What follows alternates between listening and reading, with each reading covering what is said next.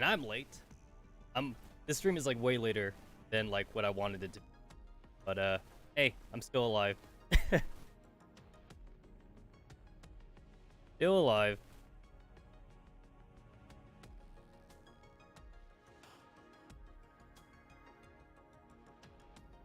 Hey, I seen that story.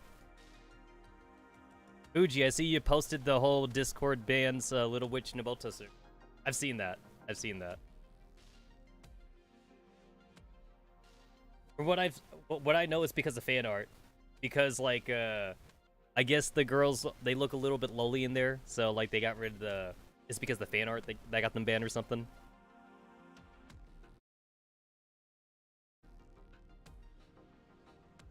At this point, might as well stop using Discord. Time to go back to use 4chan, right? 4chan ain't got no rules. Reddit surprisingly has a lot of rules. Might want to get rid of Reddit. Okay, apparently I made the...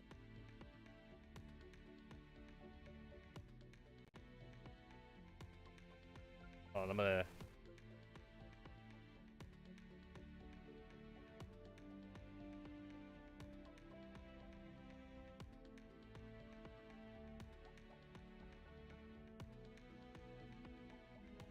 Yep, that'll work.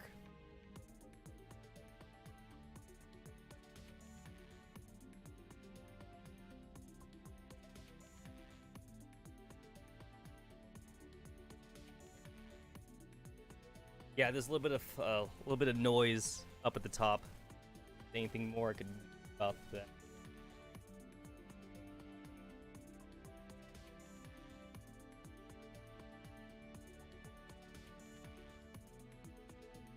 Other than get like better backlights, but money's a little tight right now.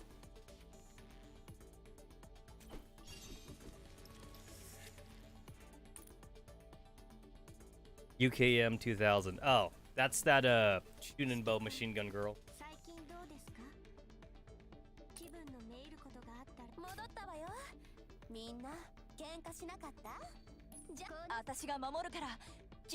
Alright, this stream was supposed to happen before midnight my time, but since it's happened after midnight, I'm gonna go ahead and knock out a couple of these dailies with girls fine. Hey, this is technically Project Nerdcloud. It's in the same universe. It is in the same universe.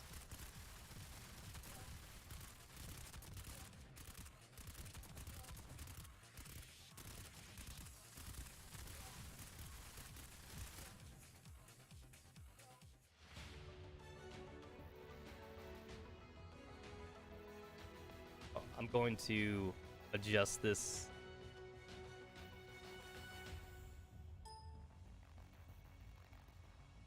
I don't have like I don't have like very consistent lighting behind me, and it's because I'm using like different light sources.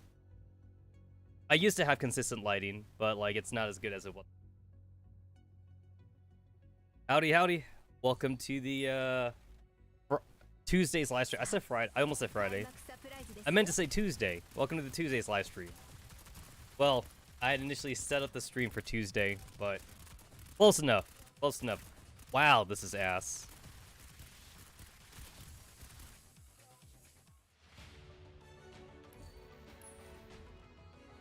According to the weekly guide, there is no 20% bonus for this today, because pixies suck.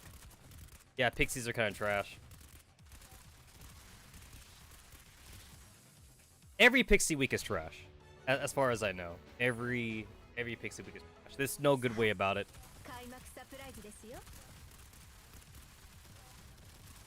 Just do what you can. Get the rewards that you can. I actually like these as enemies in Girls Front Line. I just wish more was done with them. I like actually being forced to use certain classes of characters. I like that.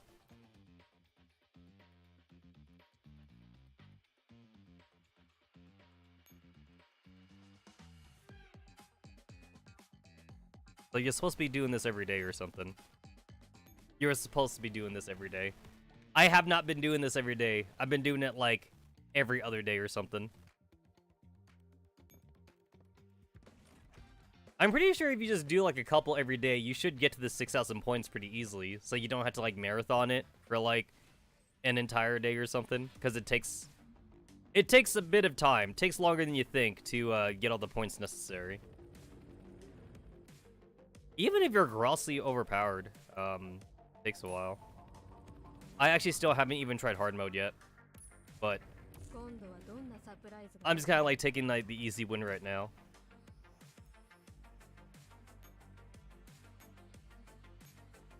That and proxy kind of sucks.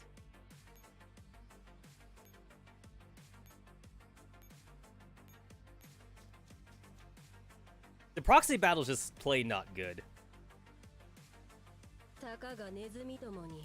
The proxy battle would be hella better if Mika, in their infinite wisdom, made proxy battle like on eliminate or something. Instead, it seems more like random movement. It's not. If it was eliminate, it would fix so many issues. I watched proxy battle kind of like go for a bit, and your units kind of like just like walk back and forth. Honestly, it really does seem random. Like having a friend echelon is smarter, because at least the friend echelon, you can set them on eliminate, and that's usually what you want to do in most stages anyway. And even if it's technically not what you want to do in most stages, like killing all the enemies technically automatically wins you the stage anyway, even if that's not the goal. Like, if your goal is to like defend the supply route, technically you're supposed to be defending. But if you kill all the enemies, well, then you defended it successfully, because the offense is the best defense. So, yeah, you could just kill everything, and then you technically have already won. All you gotta do is just pass turns at that point. Or like defend supply route missions. And then for missions that like where like it's technically just just go and capture the command base, it's like, I mean, usually there is a bad guy on the command base who's guarding the base, so if you set the AI to kill everything, you'll eventually get there. It may not be the fastest, but you'll get there eventually. Instead, you put the AI on random movement, and who knows whenever you're gonna finish it. So like whenever I do these, like I'm kind of semi-AFK, I just put this on planning mode, and I just make sure I go across every node, which seems way smarter than like what the fuck the AI is doing. And well, eventually I'll get there. Eventually I will get there. It may take 5 minutes, but that's 5 minutes of me not focusing on the game. That's just 5 minutes of me watching a YouTube vid or some shit. It works. And then like I could let the thing run for 10 minutes on proxy battle, and proxy battle doesn't do anything. I could set it for 8 minutes for a friend echelon to just like go and complete the mission for me, one node at a time. The friend echelon will eventually do it. Eventually.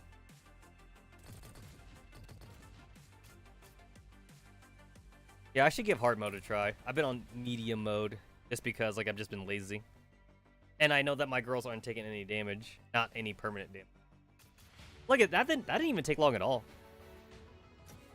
I kind of wish there was actually like a timer on this. There's like a turn thing, but there's no actual timer. I kind of wish there was a timer.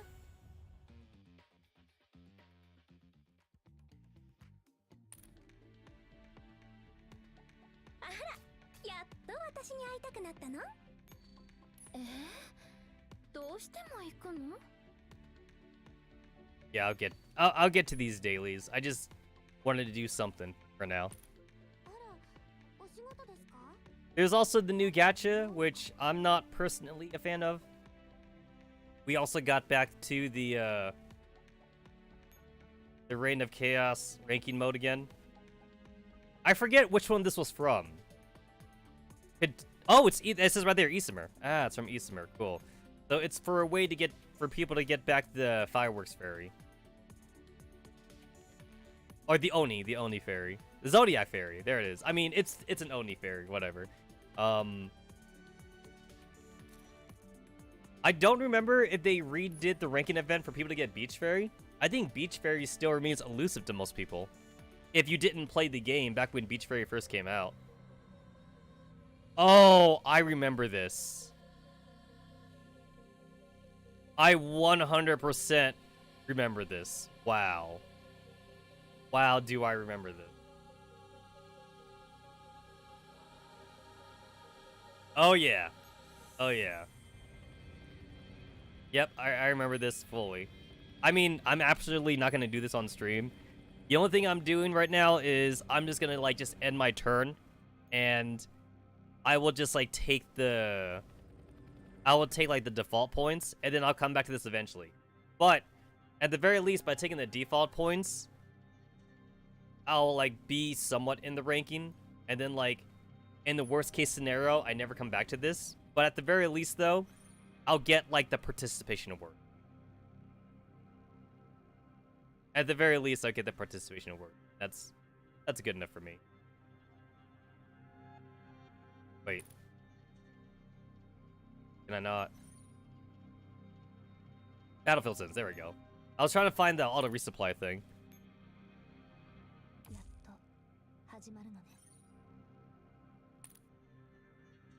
Alright, and then, like, I could just go to, like, immediate combat settlement. Although it looks like there's no enemies around me, so I could just stand by. Stand by. If I should get more oh, I missed roll 65. I could just, like, go for one turn and into the combat settlement. Can you win this on your own? I don't know if you can win this on your own. I forget if they can. Oh, they can, because, like, they're actually stronger than, like, their regular units. Yeah, they're stronger than regular units.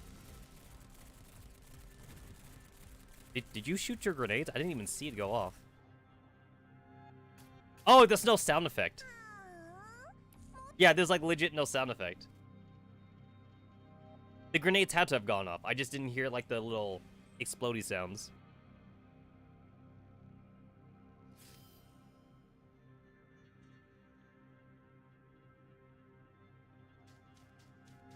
Oh, shit. I'm actually getting less points, I think. Oh, well, whatever. I'm already committed. I'm already committed. Alright, this one's easy. No, they should have won it. Wow, this is pre-Digimon AN94. Yeah, just some simple zombies. Oh, these are the zombies with the guns, but simple enough. At least compared to, like, the more recent enemies we've gotten in the game. This one should be M4 by herself.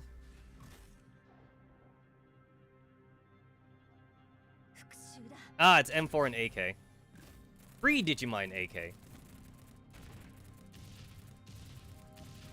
Yeah, I'm pretty sure M4A1 doesn't normally shoot her thing that fast. So that's like a souped up version of M4.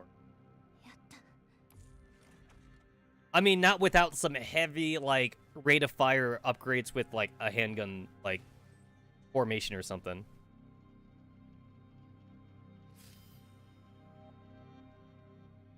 Alright, and then if I just hit combat settlement, and then there we go. Wait, what happened?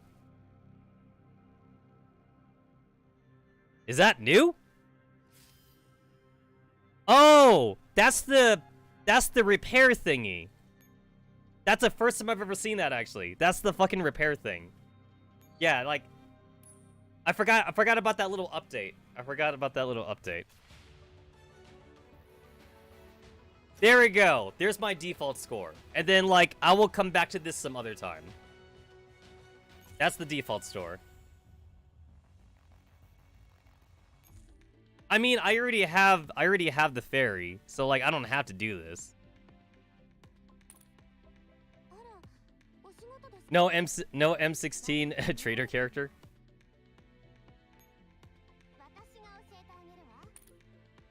Yeah, if I check my armory, it's like the only fairy I'm missing, I think, is like that. Because it's the fairy that we got in Polarized Light. That's like the only one I'm missing. Because I couldn't do ring it. There we go. Yeah, I have Zodiac Fairy at level 100 already. I already have her. And look at that, she's at 5 stars. She's at 5 stars. I don't need any more. I don't need it anymore.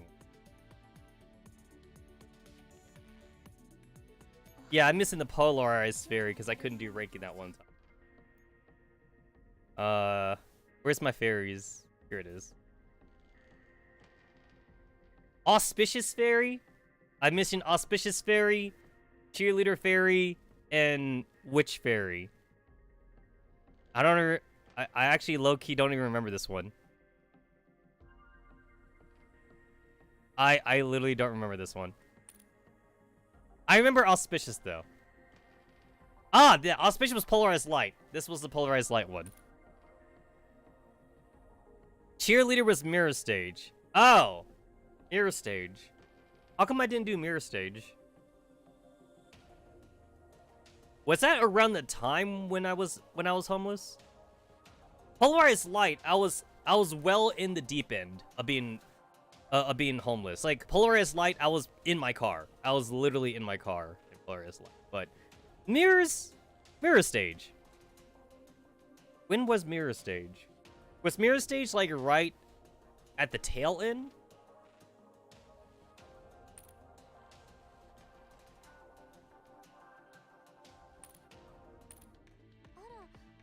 I don't remember why I couldn't do Mirror Stage, since that was like such a long ago.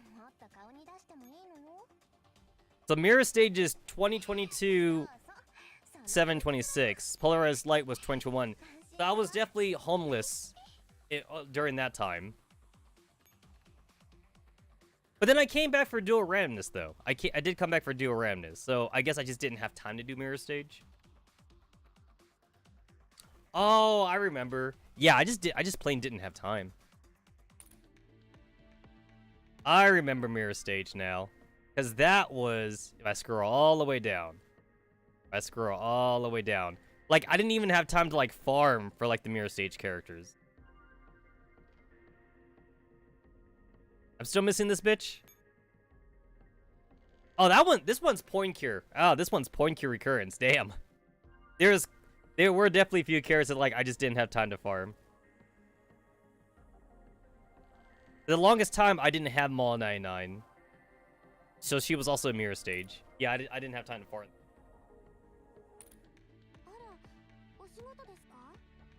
I don't even know what to call these costumes. I guess they're like... I guess this is supposed to be like the Chinese New Year costumes. Because, like, they have, like, a Chinese theme to them. But, like, they're not, like, traditional. They don't seem like traditional Chinese garb, though. And everyone looks like some kind of, like, martial artist now. So I'm not sure what the actual theme of this is. It says Tales of Heroines, though. So, like, I assume that's why they look like... martial artists. Oh, I'm literally full of shit right now.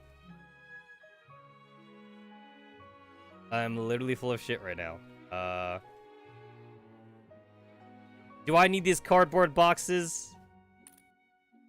I will keep those cardboard boxes. I'll get rid of some beds, though. Alright, I got rid of some beds. I probably don't need all these paint. I only need one. I only need one of those paintings, probably. And I only need one of these floors. More cardboard boxes! You know what? I am attached to these cardboard boxes. I cannot get rid of these cardboard boxes. I must keep them.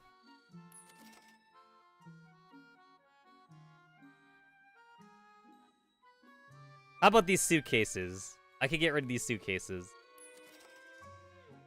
Alright. Do I need so many wall clocks? I'll get rid of some of these. Oh. Alright. Now I can resupply. Alright, can I get any of the heroine costumes?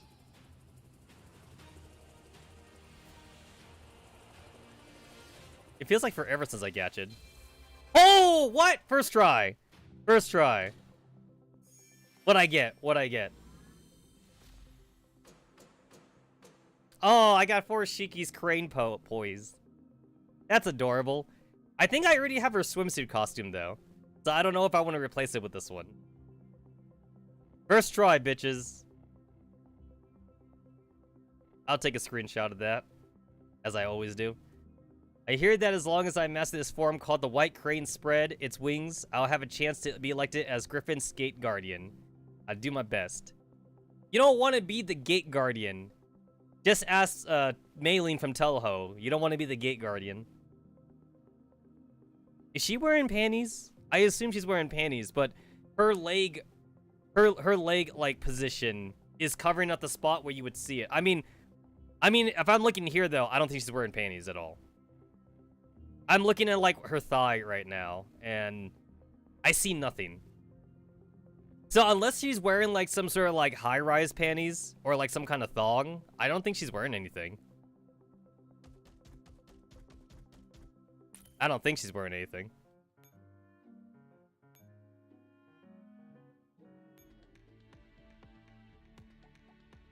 Oh, that's not where I meant to go.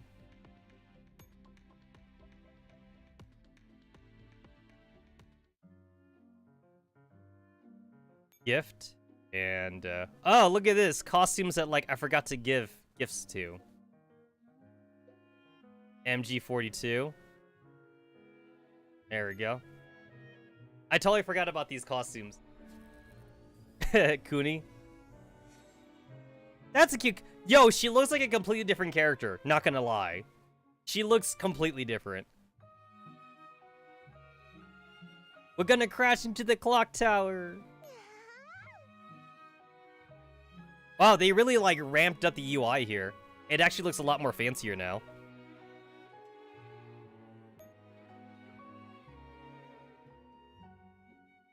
Oh, I thought I had her costume. I guess I don't have her costume. I thought I had her swimsuit costume or something. That must have been for another lowly character.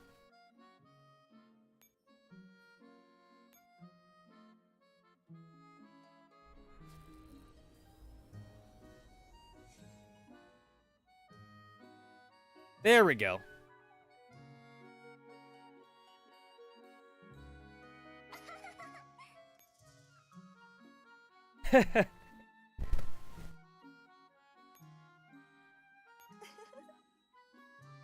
Yay, I get a black card.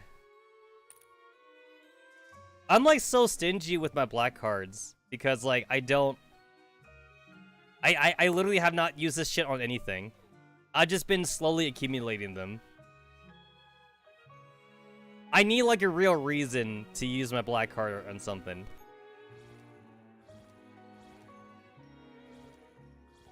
And like I feel like it'd be a waste to use my black card on like a costume that's not a live 2D.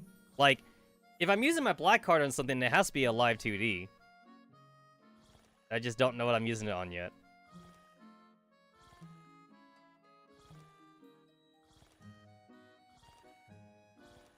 These are all the live 2Ds.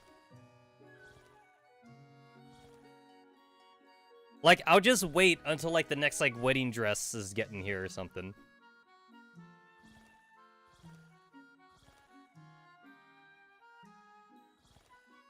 It's Florence! Wow, I forgot about that costume. I almost feel like they should, like, legit just copy and paste these costumes into Project NeuroCloud. I feel like they should. Hey, when do we get our second furry costume set? I think there is one, actually. I don't think it's on EN server yet. I think if I check the Chinese website, I think the Chinese wiki does have a second set of furries. I think there is.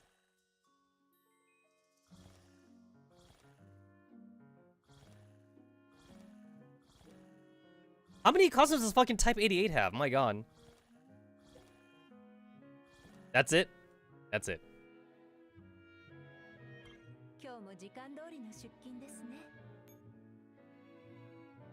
I didn't get the live 2D, but I guess I'm okay with that.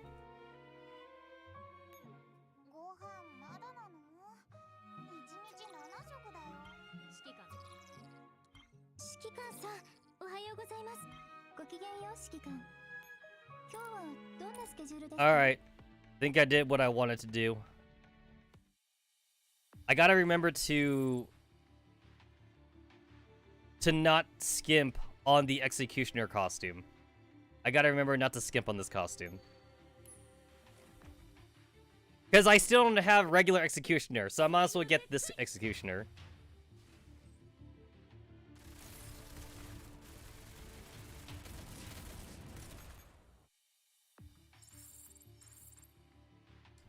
Damn it, I didn't get the zombie bride. Try again, zombie bride. I need to get, like, a second set of zombie brides.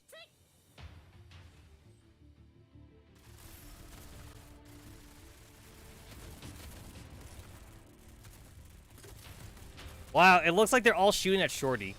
Shorty's taking all them bullets.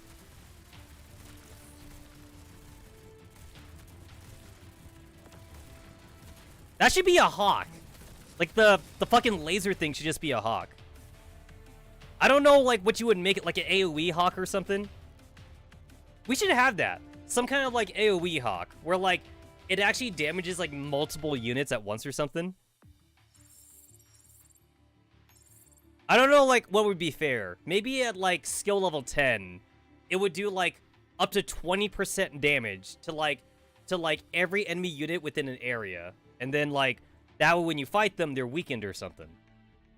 So, like, they wouldn't help in the actual fight, but they would help, like, out of the fight. You know, like, that'd be kind of cool. I wouldn't mind that. Like, some kind of, like, AoE trap hawk or something. I still think we can use a hawk that's basically Dandelion, because Dandelion does that buffing thing. And we should definitely get like some kind of like buffing hawk. They might have to change the name though, because the name is heavy ordnance or something. So obviously you'd have to change the name to something else, like support ordnance. So instead of a hawk, it's a sock. It'd be a sock instead. I'm okay calling it a sock. It's a sock. Heavy Ordnance Corps, and then Support Ordnance Corps. And Dandelion can be the head of the Support Ordnance Corps. The Support Ordnance Corps do like shields or some shit. They do shields, they would like weaken enemies, they would debuff enemies. Where's my Griffin issue tank? That's illegal, yo. We're not allowed to have tanks. That's illegal. That's illegal. I am a model citizen of the German government. I'm a very I'm just a simple commander that has a PMC. I'm not trying to save the world or anything. I'm not doing anything untowards.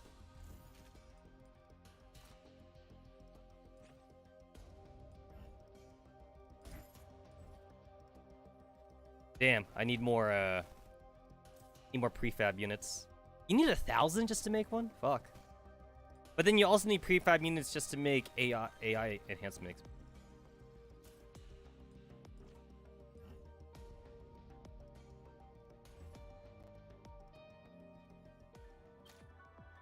I literally had to like double check the Twitter just to make sure that the second part was out, because I wasn't sure.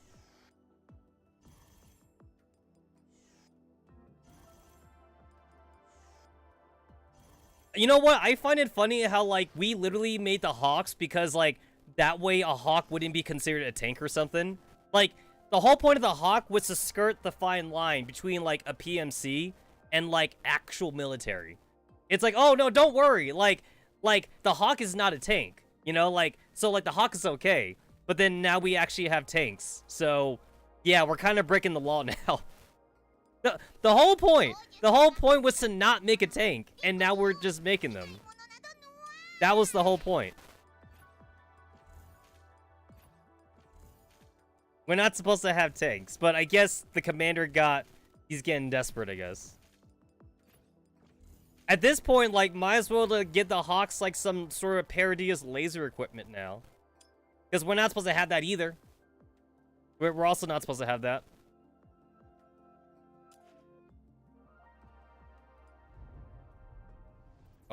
I meant to go to the factory.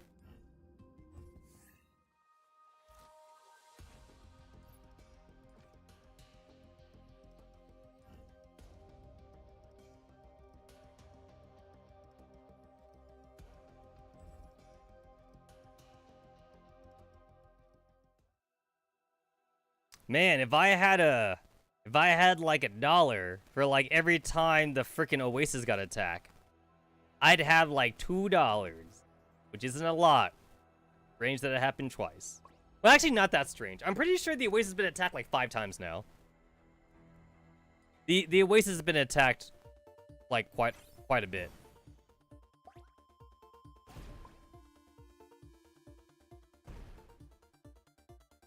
I can't believe I'm missing every bomb. I'm literally missing every... And I'm going backwards.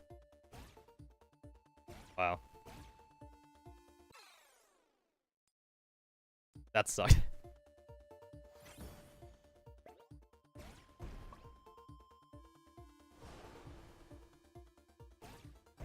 There we go.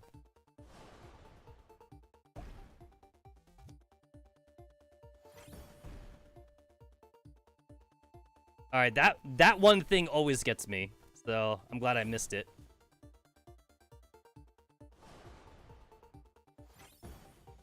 Oh, I missed the bomb. Clear that one. Shit! I'm going backward! I'm going so backwards. There we go. Damn, I hit the same thing! I hit the same goddamn wall, and there's no more bombs anymore. Why is Eucharist always used for these minigames? It's always Eucharist.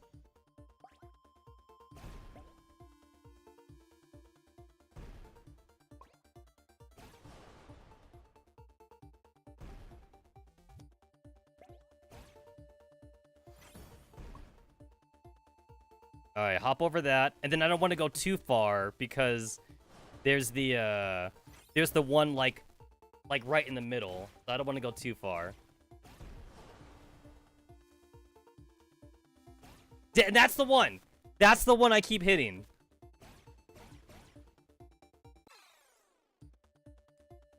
It's not even random. It's not even random. I just have to know when to use the bombs. But like I never remember when to use them.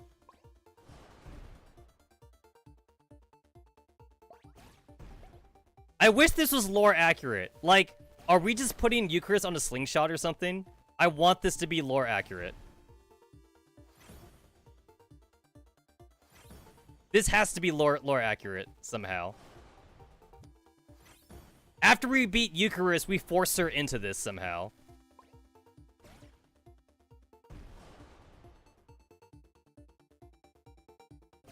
No! Get the bomb. No! That sucked.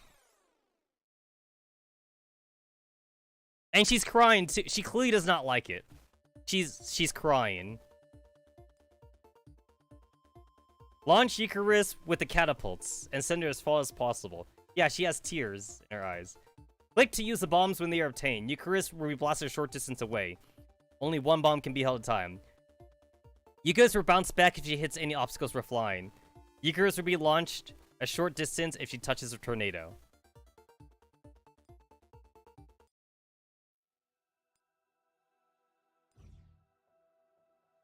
Alright, so I can finally do this part, but I need a refresher. I need a refresher. So what happened? I need to know what happened. We're playing chess. We're playing chess with Eucharist. That's what's happening. And then the Oasis is in the middle of a crisis, but like, when is it not in the middle of a crisis? The Oasis trying to... Oh yeah, and then Sol and Antonina are on their way to the Oasis. I remember that. I remember that. Alright, we're playing chess. We're playing chess. And, Eucharist is all like, I got you. And then the professors are like, uh-huh, nuh-uh, nuh-uh. Oh yeah! And then the plot twist. The chess pieces are chocolate. Yeah, I remember that. I remember that. So, like, the only thing I don't know is if that's like fancy tinfoil, like on the chocolate, or if we're just touching the chocolate with our grubby hands, and then Eucharist eats our piece, like, after she takes it or not. I assume that it has to be tin. I assume they must be in wrapping or something. Otherwise, like, I'm going to assume the professor is not taking off his gloves either. So, the professor's gloves have got to be dirty. They got to be dirty. And I don't know if getting a stomachache... Wait, can you get a stomachache in Magressy? Is that a thing? I mean, like, Magressy simulates... Magressy's the Matrix, and it simulates everything. It simulates, like, food and taste and, like, touch. Because, like, the commander is in the Matrix right now, and he can touch Persicaria's face, and he feels Persicaria's face. The commander has been stabbed before, and the commander feels like he's bleeding when his operants are coming out. So, there is a sense of touch in here. But can you get a stomachache in Magressy, though? I mean, even if you don't get a stomach, it's still pretty dirty for the professor to use his gloves to handle the pieces, and then for Eucharist to eat the chocolate pieces after she captures it. So, yeah. Where the fuck is Lord Eos? I assume that Lord Esphorus is still at the home base because he's taking care of Wisdom. Wasn't that his whole spiel?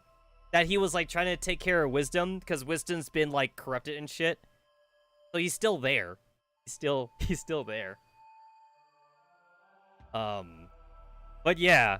Because Eucharist, like, she captured one of our pieces and then she ate it. She ate one of our pawns and shit because it's chocolate. I don't know if you could get a stomachache, but I assume it's tinfoil. I don't think she's, like, eating the raw chocolate. I have no idea. Then we got a flashback. It's like, let's play a game. Let's play a game. Think of a method to fend off Eucharist's attack. Uh-huh. And it's like, I will capture your rook piece or something. Oh yeah! I remember! Lynn gets captured! I remember. Lynn gets captured because she sacrifices stuff for Havoc. Okay, I had to be reminded. I had to be reminded of this. And we don't know why Lynn gets captured. She's just different, though. Like, because she's different from, like, a regular doll. Because Lynn's a medical doll made to emulate humans. So she's, like, very close to a human. Lynn is the most anatomically correct human AI or whatever. So the Entropics decided they wanted to capture her. So they captured her. Splendiman flavored pork. I mean, have you guys ever had chicken sushi? Chicken sushi is safe, by the way. So, like, with chicken sushi, like, they marinate it in, like, this mixture. They marinate it, and the mixture kills the germs. So chicken sushi is safe. They do use, like, safe chickens for it, too. Chicken sushi is a thing, and you can eat chicken sushi without getting a stomachache. It is real. I have not tried chicken sushi, though, but I want to. I want to try chicken sushi. Maybe that could be for one of our outside real life streams, because last time we got sushi, we did get sushi, right? We did, yeah. We did eat sushi last time in our mall stream, because it was like 8 p.m. or something when I left the mall. So we could totally go to sushi. I should Google Maps that. I should look at my phone and see who serves chicken sushi here in Las Vegas. Pork is full of the wiggly shit, but if we take the same concept of killing the germs in chicken sushi, pork sushi should be possible. It would have to be like a very specific kind of pork, though. Like it had to be a safe pig. It had to be a pig that's slaughtered in a certain way, and then you prepare it, and then you marinate it in like an acidity solution, and it should be the same concept as chicken. But last I checked, though, pork sushi is not a thing, but raw beef is a thing. Raw beef is a thing, and raw chicken is a thing. Raw chicken is safe to eat, and raw beef is safe to eat. As long as it's handled, as long as it's prepared right. So, I've tried raw beef. I have tried raw beef before, but I've never tried raw chicken before, and I definitely want to try. Definitely want to give that a try. So I'm gonna have to Google Maps that. We can go there, and then we'll see if I die or something like that. On stream. We had to do a phone. We had to do a phone stream again, where like I go to a chicken sushi restaurant here in Vegas, or something. I mean, like, Vegas is a touristy place. Gotta be a thing. There must be a place here in Vegas that has chicken sushi along with other sushis, and I want to get it. What about Spanish ham? I'm actually not that well versed in most different kinds of hams, so I don't know. But I do like my my fried pork belly though. I like pork belly. Pork belly is great. But yeah, I'm not very versed in ham that well.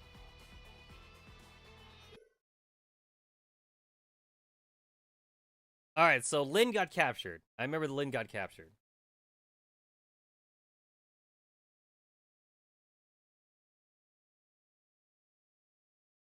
No area inside backup communications node 4. Oh, and we're continuing off with Lynn again. So the jellyfish wife who captured her. I'm still waiting for an entropic gacha. When do we get entropic gacha? Inside the dilapidated structure, entropic liquid slinks inward, along doorways and corners. In the deeper darkness, the self-proclaimed Telemia awaits, reticent. Don't be so distant. Come closer. Now listen, guys. Listen. I may have questionable taste in waifus, but all I'm saying is would. I'm just saying would, alright? I would. But I also said the same thing too for Lucamine, and Lucamine was also jellyfish waifu for a short time in Pokemon Sun and Moon. But this jellyfish waifu might be a little bit more dangerous.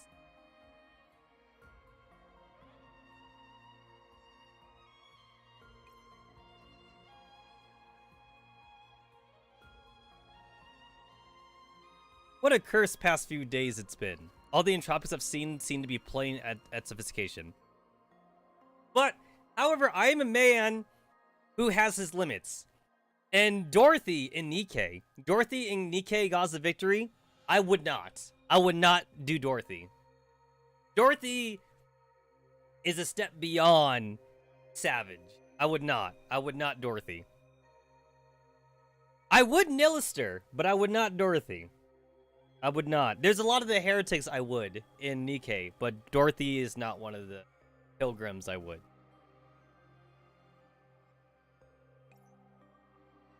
So long as we two are together, anywhere can be a fitting stage. What is it with the entropics and the whole, like, play stage thing? Like, Odette and Odile were, like, the same thing, too. Like, they were like, oh, it is a play. We must act. We must act on stage. They all have, like, this poetry, this Shakespeare. They all have, like, this obsession with, like, pretending that they're in, like, a dance or something. Give me your hand if you would. Let us have a little dance. It feels like we aren't on the same wavelength. Just cut to the chase. Name your conditions for letting me off. How impulsive you are. Why do you refuse to return to the fold? These children are rather fond of you, you know. And you talk more normally? What the hell does return mean? My friend of yesterday. It's almost impossible to communicate. This entropic core really is important to her. If I can bargain my freedom in exchange for this core, it's a win-win. I win twice. Rather than liking me, shouldn't it be this thing? Lynn unfastens the cloth around her collarbones. In the center of her chest, a purple crystal was embedded, beating not unlike a living being. A set of purple veins branch out from within, the crystal acting as a core. Ah! So Lynn has entropic... She's got like an entropic heartbeat. That's why they want her. Ah, okay. Ah, Antoniora. Telemia approaches Lynn, carefully stroking the entropic core. Reminiscence fills her countenance, and even Lynn was briefly swayed. So, you were here all along. I looked for you for so long. Okay, so she says, like, it's around her collarbone. So, like, it'd be, like, right here. Yeah, like, it's, like, right here, I guess. So... She's got, like, a purple. She's got, like, a purple, like, pulsating, like, entropic thingy. I would think that's very uncomfortable. Like, can she feel it? They use the word like heartbeat or something. So I would assume that'd be pretty uncomfortable. Imagine if you guys had like just like an extra heart on your neck or something.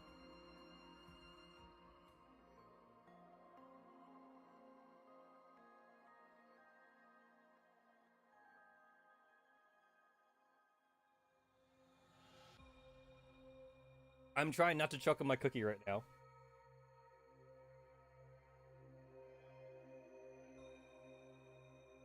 Okay. I was always told that people that talk when they're in the middle of eating leads to choking very often. So if I talk while I'm eating, I try to like space my chews. Not being consumed by this takes a great amount of effort, you know. This did not belong to me in the first place. If you want it, you can have it back. But she already is yours. In other words, she is your heart. Telemia meets Lynn's eyes. A tentacle of hers glides past the entropic core, gesturing towards the introvization inhibitor on her neck. Stop repressing yourself with these baubles. Your heart beseeches you to return to the fold, does it not? You are our kin, so return to us. You're only after this core, aren't you? Why do you insist on turning me into your kin? Yo, I wouldn't mind like a corrupted Lynn, though. That'd be kind of cool. That child often speaks of you. I ought to think she looks forward to your reunion. What are you saying? Just who is that child? A surprise, meticulously prepared, loses its charm if revealed ahead of time, does it not? Do you know how to speak languages other than schlock? Let me show you what a simple and concise reply looks like. Lynn takes a singular step back as the light slipping through the building's marred exterior spills into her. I am no kin of yours. I will not allow myself to be entropized. I am a guardian. Guardians who lift each other up in this forgotten world, so we may live on. I have places I need to go back to, people I need to see, things I need to do. Telemia sighs, creating distance between her and Lynn once more. I had intended to converse with you for a little longer, but time grows short. The flowing air rises before the tentacle. Lynn already on end, nerves pull her out of the attack's way melee. And the other tentacle she intercepts with a mechanical arm. Phew, not nice to just start using violence to you. Over here. Overwhelming speed blows away every measure Lynn prepared for the engagement. Telemia materializes from the shadows behind Lynn. Before the latter could respond, a tentacle constricts around her waist. Seeing as that child made a point of it, I would do my best to be gentle, although I should think that it will still hurt. Several tentacles attach themselves to the core, and it soon becomes a scorching heat in Lynn's chest. The rest of her body begins to melt away, along with her pain nerves. It'll be alright. Bear with me a little longer. Gah! Yeah, no, like, so the tentacles went inside her neck heart or whatever. So I would assume that must hurt like a bitch. Well, the collarbone's like down here actually. So I guess it would be on the chest, right? I mean, like, the collarbone's like in between like the neck and like where your chest actually starts, I would say. Collarbone's like...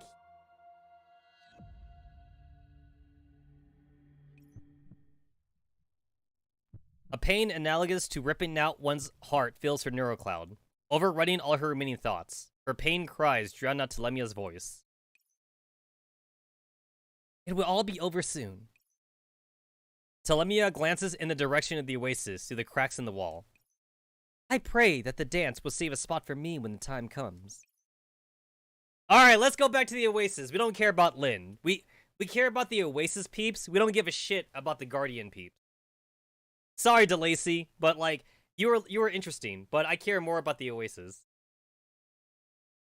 I mean, to be fair, we've had 2 events so far, centered around Arcadia.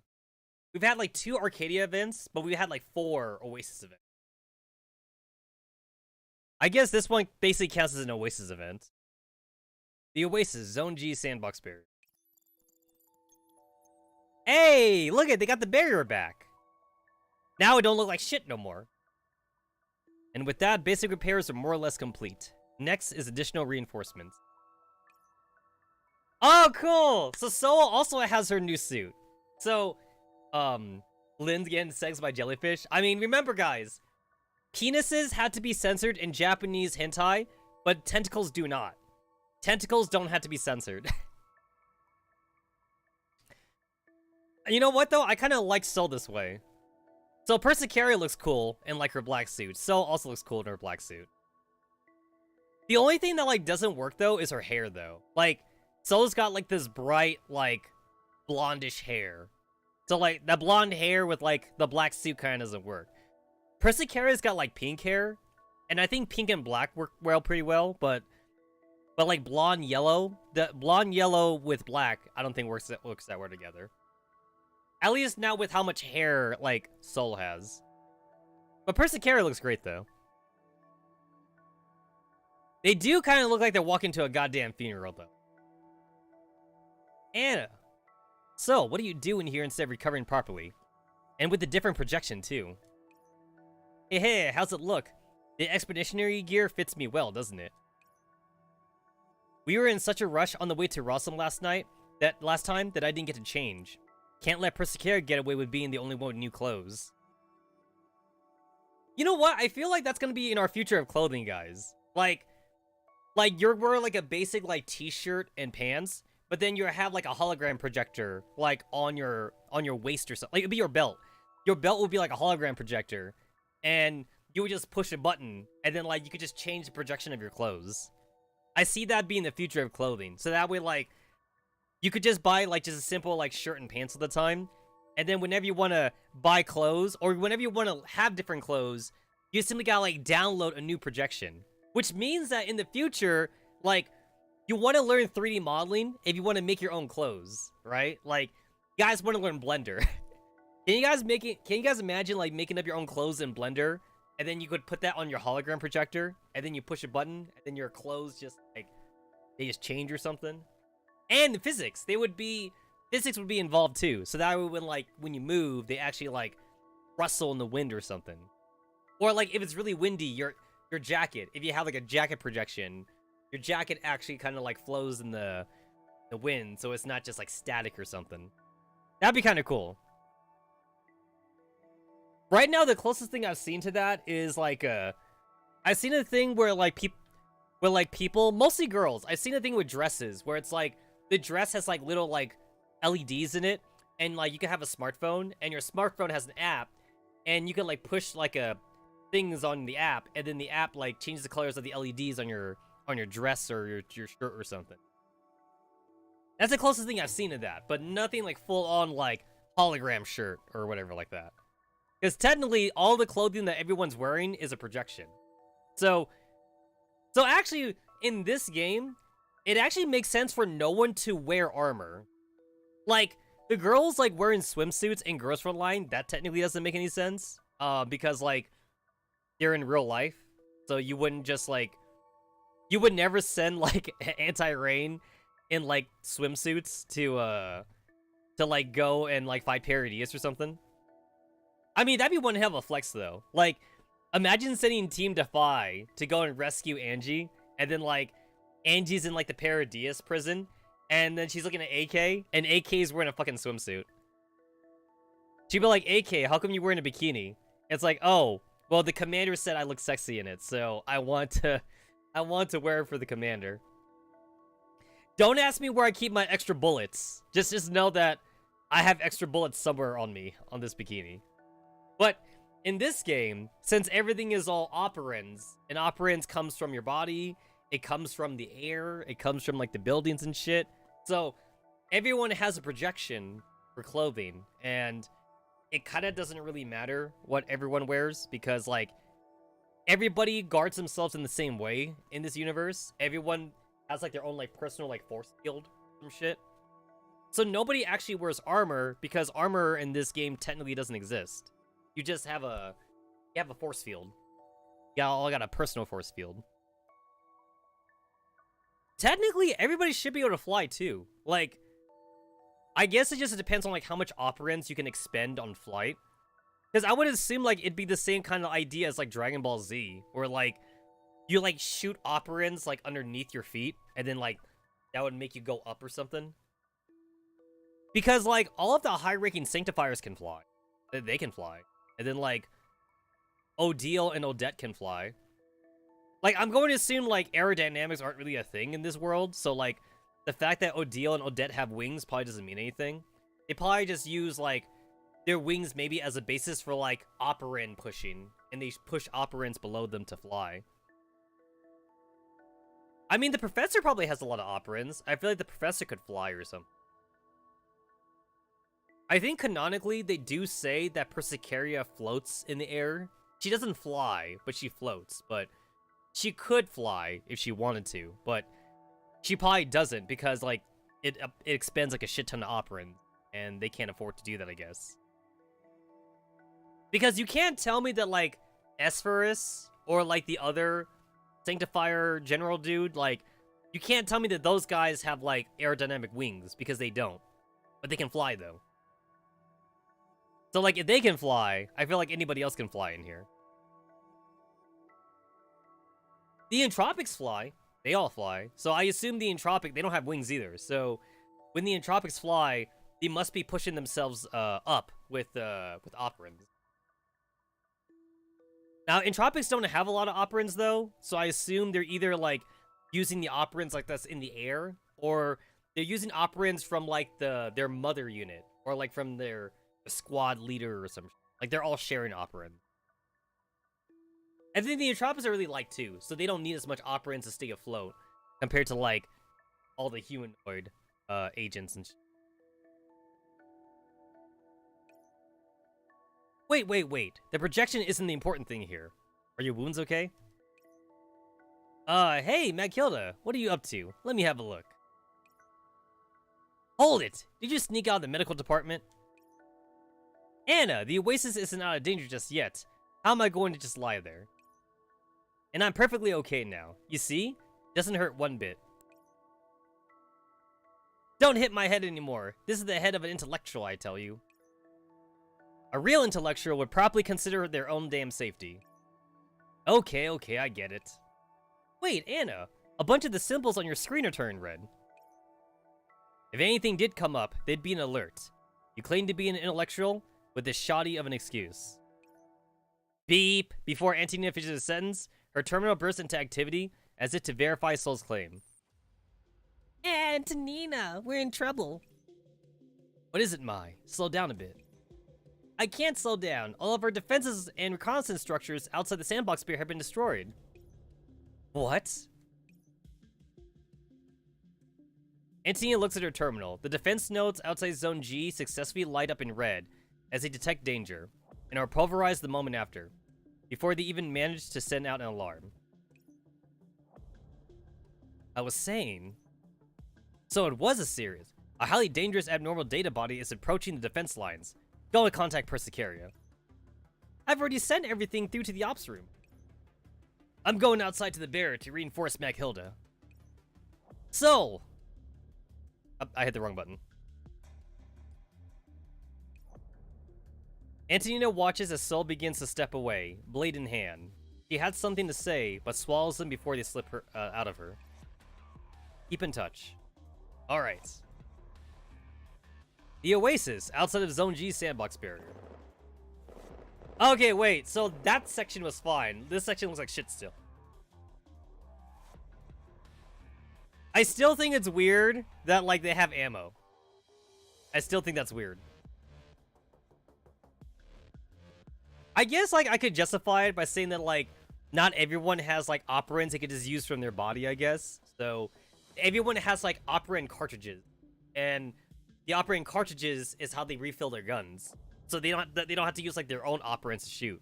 So, they could use their own operands to shoot if they want to, but it's just better to have, like, little operand cartridges. So that way they don't have to, like, expend stamina.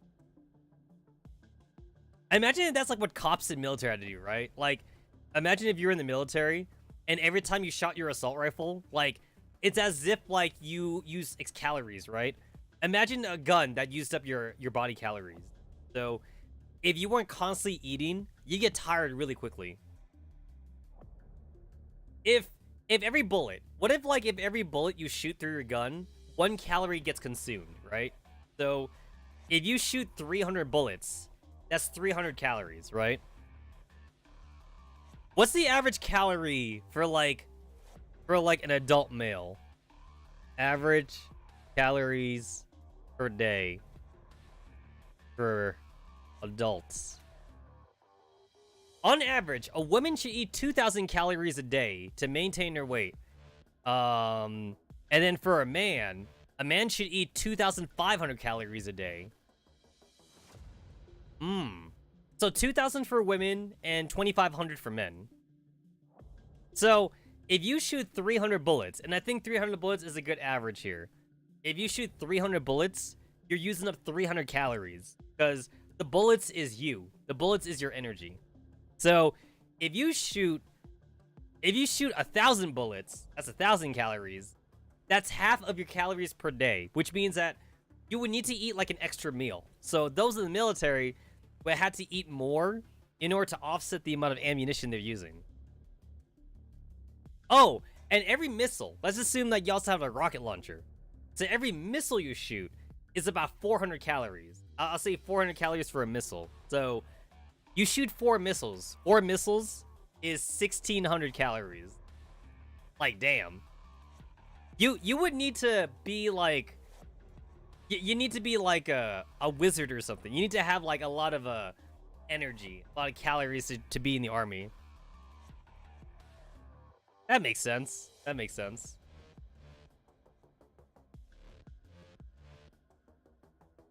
That's one thing that I wish like more like fantasy animes talked about, like how much ki energy expansions you use, or like how much like magic energy like a person uses or something.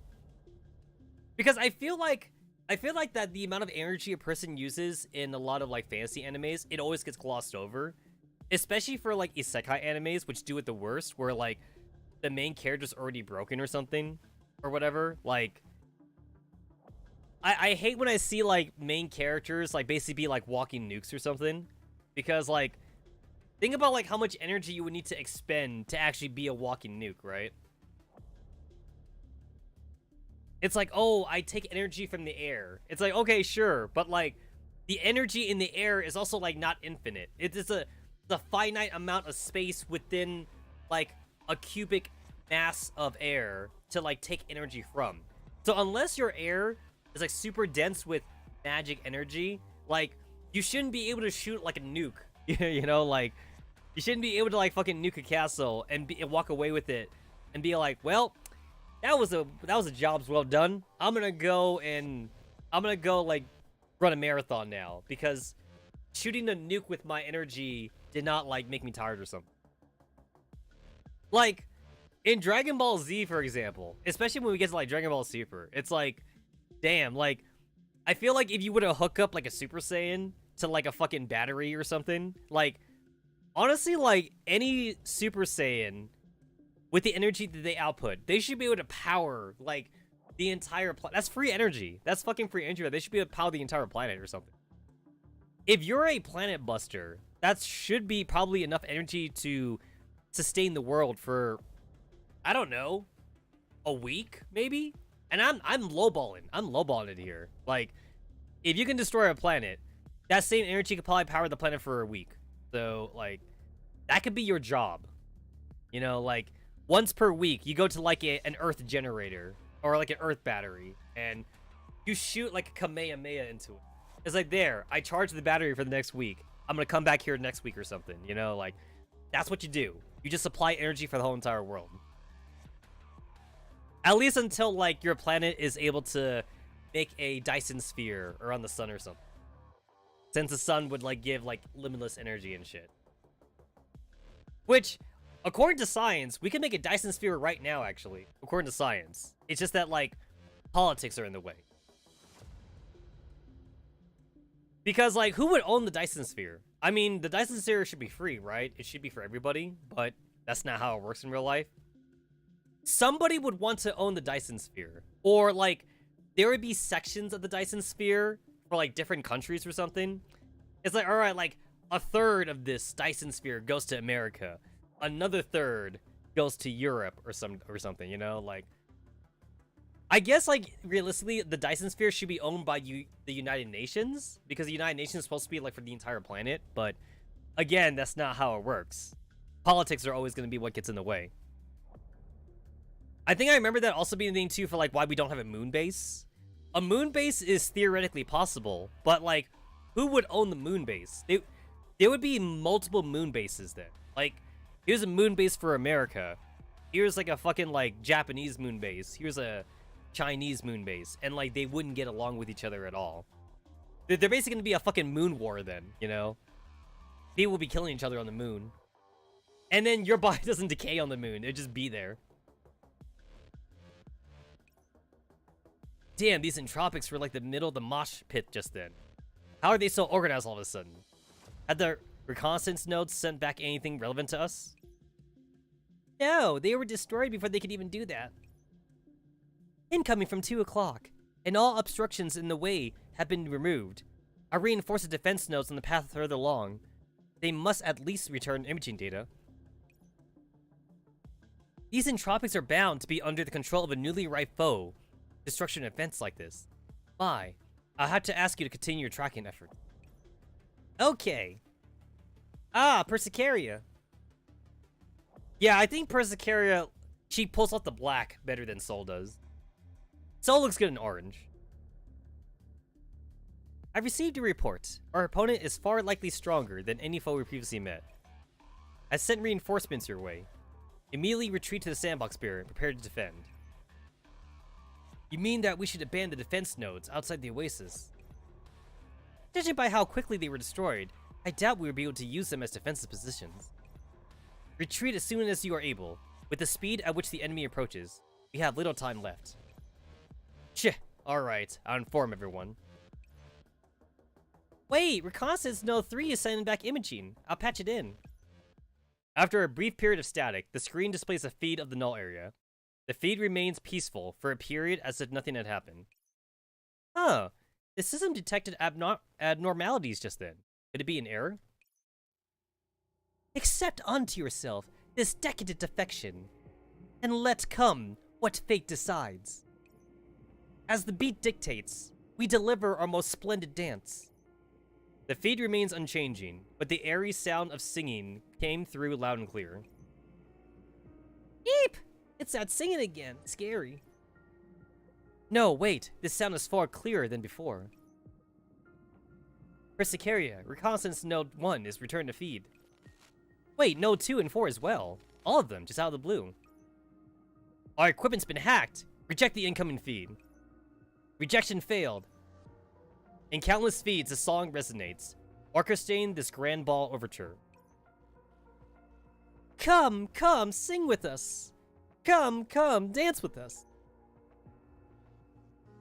The feed from the node is gradually filled with purple. No good. Force cut the connection with the nodes. Understood. As the link is forcibly closed, the chorus gradually thins down to a solo. Only node 3 still remained, the first to exhibit this phenomenon. Its feed still calm and pristine. Zzz. Suddenly, the feed blinks briefly. Streaks of purple liquid begin to creep in from the edges as a familiar shape appears. Those are the entropic jellyfish. 1, 2, no, this number. Hey, there we go. We finally get like a CG scene with Telemia. Yo, you gotta admit though, these entropic ladies, they got some fancy dresses though. They got that high class dresses. I love the way they look. The only one that looks kind of ugly was Demerge, because like Demerge, like she technically was not part of like the entropic mass. Demerge was kind of on her own. She was basically kind of like a rogue agent. But the rest of the entropic ladies though, like they all look amazing. I guess technically Wisdom looks ugly too, but like Wisdom was being corrupted in the moment though. Like if Wisdom were to like let herself be entropic, she might have also like looked fancy too. But Wisdom was actively trying to fight it though.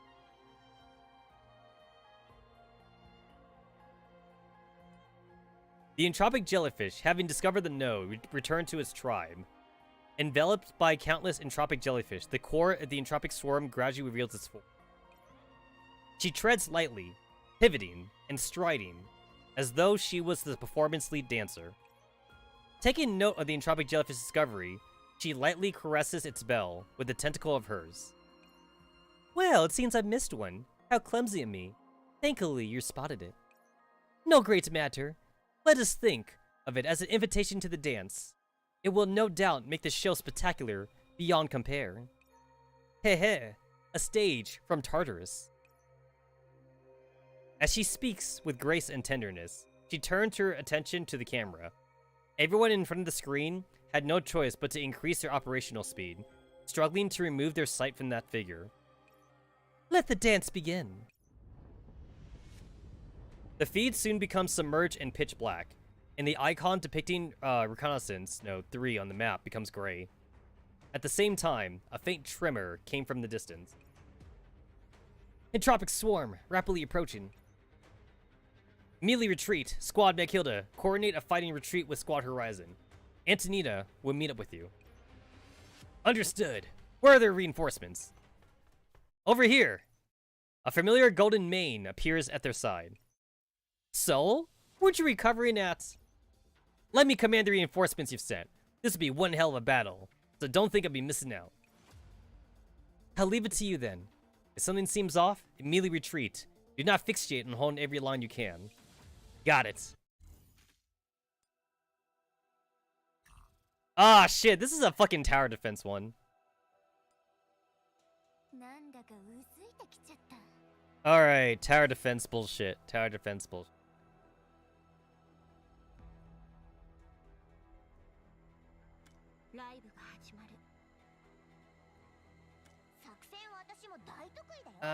I guess Chansey would be better than 416.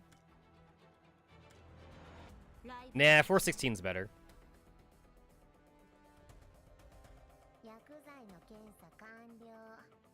Shit. Oh wait, no, I'm fine. Okay. The Oasis Zone G sandbox barrier. Explosions erupt in rapid succession, but the tide is not so easily stemmed. Under the entropic fluid's corrosion, the formerly unassailable defense nodes crumble one after the other. Damn, there's too many of them. Be on alert, everyone. That thing is here. An alluring chorus emerges from the tail end of the entropic swarm, drawing a stark contrast to the cacophony. As if enchanted by the melody, the entropic throng attacks with renewed intensity. We ought to take more graceful forms for this occasion. The high-order entropic leans down, gently caressing its minions. The entropics, touched by its tentacles, quickly begin to wrap and metamorphosize, melting down into entropic liquid. One after another, newly born entropic jellyfish emerge from this substance. Ah, they're being upgraded. Again? These things look like fucking rabbits. They do not look like jellyfish to me. They are goddamn rabbits. That thing is turning the lower order entropics into entropic jellyfish? What kind of joke is this? We need to stop her. Prepare for the barrier's ordnance system. The cannon barrel slowly rotates towards a high order entropic, while the entropic jellyfish nearby form a protected barrier in front of her using their own bodies. Charge complete. Target locked. Firing. Wow. Would you look at that? Anna enhanced indeed. Shush. Stay alert. As the dust clears, a portion of the entropic jellyfish fell limp into entropic liquid on the ground, but there was nary a scratch to be found on the high-order entropic. But how? Even that won't do anything to blunt their offense. Anna, the barrier is losing operants in multiple locations. It should be in the same manner as before. Crap! Send Matilda to deal with the entropic jellyfish on the barrier. I hope you stabilize here. The sandbox barrier's defenses and the fire from the armed agents only slow the advance of the entropy. More and more entropic jellyfish affix themselves to the newly repaired sandbox barrier, as pressure piles into Antonina and Horizon. Persicara, we're struggling to hold back these entropic jellyfish. If this continues, it's only a matter of time until we lose the sandbox barrier. I see. Persicaria clenches her fist, arriving at a decision. Abandon the sandbox barrier and fall back. What? Persicaria, I can still fight. The sandbox barrier is the most important line of defense. We can't just give it up. Rather than exhaust all of our resources holding into the barrier, we should abandon it and open up more tactical options. Being the person most familiar with the state of the barrier, surely you would agree, Antonina. Despite her surprise in the face of Persicaria's decision, Antonina nods. As it is, repeatedly repairing the barrier is equivalent to handing supplies over to the Entropics. In terms of straight-up combat, we have few edges over these Entropic jellyfish. But I must ask, what are your plans at retreating from the barrier? I established a secondary line of defense behind the barrier for this exact situation. We have no more time for chatter. Antonina, please further renovate and reinforce the sandbox barrier. I will reallocate some squads from areas largely relieved from pressure to construct another defensive line behind the barrier just in case. Understood. The construction of those defensive lines is now complete. I plan to use the tactical depth available to us to remove the entropic jellyfish around the high order entropic, allowing us to focus our efforts on important targets. Sounds more workable than holding the sandbox barrier. I understand. Wait, are we really going to just hand over the outer layer of the Oasis? We've gone to all this effort to defend it until now. If it were possible, I'd not give up a single inch of the Oasis. We built it up with our own hands after all. Even with Persicaria's attempts to hold steady, Soul still catches a faint tremble in her voice. So, since we built the Oasis, we've seen far too much sacrifice. Even if we retreat, so long as you, I, and the exiles are still here, we can build back the Oasis as many times as we need. But if our friends are entropies, even if we reset them, we'll never have the original them back. Soul looks outside the Oasis boundaries, the fires of war ubiquitous beyond the sandbox barrier. Countless figures flash in the forefront of her mind. She eventually nods. So, you're right. Everyone, safety is more important than everything else. Alright, stop being all glum. We'll all retreat to the secondary defense line and wait for your orders there. I'll meet you there. Alright, let's go.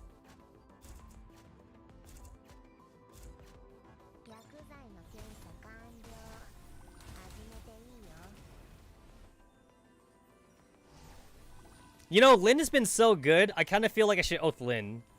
But you know what, though? I want to only oath Oasis characters. I don't want to oath any Arcadia characters. Yeah, Lyn's been putting in the work.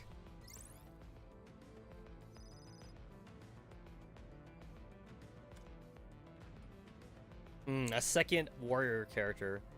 I kind of wish the game didn't give me that. I kind of want to restart already.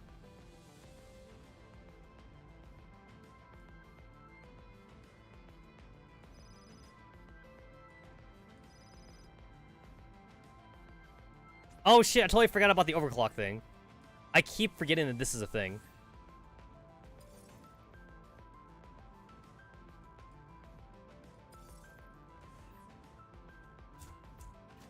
In my opinion, the whole your base like shoots or something, like it's not worth it. So like I'd rather take the recovery thing. I'll take like the shooting thing, like if I have time to take it, but I won't take it on the first card.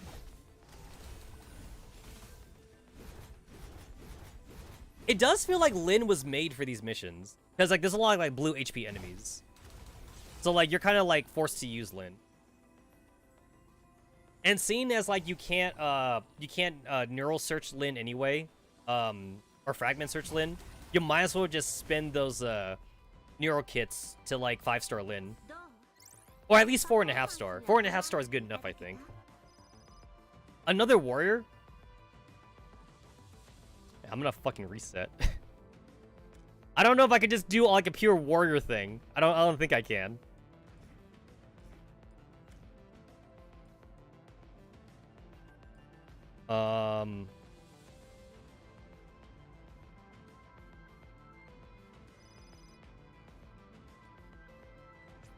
Yeah, we going mass warrior right now, which was not my intention.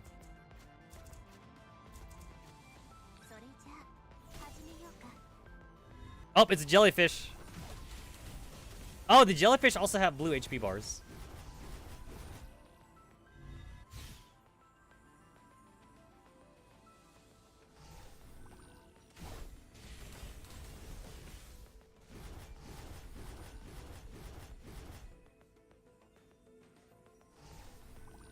Yeah, 416 eventually does more damage, but like 416 needs to like ramp up her damage.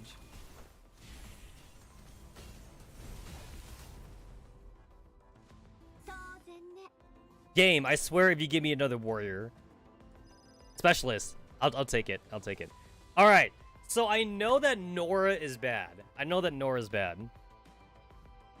So whenever Nora goes into like the Wit's End thing, the only way to get her out of Wit's End is to use like her ultimate special. That's the only way to get her out of it. So I think I'll stick to Antonina then.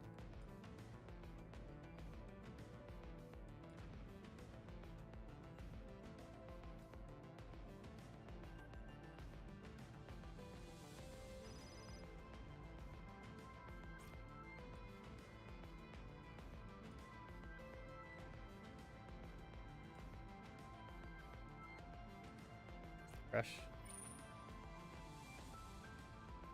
Yeah, I'll take that one. Alright, I will replace Antonina with V, because I don't think V's helping us out very much.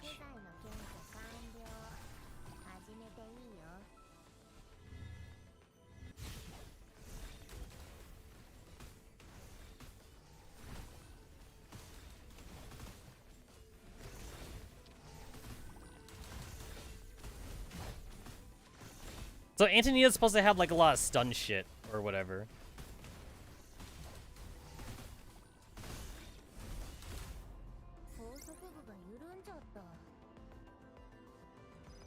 Another war. God damn it. I mean, like, this one would just go in the back, I guess.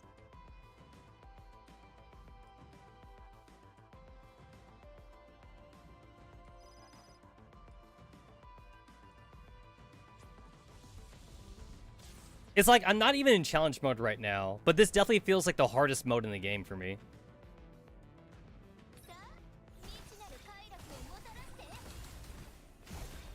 Yeah, this does feel like the hardest mode in the game.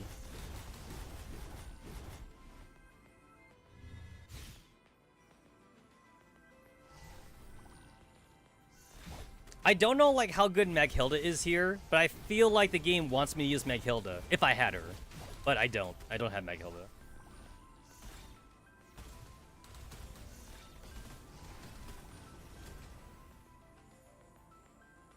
I also don't know if there's any other character besides Lyn that does extra damage to, like, blue HP bar enemies. I only know of Lyn right now.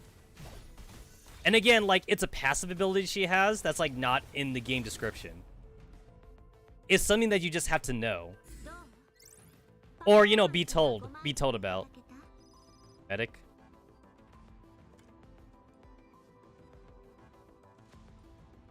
Deal 300% of self-physical defense as derivative true damage on the next normal attack after using a skill. That sounds pretty good. That sounds aight.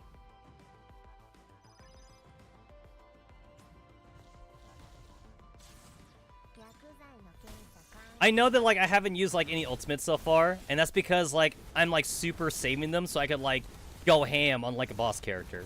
So, I'm okay with, like, the base taking, like, a little bit of damage, as long as, like, there's not, like, a boss character that's, like, stuck on the base or something.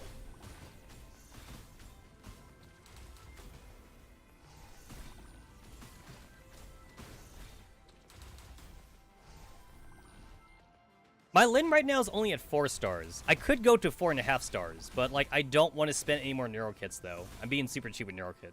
But I know that, like, I need to spend more Neuro Kits, though, with Lyn, because I don't have enough affection kits to get her to 5 stars.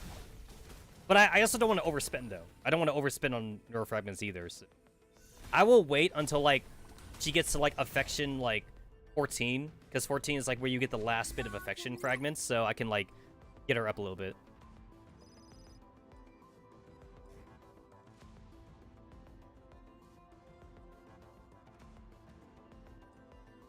Units slain. Slain enemy units heal ally units within one tile of them.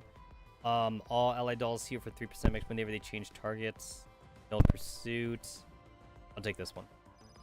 Just because, like, I have melee characters. So, Zhongyu's been getting hit pretty bad. But Zhongyu's not at 5 stars, though.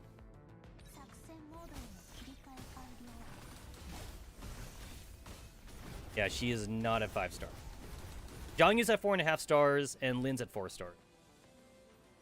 But Lin's been doing pretty well at 3 stars, though, when I was using her.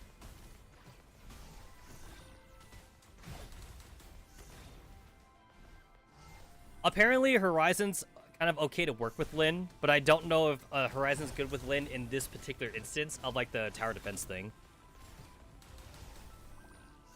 It's like, I read up on, like, Horizon's moves, and even though people say they work well together, I, like, don't understand the concept of them working together. I read her skills, and, like, I feel like I don't understand what her skills do. It's not, like, a super obvious, like, herp derp, like, unga bunga strategy where it's like, I increase someone's attack power by 200% or something. Like, Horizon's a support character. So, like, I need to, like, calculate, like, how good Horizon actually works. Like, 416 is very unga bunga. 416 is just like, hey, like, wait a few seconds and I drop a bomb on everybody. That's what she is. Yeah, 416 is super unga bunga.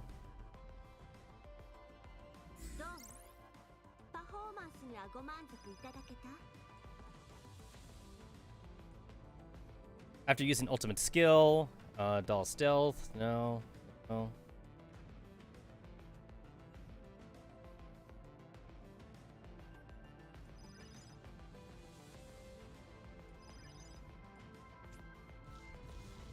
Normally, I would never pick that card, but I have Antonina on the field, and Antonina does do, she does do stun effects.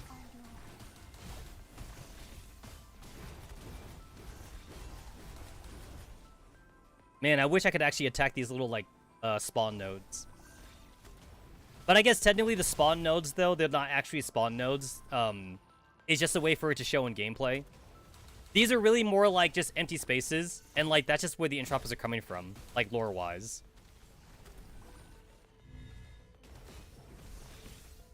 Oh, I didn't even need to do that.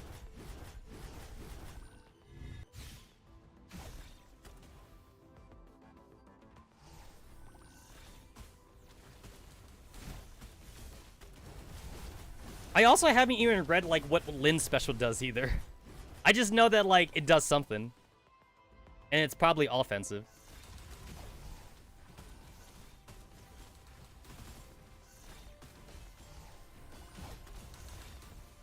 Oh, I just realized I'm at 15 out of 15. And, like, I literally have not used, like, the ultimates at all. I'm at 15 out of 15 here.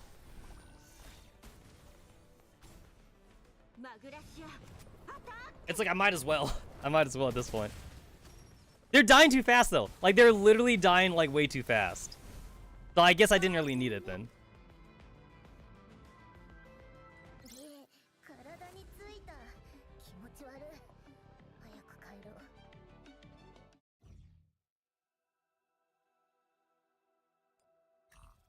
Yeah, I haven't been able to do these things. I haven't been able to do these things in any challenge mode. Like, not even the first one.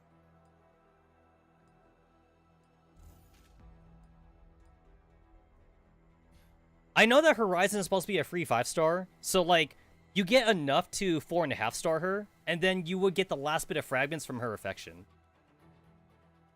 She's the same thing, too, as, like, Sakadalager and, the fucking robot dude, whatever his name was.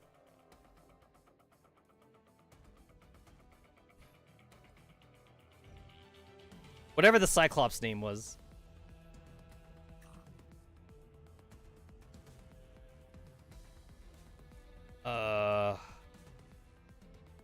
I'll do 2. I've been able to do challenge mode for, like, the other things, so I'll try challenge mode here. What was the dude's name? Uranus! Yeah, my Uranus is at 4.5 stars. I would get the last bit from affection. And Horizon's at 4.5 stars, too.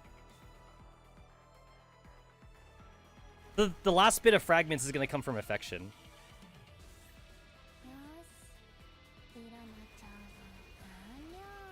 She's not supposed to be a bad character though, so like I should level her up. She's not supposed to be terrible.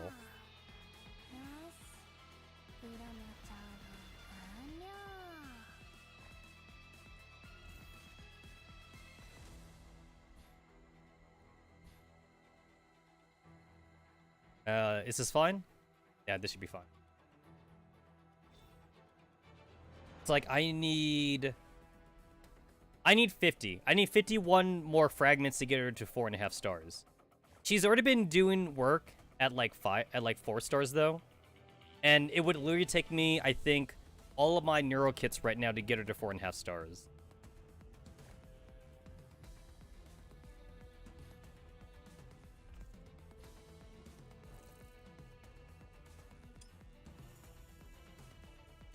Like 2, 1. I mean, I've already counted. You get 14. You get 14 fragments, just from affection, and getting to like, not 14.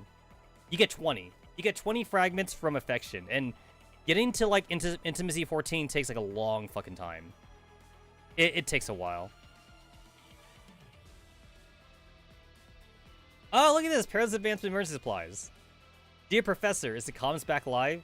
The Oasis is still in the grip of that, amaranthine malice. Too menacing even for me to depict. Professor, please make every preparation you can before forging ahead. The Oasis will be faithfully awaiting your return as always. We have to tread carefully in our quest against formidable enemies, since we can hardly withstand many more losses. Professor, please take these emergency supplies for our last stand. I really can't wait to see the day when a peaceful Oasis is restored to all its splendor. The unlocking conditions for Chapter 5-7 of the main storyline will be optimized after the maintenance on November 28th, so that when Stage 17 in Standard Mode is cleared, you'll be able to unlock the subsequent storyline and levels in the Standard Mode straight away. Ah, okay. Okay, cool.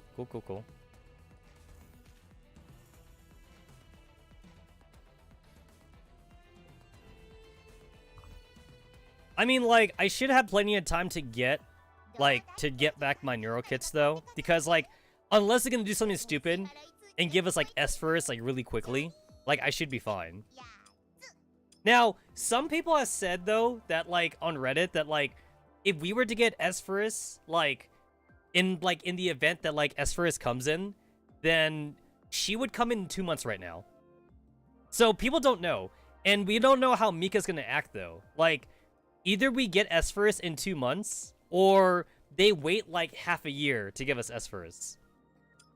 And I don't know. I don't know what the answer to that is. Because Mika does whatever the fuck Mika wants to do. I legitimately don't know what they're gonna do when it comes to S-Firsts. It's like, what will they do? Oh, there we go. Looking at the thing.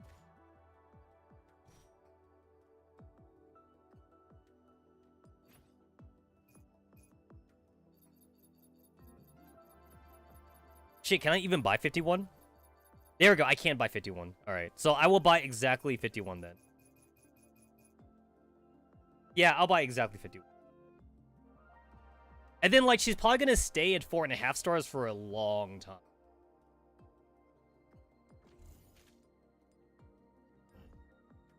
I don't think I'm gonna 5-star her anytime soon. Like, I immediately 5-starred 416. That was different.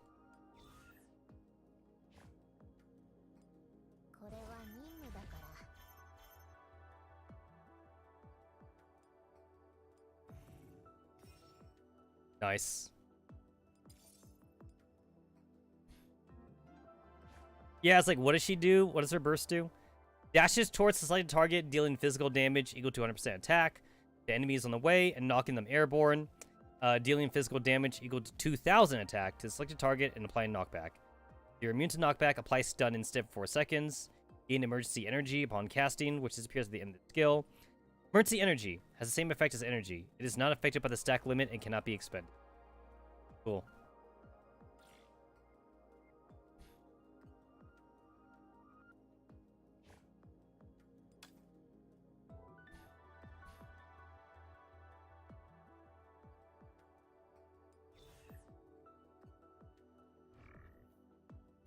I don't foresee 416, Lin, or S-First getting, like, a fucking Alma Inscripta anytime soon. That's not gonna happen. Also, like, they're already, like, good anyway.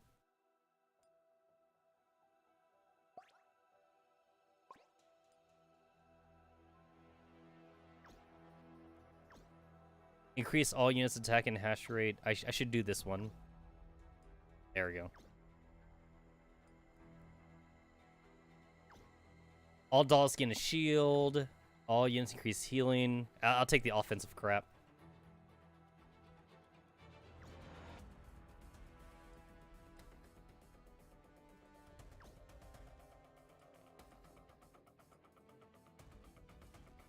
Obtain the buff Pulse Bombing. Inflict operating damage equal to operating damage to all enemy units equal to 800% of the highest hash rate doll every 20 seconds. 20 seconds is kind of a long time, but I'll take it though. It's free. It's free.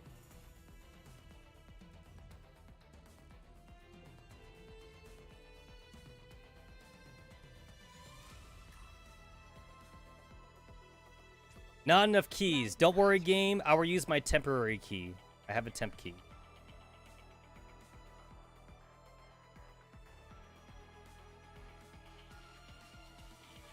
I was thinking about whether or not to use Jiang Yu or Lin here. I know that Jiang Yu's better for, like, AoE, but I forget there's, like, blue HP enemies here, though. Jiang Yu's great for regular enemies, though. I mean, I could switch. I could switch between the two, to be fair. I don't need to commit or anything like that. Yeah, like, I see no blue HP enemies, so, like, I'll bring in Jiang Yu.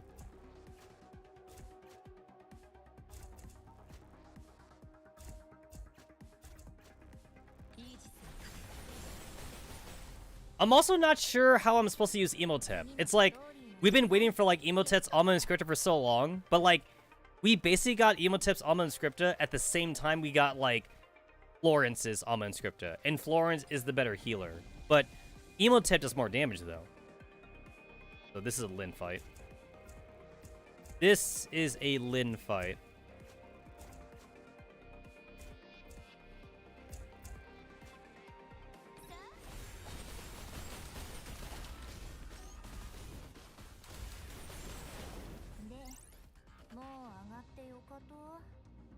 I see bleed. Always take bleed. I always take bleed whenever possible.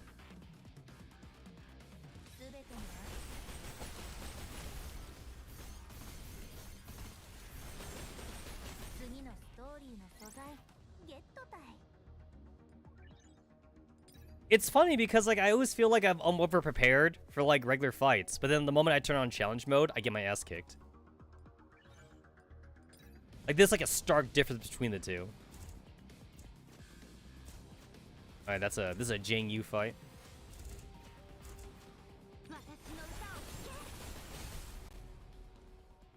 I couldn't even immediately get Florence's, like, Alma Inscripta 3. I had to get Alma Inscripta 2, and then, like, I had to wait, like, another week to get Alma Inscripta 3, because I didn't have the fragments for it.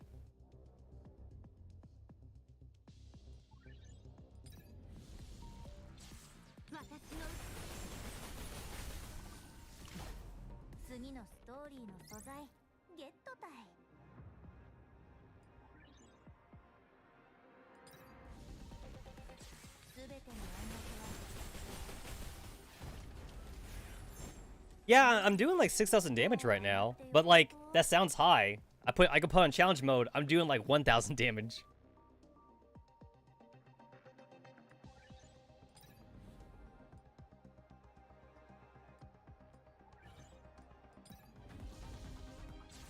Alright, this is a Lin fight. This is a Lin fight.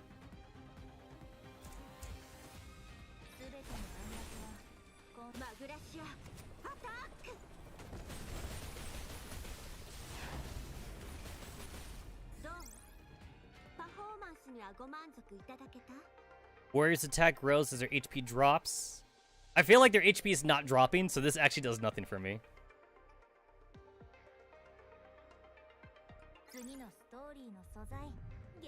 If I was in challenge mode, I'd take it, though. I get that berserker patch going.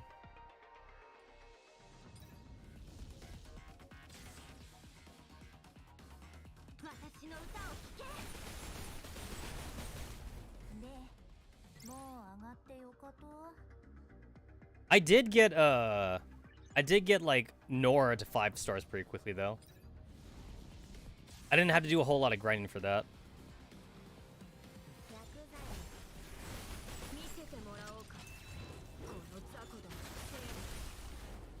Yeah, like there really is no reason to cast like Kroku's Burst like at all. It's like I do it for fun, but there's no reason to ever use it.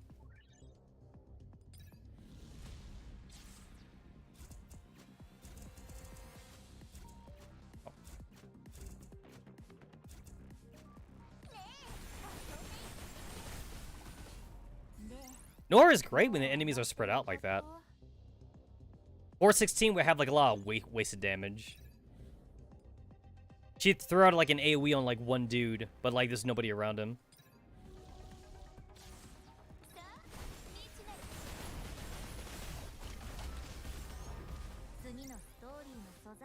Like all those guys got deleted just by being in like the area zone for like 416's bomb.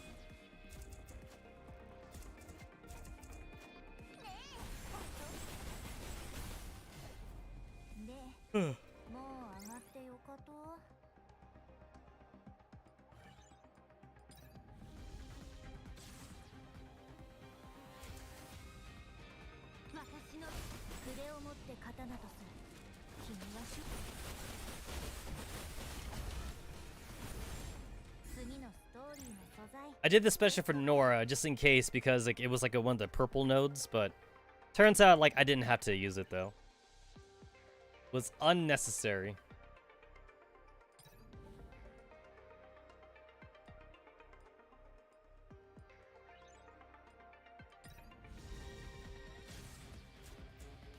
Look at that. Easy clap. Easy clap. I make it look easy.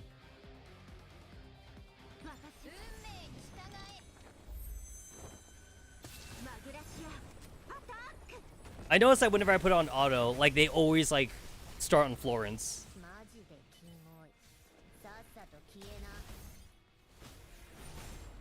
Lynn has such a great attack. It makes me wonder why they don't just give her her giant robot hands in Girls Frontline. But I guess like she can't really go melee in Girls Frontline though. I mean, what's she gonna melee? A fucking zombie?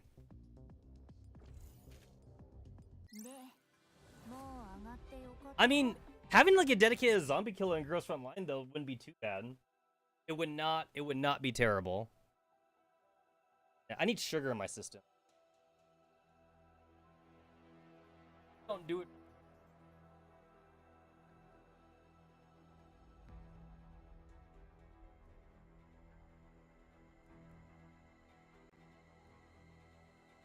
I feel like I want something salty. I want salty.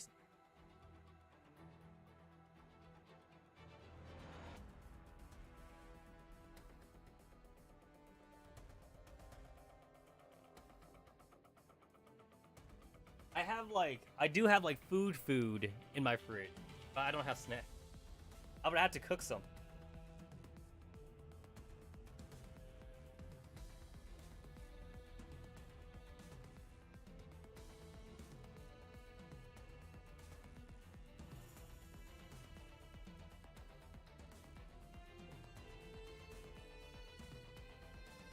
I mean, not that I'm opposed to cooking or whatever.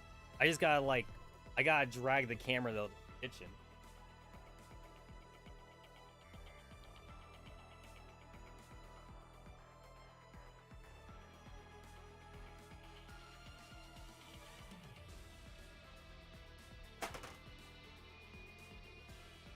I mean, thankfully, I do have like a better setup now though. So it's like, if I ever did want to like transfer from like gaming to kitchen midstream, it would actually be pretty quick for me. Like, I could turn on the stream at the same time I turn off OBS on this computer, and like, you guys may never even notice that like the stream would go down. It would just be like, it would just buffer. It'd buffer for like a second, and then you would just go to the new camera. So YouTube used to have like a multi-camera thing, but like they got rid of that though because they said it was an underutilized feature.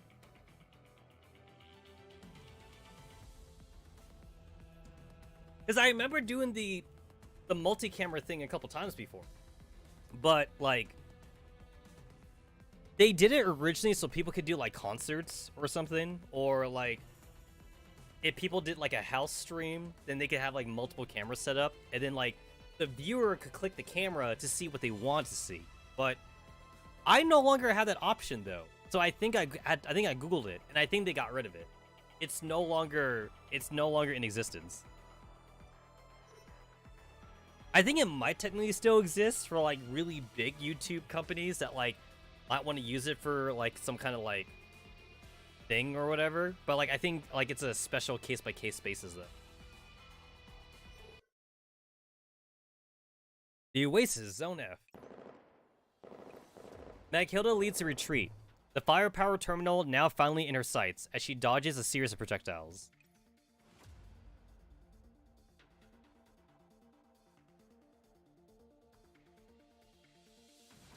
We'll be able to merge with the garrison of Zone F soon.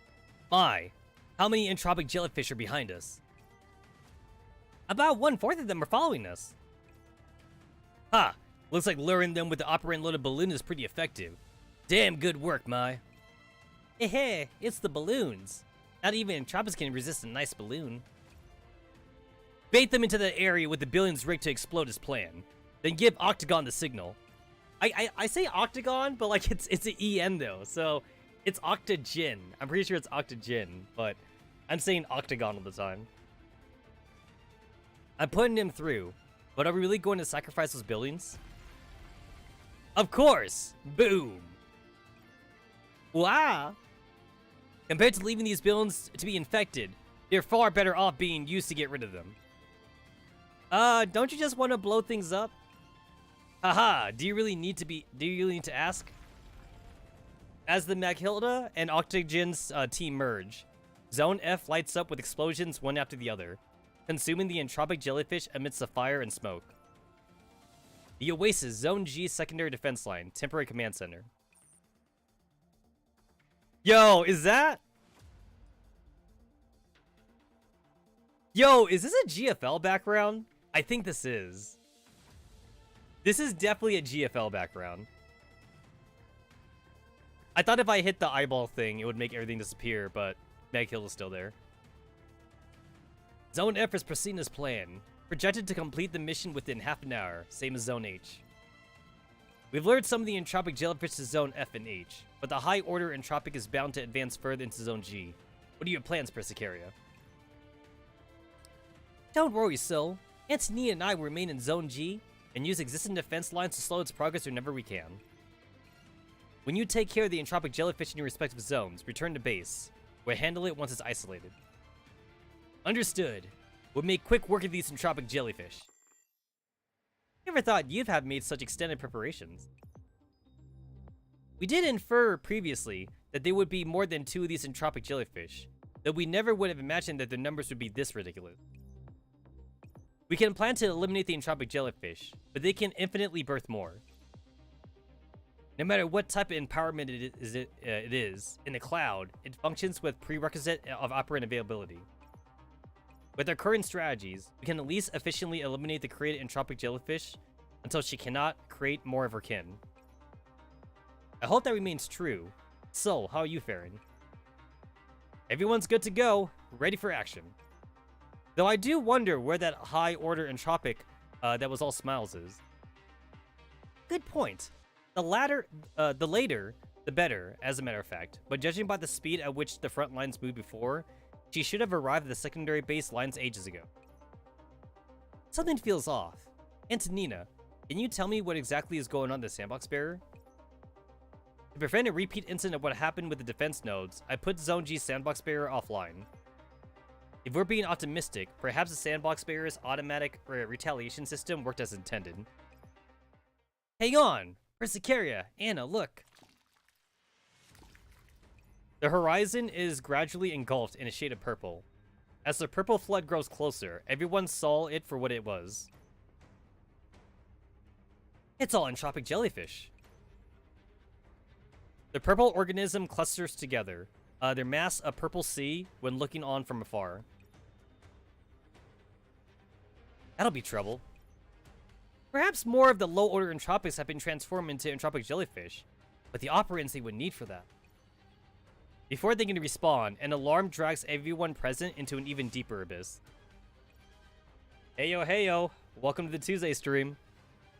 Crap. Zones F and H have received heavy damage from sandbox barriers. Antonina calls up the archived imaging data. Low order entropics slither through the gap in Zone G, making for Zones F and H. The operants from the sandbox barrier flow into them as their bodies engorge and burst apart, leaving only entropic fluid splattered over the barrier surface. You know what? With how chaotic, like, Magressi is, it's crazy to think that, like, the Valentine's, like, event, for example, would be canon, or like, the Chinese New Year event would be canon. So it's like, oh, like, look at this. It's a cute little fun event where, like, it's all peaceful, and the commander professor is going on dates with all the girls and shit. Like, it's so peaceful. Well, not just with the girls. The commander's going on guy dates, too, with the guys as well. But, like, everything's all happy and shit. And then, like, we go, like, a week later, and it's all like, oh, crap, everyone's been infected again. Remember when Kroku had to miss out, like, on an entire chapter because Kroku got infected first or something? I think Kroku was the first one of the main cast that got infected.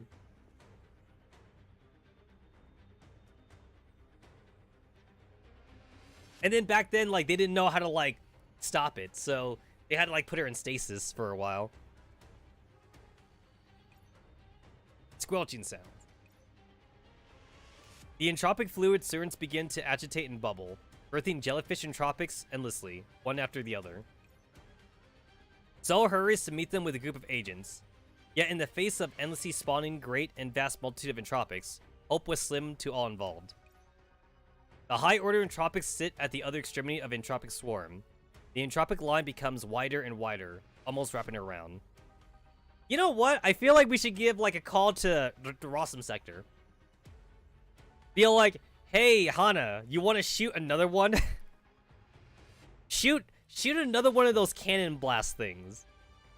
It's like, what do you want me to aim it to? Aim it at us. Like, this time on purpose. Purposely aim it at us this time. Because, like, we want you to hit the jellyfish waifu. Aim it at Telemia.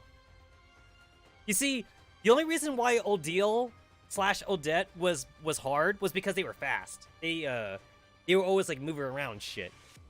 Telemia is a jellyfish. She can't be that fast, right? Well, Telemia is a jellyfish, so she should be slow. So it should be easy just to give, like, Anna, like, the general coordinates on where to shoot, and then, like, you could just shoot, like, in that direction, and she should hit Telemia. And then, like, I doubt, like, Telemia could tell, like, the jellyfish swarm to, like, make, like, a body barrier. I don't think they can handle that. Not like this. At least, I can't just watch as everyone throws themselves into a grinder. Persicara mutters beneath her breath, her eyes fixating on the map in a deathly stare. Yet no solution seems to exist for this predicament. Hey, we're back to the professor. Sanctified Watchtower 5.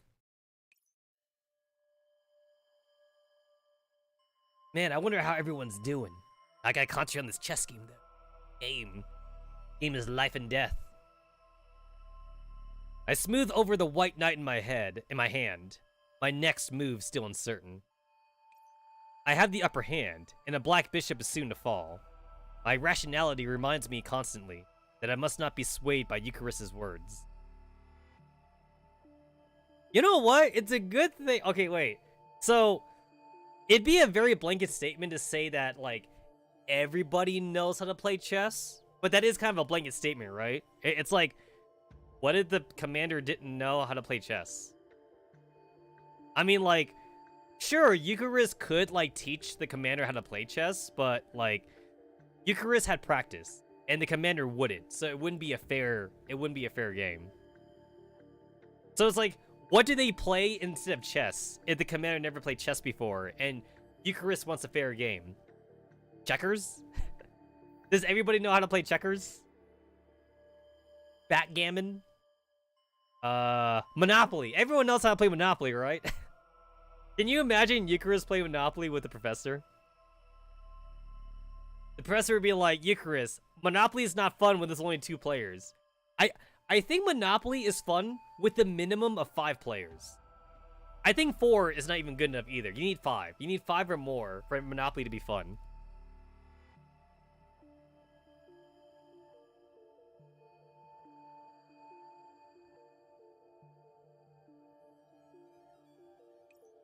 But for her to be so self-assured while at a disadvantage, just what did she have planned? Monopoly is where friendships go to die. You know what? If this was a Nintendo collab, they could play Mario Party. Mario Party is even, right? Because, like, Mario Party has, like, fucking, like, rubber band AI and shit. And then also, you never know if someone just, like, gets a star, like, on a fucking hidden space block or whatever. Mario Party is definitely fair. Anyone can play Mario Party.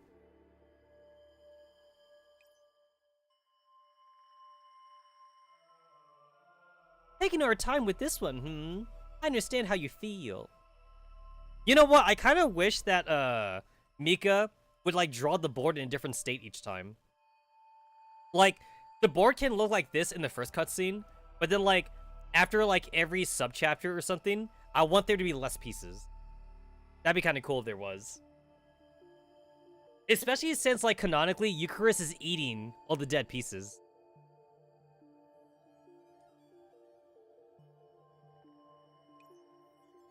It's just that your time is running short. Eucharist taps at the game clock, making a thumping sound. The white side hand continues to tick away, as if reminding me of what little time remains. Is the anxiety getting to you? So, I've only played like real chess, like, I think twice in my entire life, with like an actual clock and everything. And the way I understand it is, like, I believe both players are allowed at like 30 minutes to an hour. It depends like how high stakes the game is. You're allowed at 30 minutes to an hour on your turn to like make decisions. And then if your time goes to 0, then after that, you're only allowed 10 seconds per turn now to make a decision. So like once like the time goes back to you and you ran out of your time, then like you start a 10-second timer now. And then like now you're basically playing like speed chess now, because you gotta like make your decisions like super fast now and shit. So it's like, you know, you could spend like 5 minutes on one turn if you want, or you could spend like a minute per turn, or whatever. Or if there's like one turn that's really bad, you could spend like 10 minutes, but that's like eat up like all your time and shit. I've only done it like twice though. That's like real chess, I guess. Is anxiety getting to you? You should be the anxious one here, no? I'm only reminding you out of the goodness of my heart. Struggling to fathom why Eucharist remains confident, I ponder for a period, but ultimately capture the Black Bishop as I previously intended. Well, it seems you made a misstep in your haste, Professor. Always looking outside the game will lead you to blunder, you know. Eucharist moves the Black Bishop in attack, capturing a White Knight. I suddenly found myself under siege on several fronts. Advantage quickly turned into dilemma. That'd be a lot harder than you expected in the artist part, as well as a lot of extra pictures that would take based upon like how many moves you want to make the chessboard. Well, like, obviously, like, I'm not saying like do every turn, of course. What I'm saying though is that like every sub-chapter. So like there's only like 7 chapters here. And assuming that we were to get like a Professor Eucharist cutscene every chapter, that'd be about 7 more pictures. The only real question to ask is, does Mika have anybody in the team that actually plays chess? Because like, I would assume that they would want to make the chessboard look real. So it's like, oh, like, they just can't put like pawns and knights like in random spaces. So it's like, oh, like they would have to get someone in the office that plays chess for real and be like, okay, like, can you help the artist like make the chessboard so that way like it actually looks real and like it looks like something that like a game would actually be played between Eucharist and the Professor? Like, I've definitely seen animes do it badly before, where like they have a chessboard and like obviously the chessboard's full at the start, but then like later on in the episode, like the chessboard's like random. Like you see pawns like on the other side of the field. You see knights in the corner or some shit. You would see like 2 bishops on the same color, which is impossible. You know, like you can't have 2 bishops in the same color. Bishop would stay on their own color, you know. But again, like, obviously in those animes, they didn't want you paying attention to the chessboard, but I'm just saying I've seen it done it badly before. And obviously, people would nitpick that, you know? He would be like, actually, that chessboard layout is impossible in a game. But then maybe the anime is like a comedy anime, you know? You weren't supposed to pay attention to the anime on the chessboard. You're supposed to pay attention to the cute waifus and shit like that. Another thing too is that, like, I do understand that, like, this is a gacha game. This is not like a single player dating sim or whatever. Because if this was like a single player dating sim, then you could bet your ass then, like, I would absolutely, like, not give them any leeway on that.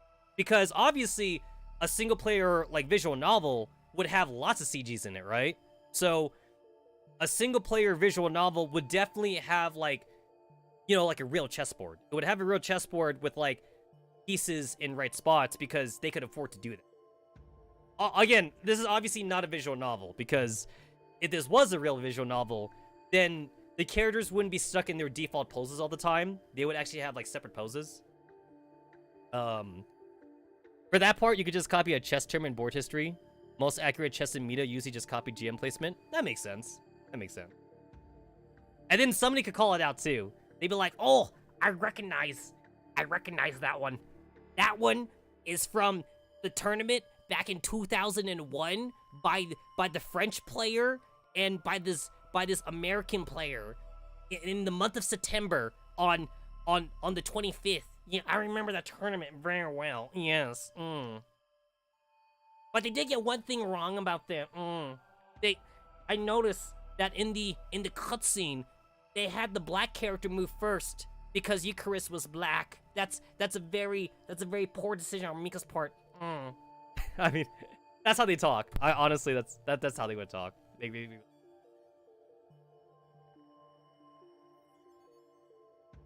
I don't think I played a single gacha game that has treated their story segment like a visual novel. I don't think I've ever seen that, which is a little bit disappointing to me, because I kind of want to see that kind of like high quality, like visual novel thing where, like, every character literally has like 5 or 6 different poses that they could be placed in or something. Okay, wait, that's kind of a wait. Okay, wait, I don't know if this counts or not. I mean, Magikami does that. Magikami is an arrow gacha game, but also Magikami is ironically a high quality arrow gacha game, and also it's 3D models. They're not using 2D art, so they can make the 3D models go into any shape for, like, little to no effort. They don't have to draw. They don't have to draw new placement for them. The fact that Magikami's in 3D probably makes it easier for them to actually put them in separate poses. But that is an arrow game, though, which makes it kind of funny that it's an arrow game. I mean, like, I'm still of the opinion that Nikkei has the ability to put them in different poses if they want to, because, like, they're using, like, live 2D animation in Nikkei, but they just don't. Probably because of laziness, and because, like, they're not trying to make a visual novel. They're trying to make an idle. They're trying to make an idle AFK game, or whatever it is. I don't like saying idle game, because even if that is what it is, because, like, there's idle game, and then there's idle game. Stupid English phrasing. So it's like, I have to say idle AFK so people know what I'm talking about. If I say idle game, people might think I'm talking about, like, fucking Idol Master or some shit. Although Nikkei as an Idol Master game might be kind of cool.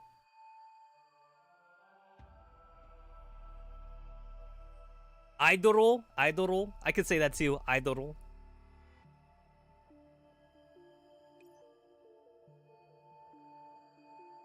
It's like, whenever, like, I play, like, these, like, very story-heavy gacha games, it's definitely a downgrade when I play, like, my usual, like, arrow visual novels and shit like that.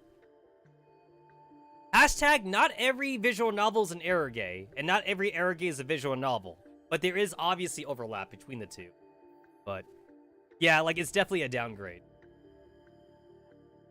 I will say the storytelling has gotten better in recent years for gacha games, so, like, now I'm not putting, like, the single-player visual novels on such a high pedestal as before.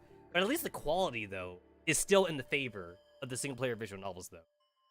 Again, going back to how single-player games have way more CG cutscenes for, like, important bits of the story, and how, like, all the characters don't have, like, just, like, one position. They have, like, several positions they can be in, and whatever like that, you know? Obviously, like, the favor goes in more for the, single-player visual novel. You're sure Nikke as a phone game could throw an idle minigame into us in the future point? I mean, they have the characters for it, though. I mean, you could literally send it around Tetra. Mustang could do, like, some kind of, like, idle bullshit or whatever like that. And putting aside, like, the actual singer girls, like Aria, Volume, or whatever like that, and Noise, like, there's also, like, other girls besides those three that also like to sing or, like, do karaoke or something. And then, like, honestly, like, most of the Tetra girls would probably be good at that too anyway. Like, I could see, like, the Blanc and Noir do that too. Blanc and Noir already do pole dancing. Just throw in singing. Just throw in singing for Blanc and Noir, and there you go, you know? There you fucking go. I could also see, too, where, like, if they want to make that actually into, like, its own, like, sub-event and not just a minigame, you could also, like, throw in a character that, like, normally wouldn't sing or it wouldn't be caught dead being an idol, but, like, you do it to embarrass them. Like Rappy or something. Rappy, Privity, Maxwell? I want to see Maxwell. I want to see Maxwell be a singer. I want to see that, too. It also could be, like, a high-quality summer event, too. Because usually, like, you have, like, we get, like, those really big events, like every 2 months. So, rather than have it be, like, one of those, like, the sub-events where, like, it's only, like, 10 stage fights or something, they could make it into, like, one of those bigger events. And they could actually make, like, custom songs, like, just for that. Obviously, you throw in the singer girls, but you definitely want to throw in, like, 1 or 2 Nikkes that don't sing. And then, like, they could do, like, the generic story where it's like, oh, I'm a bad singer, Shiki-Kan, or whatever like that. And then, like, it turns out they're actually good at singing, but they just have, like, low self-esteem or something. I really want a Leader Senti event. I think they don't get enough recognition in the game. I know that Leader showed up in the summer event, and she was great there, but no, I want her to be the main character. The summer event had Team Aegis be the main characters, like Helm and Mass were the main characters and shit like that. Like, no, I want team construction crew to be the main characters. I really like those girls.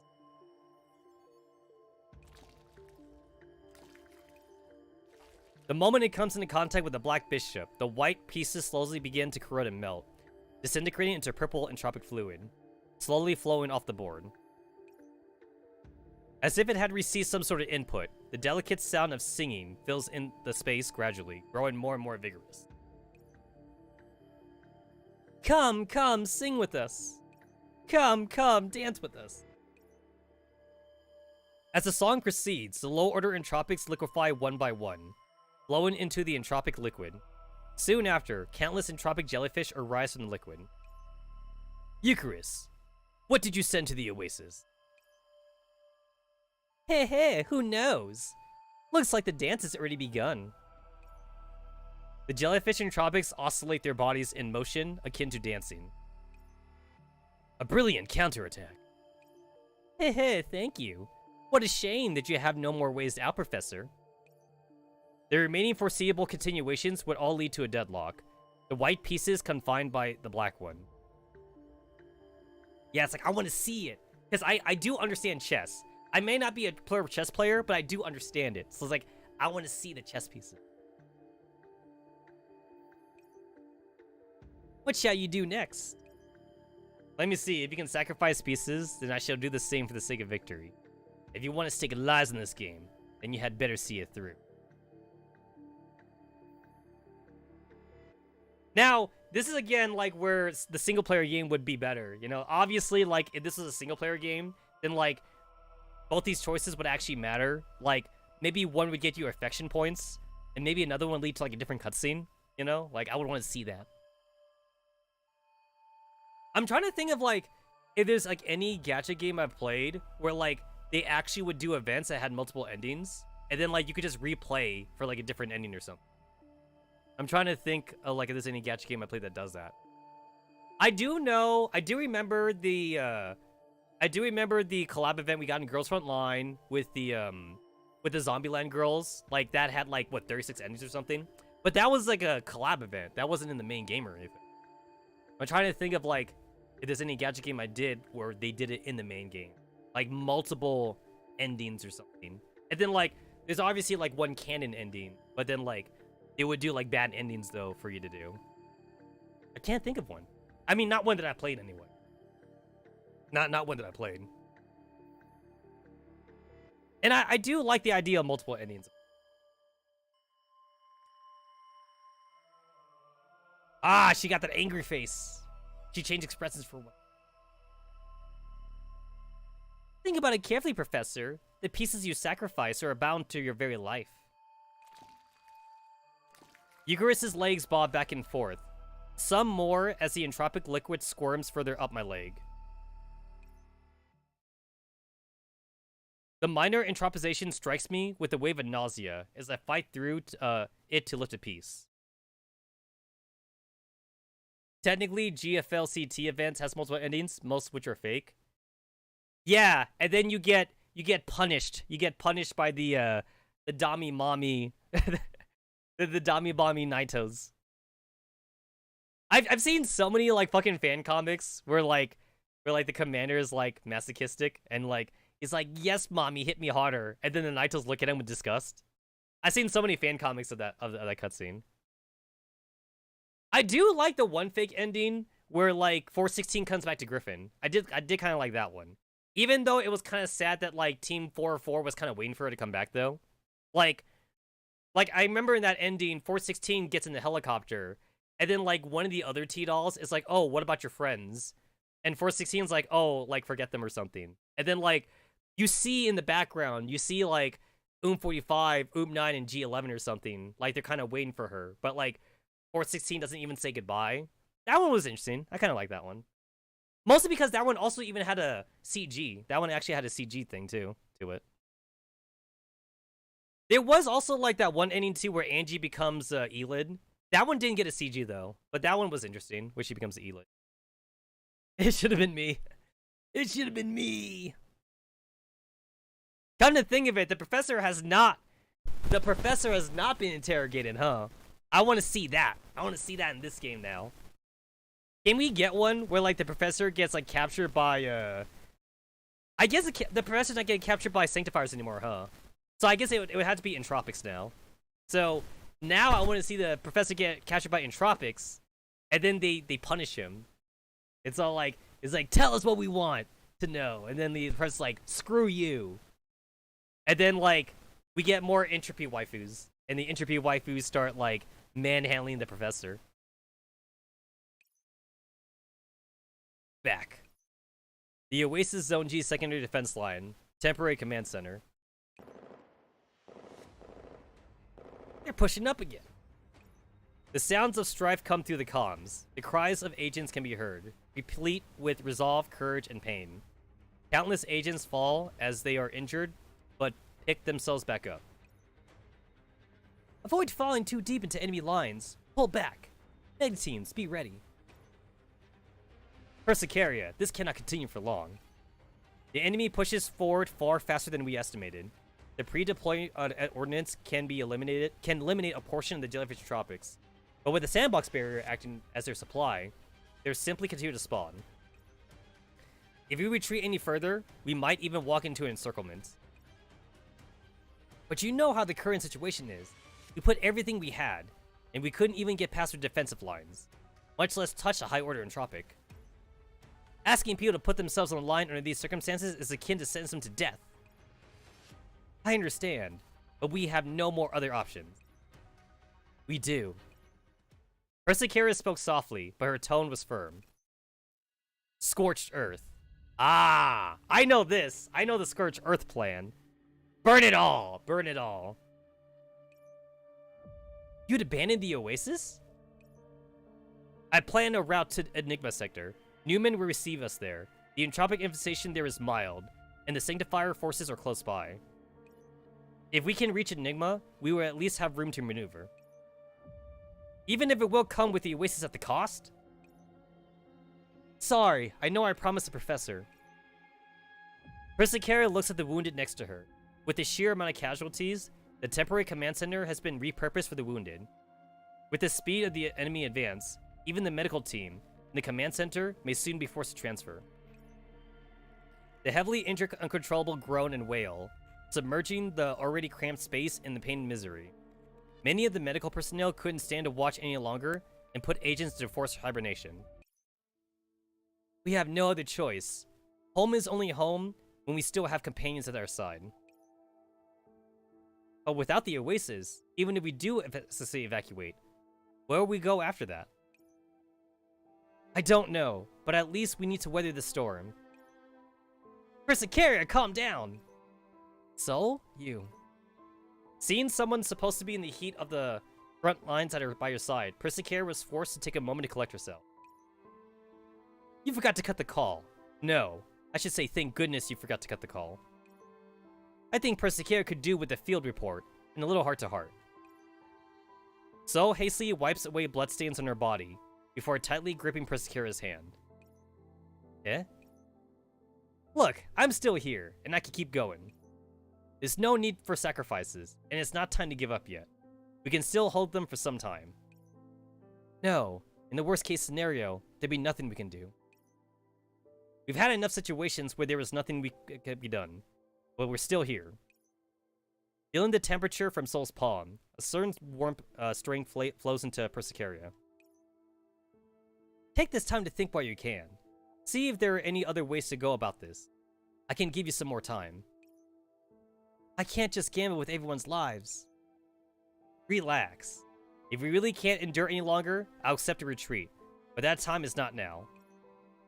I agree with Soul, and as much as I hate to admit it, maybe Tetsamaru will turn around for us somehow. I don't know, Antonina. I'm still stuck in this fucking chess game. I'm still here, Antonina. I don't know if I'll be able to save you guys. You're on your own. You bitches are on your own for now. Alright. You know what? I still get blindsided sometimes in this game when they actually refer to the player character by their actual name and not as a professor. Like, you know how in Girls Online they just call you Commander all the time? It's like, I think the only person that ever calls you by your first name is Kalina, right? I mean, does anyone else call you by your name? Maybe Hellion? I feel like Kalina's the one that does it the most, though. Kalina actually calls you by your name sometimes. But in this game, though, it's usually just Professor. Like, almost no one calls you by your name in this game. Mostly because they do it out of respect, though. Like, they don't want to call you by your first name. They just call you by Professor as your title. Like, there's not a lot of, like, agents in this game that would call you by your name. Commander playing chess with Smug Waifu. With the Kuni. Playing chess with Kuni. Persicaria glimpses at the approaching entropic swarm. We still have the option of retreat available. Before we're rare and truly surrounded, there may be room to struggle. But if we get to the stage where there is nothing we can do to fight back, we must be prepared to immediately retreat. Got it. I'll hold on for a little longer with everyone. Sanctifier Watchtower 5. Yeah. Yawn. These battles of attrition are so dull, Professor. Compared to toughing it out here, wouldn't you be better off just surrendering? You're not stalling for time anymore. With how stacked the odds are, I don't think that's necessary anymore. Oh, judging by that expression, do you have some other surprise left in store, Professor? How could you forget the very rules you dictated? I took your piece earlier, but I haven't sent a message yet. Oh! Oh, it changed! It changed! I saw it! It finally changed! There's more pieces now. Now there's more pieces on the side. It finally changed. That's why I've been waiting for it, baby!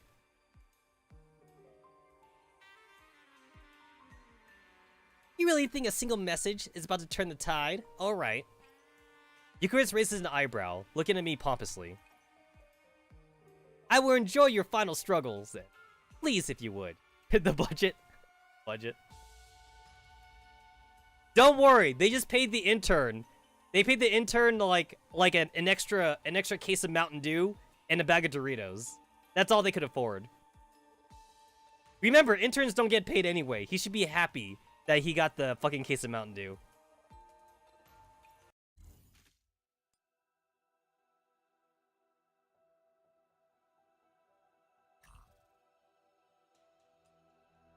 Not enough keys left. I got keys, game. I got keys. Oh, shit! Oh, you want me to play with a set party? Okay. Yo, like, Soul needs a fucking upgrade. She really does. Soul needs, like, a side upgrade the same way Persicara has a side upgrade. I don't have Maghilda, so it's fun for me to play with Maghilda whenever I get the chance. Box. There's something weird about, like, Maghilda, like, punching jellyfishes. Like, that don't even seem real. Alright, so teleport node. What the fuck do you do again? Knocking enemy back deals additional damage. You know, to knock target back. Erects a circular curtain around ally, granting shield. Knocking back enemies. Select a doll, creating a circular curtain around them, transforming to a safe house. Oh, she makes a safe house thing the same way that Evelyn makes a safe house. Okay. Okay, it's pretty similar to Evelyn's thing.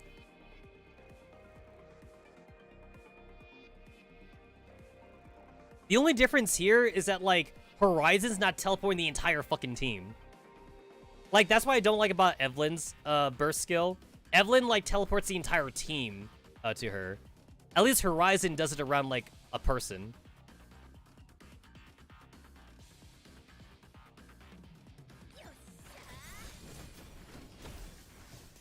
Oh, you're fucking melee? I didn't even realize she was melee.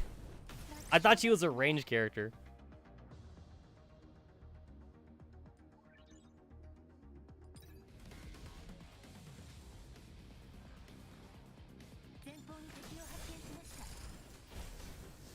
I've gotten so used to, like, 90% of the specialists all being ranged characters.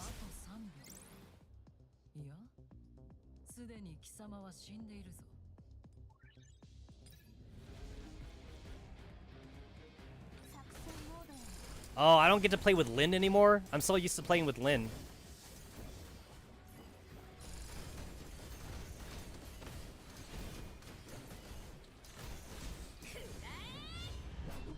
Oh, really? The auto ultimate uses Soul's burst? Soul has, like, the worst ultimate ever. I'm about to turn off the auto thing. But I'm too lazy, though. I'm too lazy to unturn it off.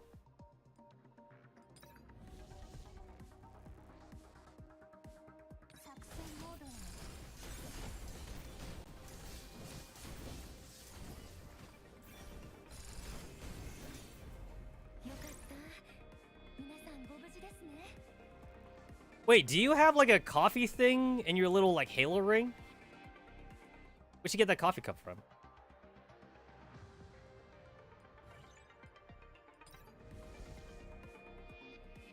Oh, I forgot you're not ranged.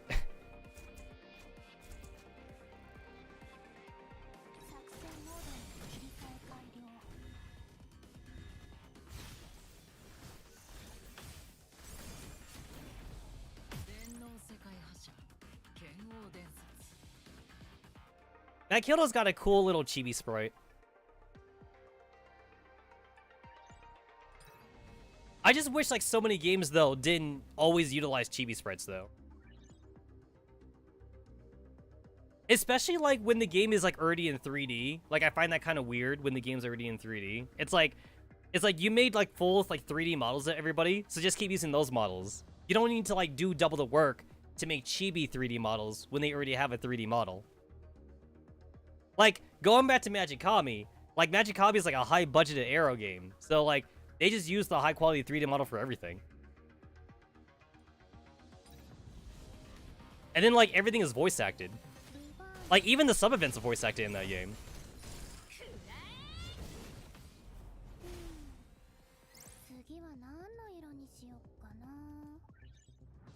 Hell, it's so good. I wish there was I wish they made like a hentai anime on it. I could definitely see a hentai anime on Magikami. I mean, it actually has plot and shit like that.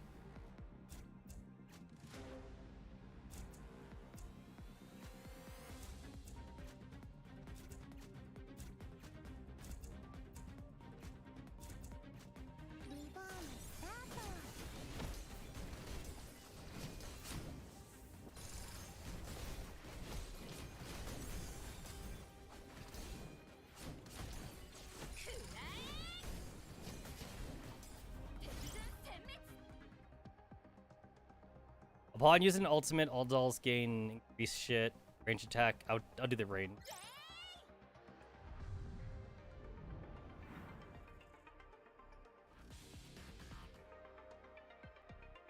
I forget what game it was. I think people were saying that like in Epic 7, like the storyline stages is pretty much like almost entirely like pre-made parties, and the only time that you ever get to make your own party is like for challenge stages or something. I always get astounded when I see these gacha games with like a fucking like thriving like PvP scene. Clash of Clans is still relevant. I didn't even believe that until recently. Clash of Clans is still relevant with like its PvP scene and crap.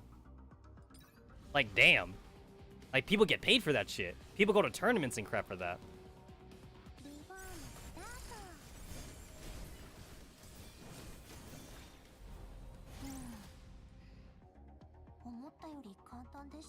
I saw like an Epic 7 live stream recently, like a PvP live stream or something, and like it's like I didn't understand like a fucking word the announcers like were saying, but like they're so excited though. They're so fucking excited about like just watching the PvP or whatever. Like they're fucking sports commentators at that point. Yeah, it's like Clash of Clans is still relevant. Epic 7 is still relevant. You haven't heard Clash of Clans in years? Yo, like, I used to play it, though. I legit used to play that game. I mean, I never, obviously, seriously, like, did PvP. But, like, it was a nice, like, idle game. It was a nice AFK idle game, though. I played it just because it was light, you know? It was, like, something just to click on. I played it for a bit. Have you seen the Clash of Clans, like, YouTube cartoon? Like, it's actually kind of funny. Like, no joke. It's actually kind of good. Like, I would let my kids watch that shit. It's like 30 episodes, or it's like 2 seasons, 30 episodes or whatever like that. It's actually a fun little cartoon. Like each episode's like 5 minutes long or something. It's honestly pretty good. It's not like a fan-made cartoon or anything. It's actually made by the actual like devs or whatever. No, I should just buy everything. Oh, I bought too much.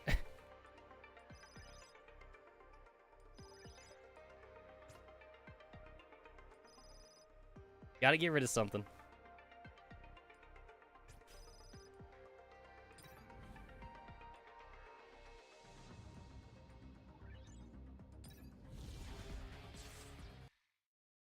Alright, this one was a freebie.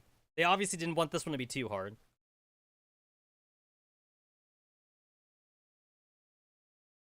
The Oasis. Zone G, secondary fence line. Temporary command center.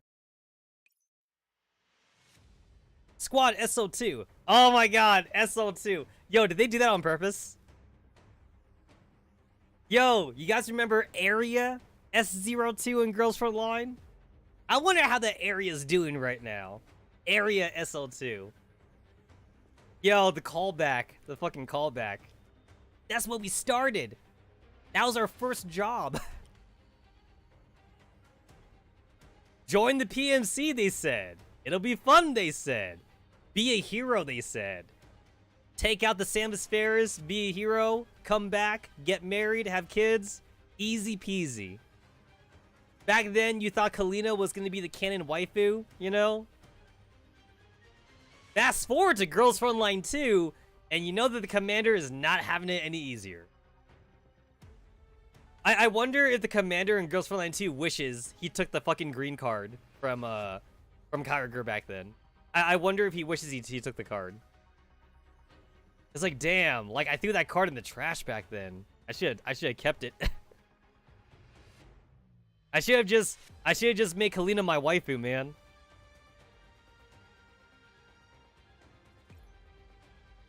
No, A3 and C6. Activate explosives to assist the attack.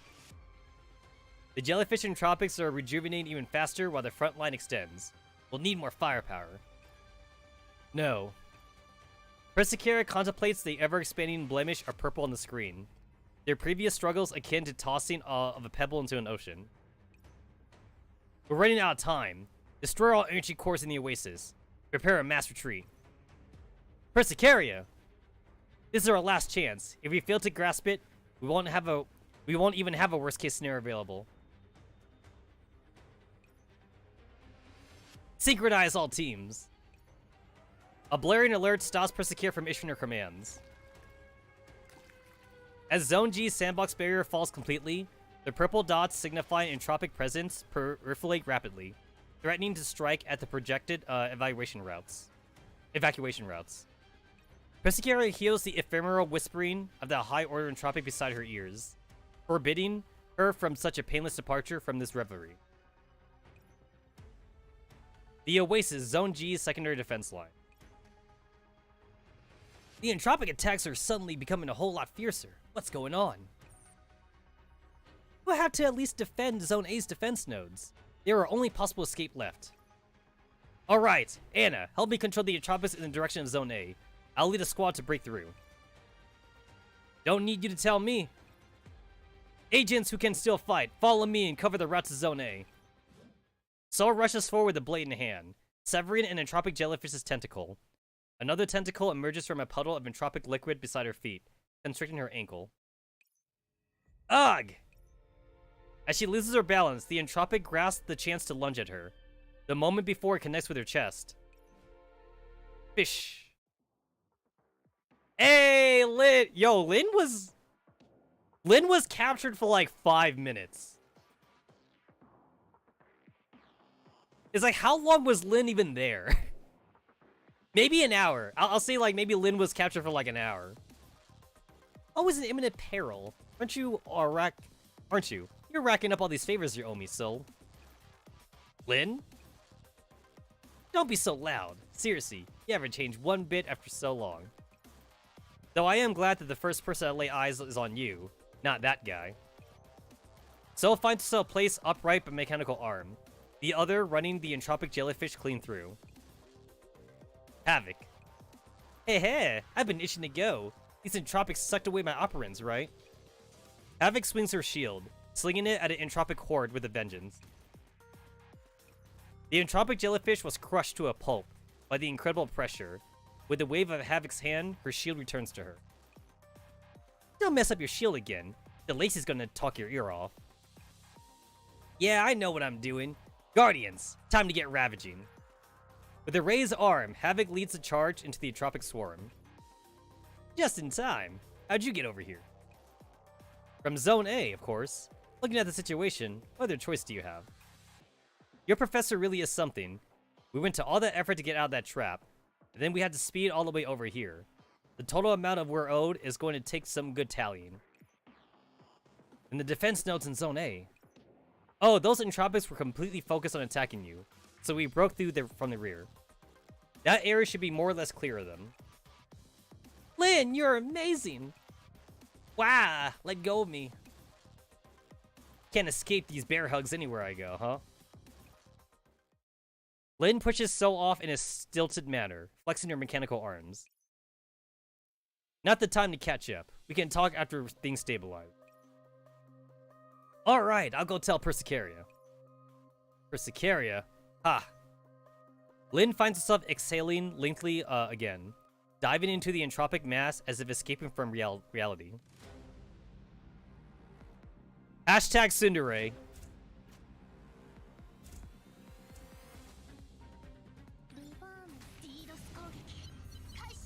I haven't seen Antonina's special in a long time.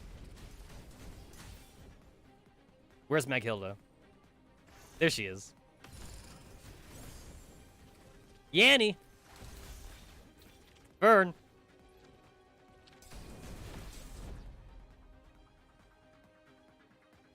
I have destroyed the jellyfish. You guys ever tried jellyfish before? Like as a meal?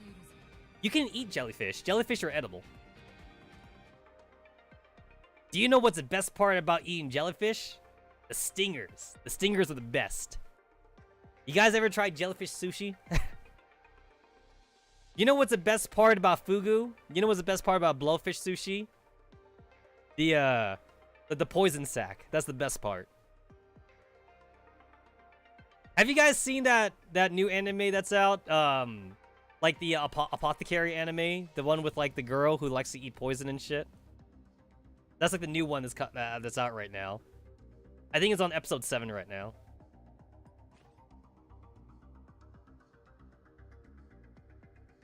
Okay, that one's time limited, so I'll use it.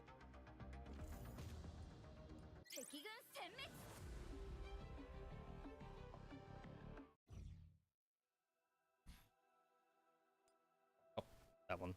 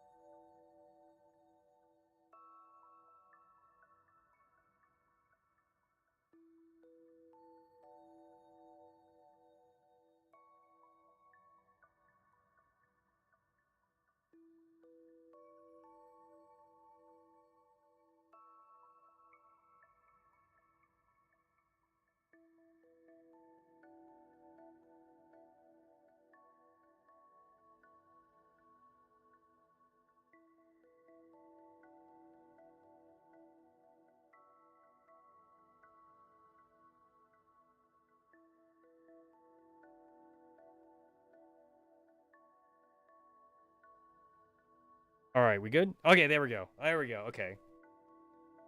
I do not know what happened.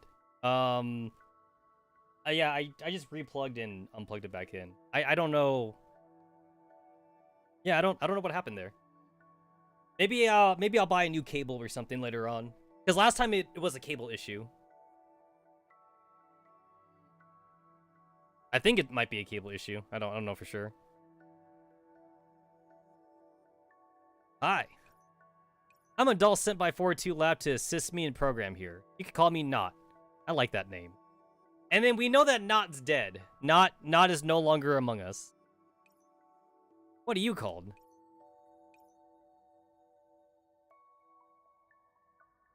She looks similar to like the shotgun character that we have in Girls Front Line. But the hair's different though. The shotgun character we have like has like longer hair, but she has white hair with the red streaks though. But she does look similar though. Does look similar. Let me see if I have easy access to that in my Girls Frontline folder. I may or may not have it in here already. I should though. There it is. M1887S. M1887S. That actually did not take me long. I found it like immediately. Did not take me long to find it.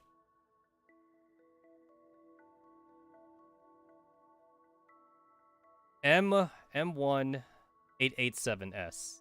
Or M1887, I mean. The only reason why I said the S part is because like that's the name of the file. I was reading like the file name.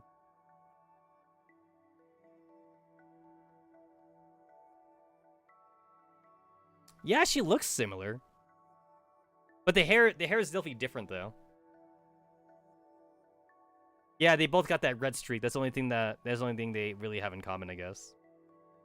I don't know, maybe same manufacturer? Might be same manufacturer. Maybe there's sister units.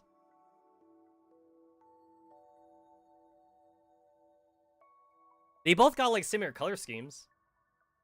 I mean, like, that doesn't really say much, though. Like, wearing similar clothes or whatever. But the hair, though. Definitely the hair. I remember that she's also, like, an offensive shotgun, though. And she does, like, a stable damage or whatever. Like her attack, it does, like, a straight, like, I think at level 10, like, it's, like, 1,200 damage or something. So it's like a straight number.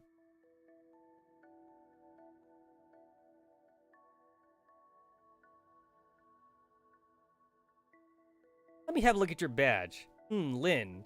Can't say I've heard of that program before. Oh, are you here for a planned checkup too? Or...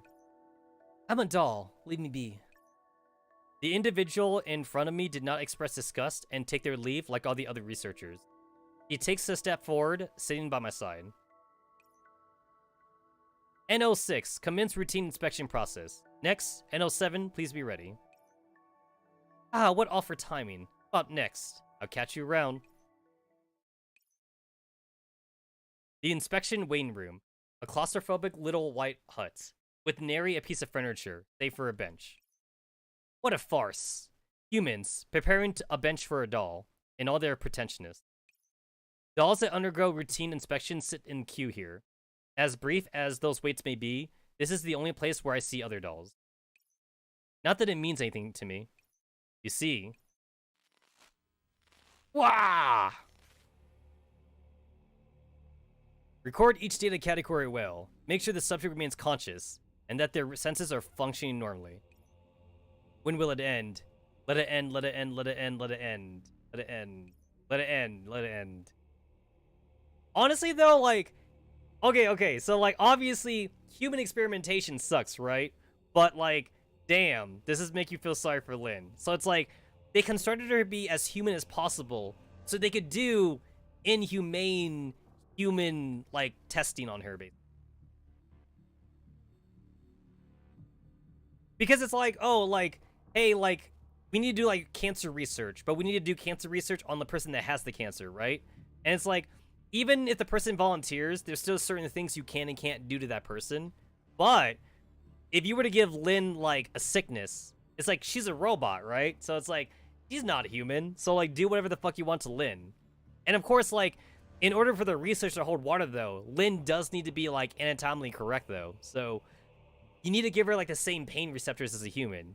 You need to give her, like, the same kind of, I don't know, I guess the same kind of, like, functions as a human. So that way, like, they can do all their research and have it, like, work on humans or whatever. It's like, where do you draw the line, right?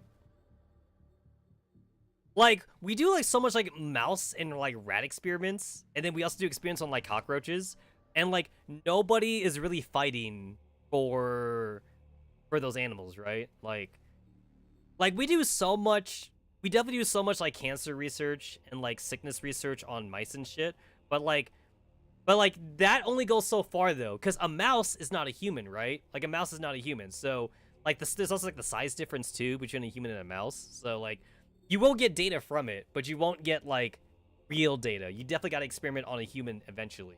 But, again, like, even if the human volunteers, like, you can't do everything to a human, even if they do volunteer. You gotta try and make it as humane as possible and shit. Also, Lynn choosing the frontline combat role with AA-12. Yeah, she's basically got, like, she basically, like, chose anything to, like, not be a medical, T-doll, you know? Being a medical doll sucks for Lynn.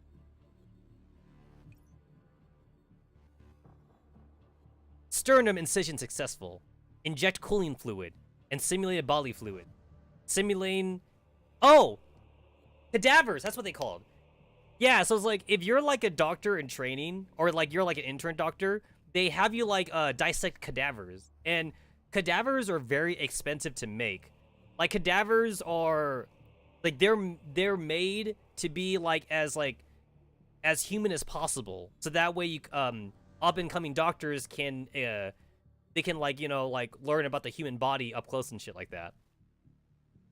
If I remember right, I think a large portion of cadavers is also taken from organ donors and shit like that. Like, you know, if you die, but like at the very least, if you didn't die in like a horrific car crash or something, and your body is still in one piece, then if your ID says organ donor, then they could use your organs for like hospital shit or whatever. Yeah, so Lynn is basically like a living cadaver. Lynn is used for that kind of experimentation. For that kind of, like, learning process. Why was I created? To bear this kind of pain that would never end? I do not understand. What value these experiments hold for human? Test subject doll. It even sounds like a pseudoscience. Does someone take joy in torturing me? Even if this is all real, even if it helps humanity, what does it have to do with me? Perfectly emulating a human sensory organ. What a purgatory. What a curse. Like that reminds me of how Nikkeis can shut off their senses, you know? Like, so Nikkeis had to be made like human, otherwise they get like a mind switch if they're not made like human. But at least Nikkeis can like turn off their senses if they need to. Like they could turn off their nose, they could like turn off their hearing if they want. They could like reduce their pain receptors and shit. Lynn though, Lynn was made to be human.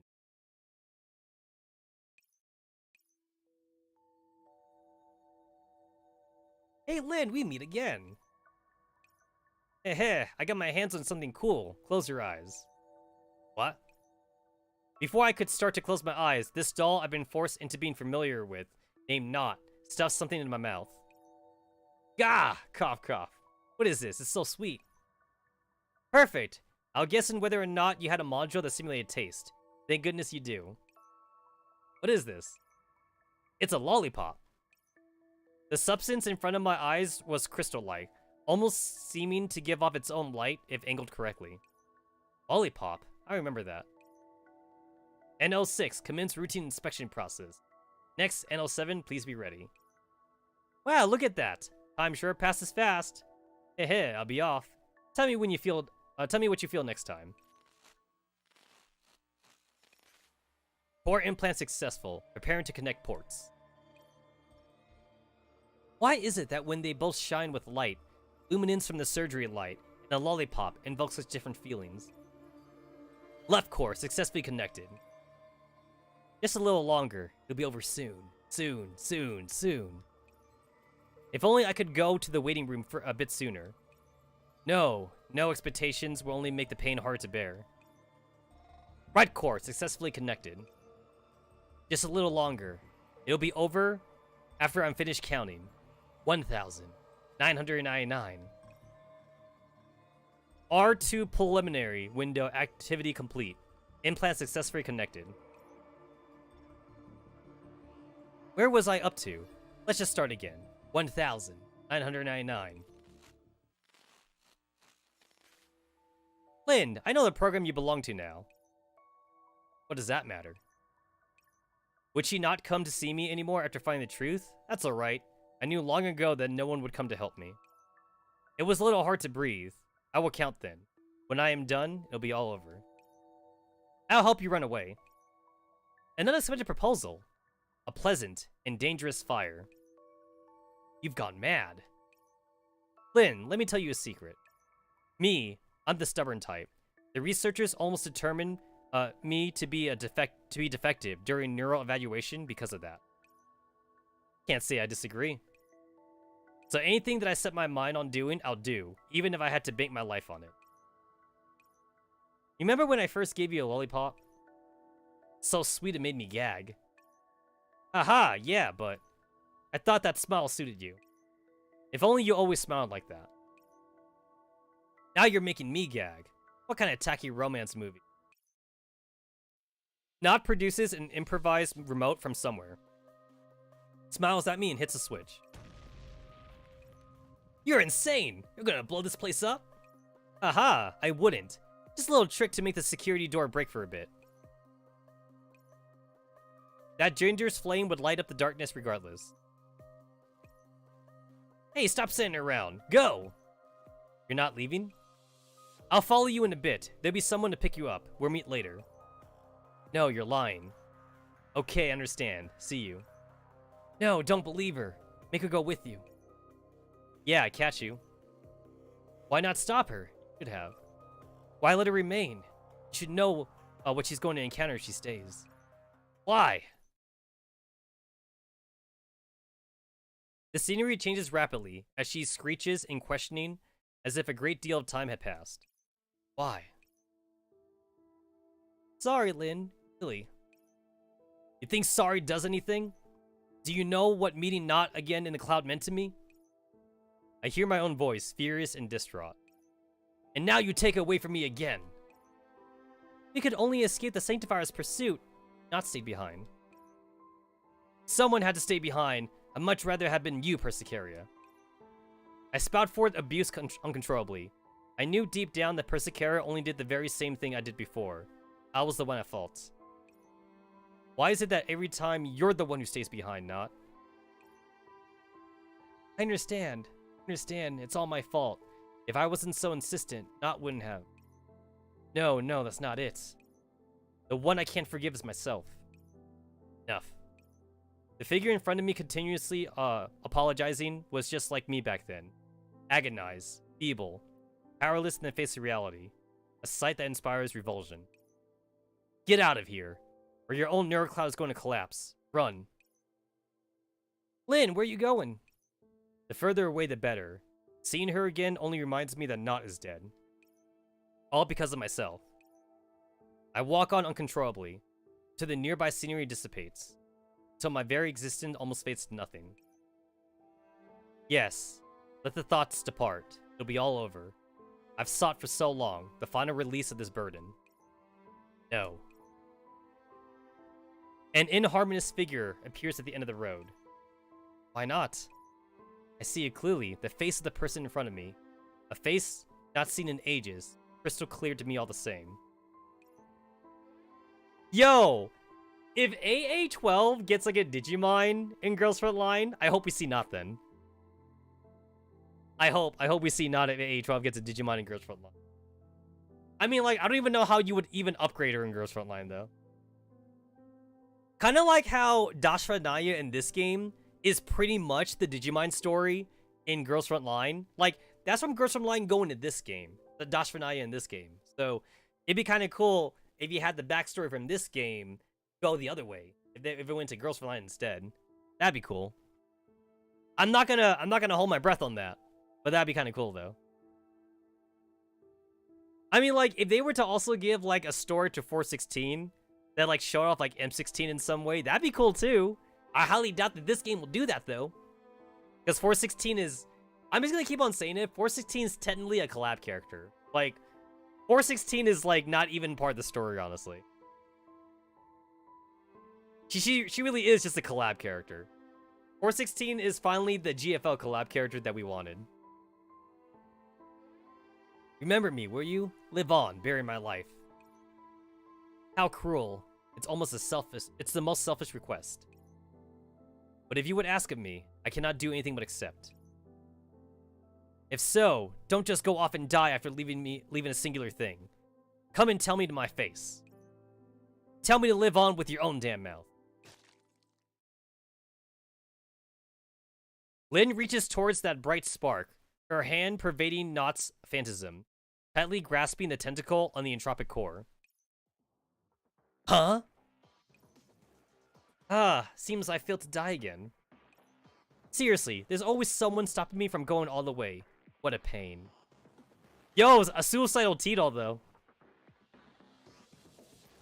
Imagine, like, actually having, like, a suicidal T-doll, like, be a main character in Girls Front Line, where, like, she's always, like, volunteering for, like, the dangerous missions.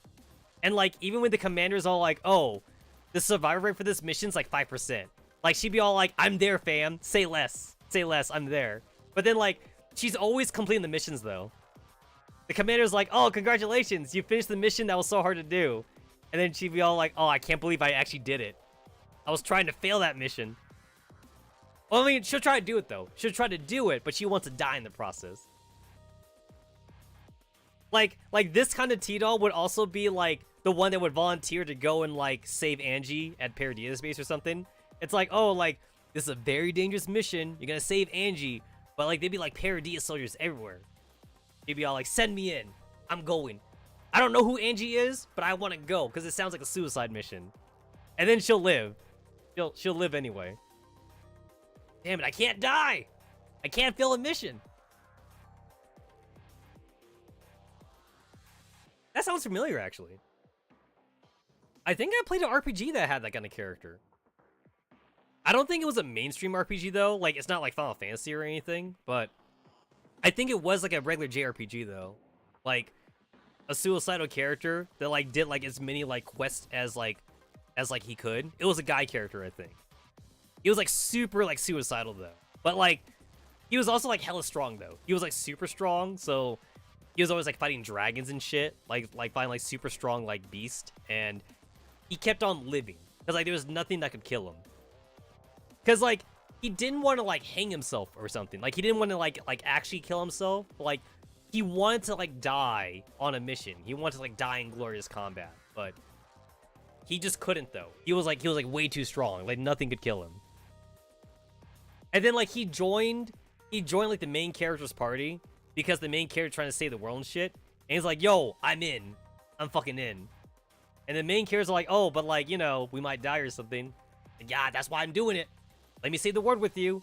And, of course, he survives. And at the very end of the game, like, he's finally, like, not suicidal anymore. Because he learned, like, the value of a human life and shit. And he learned that there's so much he could do to, like, save people and crap. So it took, like, the entire game for him to, like, not be suicidal anymore. I don't remember if he had, like, a romance option in it. I don't think there was any girl that liked him or anything. He was just basically, like, a side character. Well, he was part of the main party, so side main character, I guess. Why? Aha, you look surprised. I wanted to say this before. I hate it whenever someone gives me that kind of high and mighty cocky expression. You should have got unconscious already from the improvisation. You really don't take me for anything, huh? What pain I felt before is a million times greater than this pathetic bit of liquid. Telemia instantly tries to create distance, but Lynn latches into her tentacles and quickly comes into striking distance. When I take my operins, then you could have them with a side of entropy liquid. Let me teach you what true pain is. That's pretty cool. That's pretty tight. Is this a regular stage? Oh, it's one of these stages. Formation cannot be changed. It's one of these.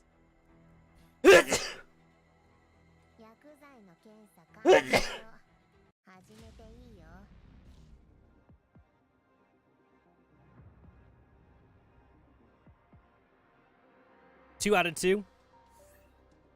I don't know if Mika's doing it on purpose, but I know that, like, they're not doing 3 out of 3s anymore. Maybe because people complained that 3 out of 3 was, like, too much. So now it's just 2 out of 2.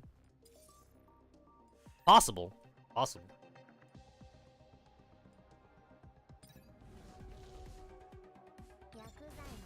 Alright, I'm going to assume that I can let this thing on autoplay. I'm going to fucking assume I can just autoplay this shit. Because, like, there's not much for me to do because like it's just Lin. So I don't think I had to do anything for this. So I will be right back. I'm just gonna let the game beat itself.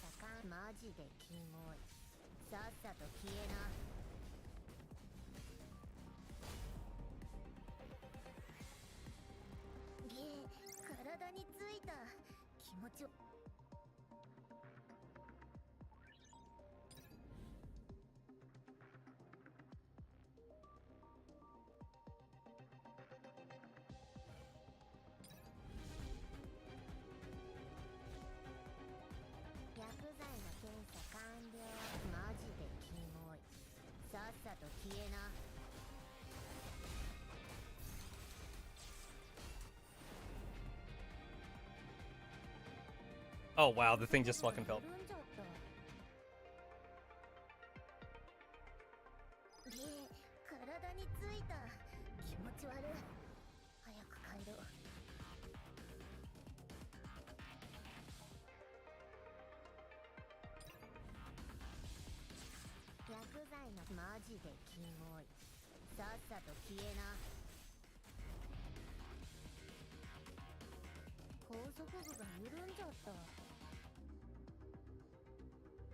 Man, you gotta love planning mode.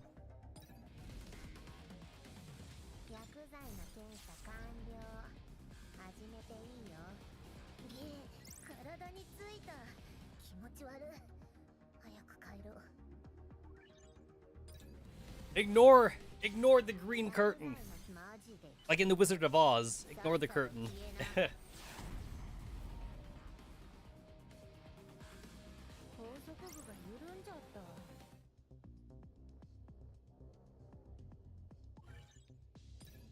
It's not done yet? Wow.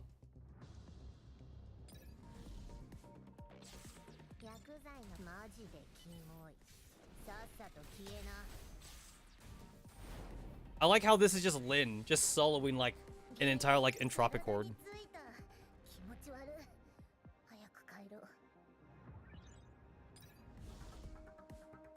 Lin, she's our girl. If she can't do it, no one can.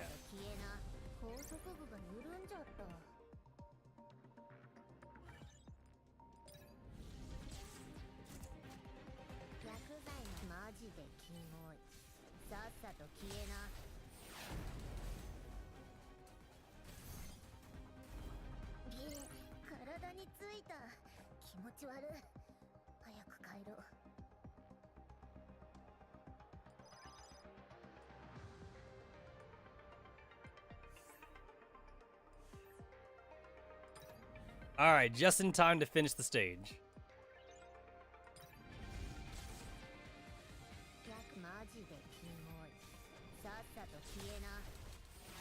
Oh, she died already.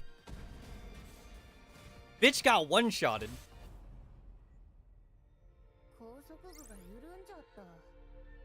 What forces attacks? Huh? Why must it be now? Telemia attempts to free herself from Lin's hands, but finds no purchase. Entropic liquid flows into Telemia along with operands as her body becomes more and more translucent. The shade of purple deep inside intensifying. Ah, I missed the dance, haven't I? But worry not, we will meet again in earnest soon. Gradually, as if melting, Telemia shrivels in appearance, turning into a jellyfish. They keep saying jellyfish, it's a rabbit. Confused, Lin kicks at the entropic jellyfish on the ground, receiving no feedback. After piercing the jellyfish with a mechanical arm and ensuring that it poses no threat, Lin lets out a long sigh of relief. Tossing aside the now soft and flabby tentacle, slumps down to the ground. And here I thought there was going to be some great battle. So, it was a transformed entropic jellyfish. These damn antics give me a good scare.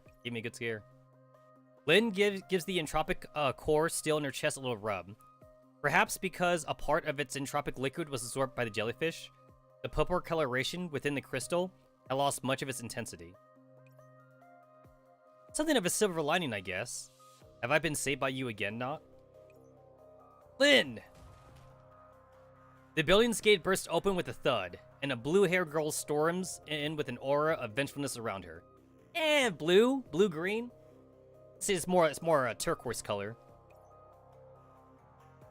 This is like in the middle. It's like in the middle of blue and green. Like it's not blue. It's not green. It's more green though. I will say this is more green than blue. I do know that in some languages though, blue and green is the same word though. In some languages it's the same shit. Huh? Oh, you're alright. That's my line. Are you alright? Where'd the entropic go? You're late. Lin gives a jellyfish entropic slumped into a pile by her feet another kick. Whoa, you killed that thing yourself? Piff, more like. It went back to its original shape. Looks like it wasn't the actual Telemia, or whatever. Just a transformed version of one of its babies. What? That's a weight off my shoulders. But all the emotional investment I put in. How are you lot here anyway? The entropic let us go, not long after we left the communication node, having insisted on dragging us back there. When we found that the entropic jellyfish at the door was gone, we thought something had happened to you, and Havoc was so worried she nearly started bawling.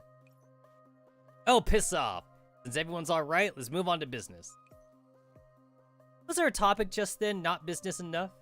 I think we'd better talk about how you almost cried. Let's analyze this entropic jellyfish while we can. Dodging Lin's eyes, Havoc squats down beside the jellyfish, prodding at its body with her weapon. Wow, this thing's still pumping out residual energy. So it should have been really tough. How'd you beat it? I don't really know either. It sucked away some of the energy in the entropic core with my operands, and shrunk like that right after. All I did was finish it off. Along with sucking up your operands, I suppose it isn't surprising that it's holding that much energy. Ah, was it going into some sort of comatose state because it was going to evolve? Like a butterfly coming out of a cocoon? Imaginative. I'm being serious. Beep. The ringtone sounds once again. Who is it now? We gotta get going. Lin shows Havoc the contents of the message. A map with the designated route towards the oasis. Some information on the jellyfish and tropics, and a request that they assist the oasis post-haste. Without surprise, the message was signed off with Tetsamaru. Seriously? Not even a single moment of respite after dealing with the whole crisis. The oasis professor really has no idea how to be considerate. I think much the same, though that's how working for others works. Alright, let's go see these old friends of yours. Bring that up again, and I'm requesting that boss never sends me out with you. Oh, don't be so harsh.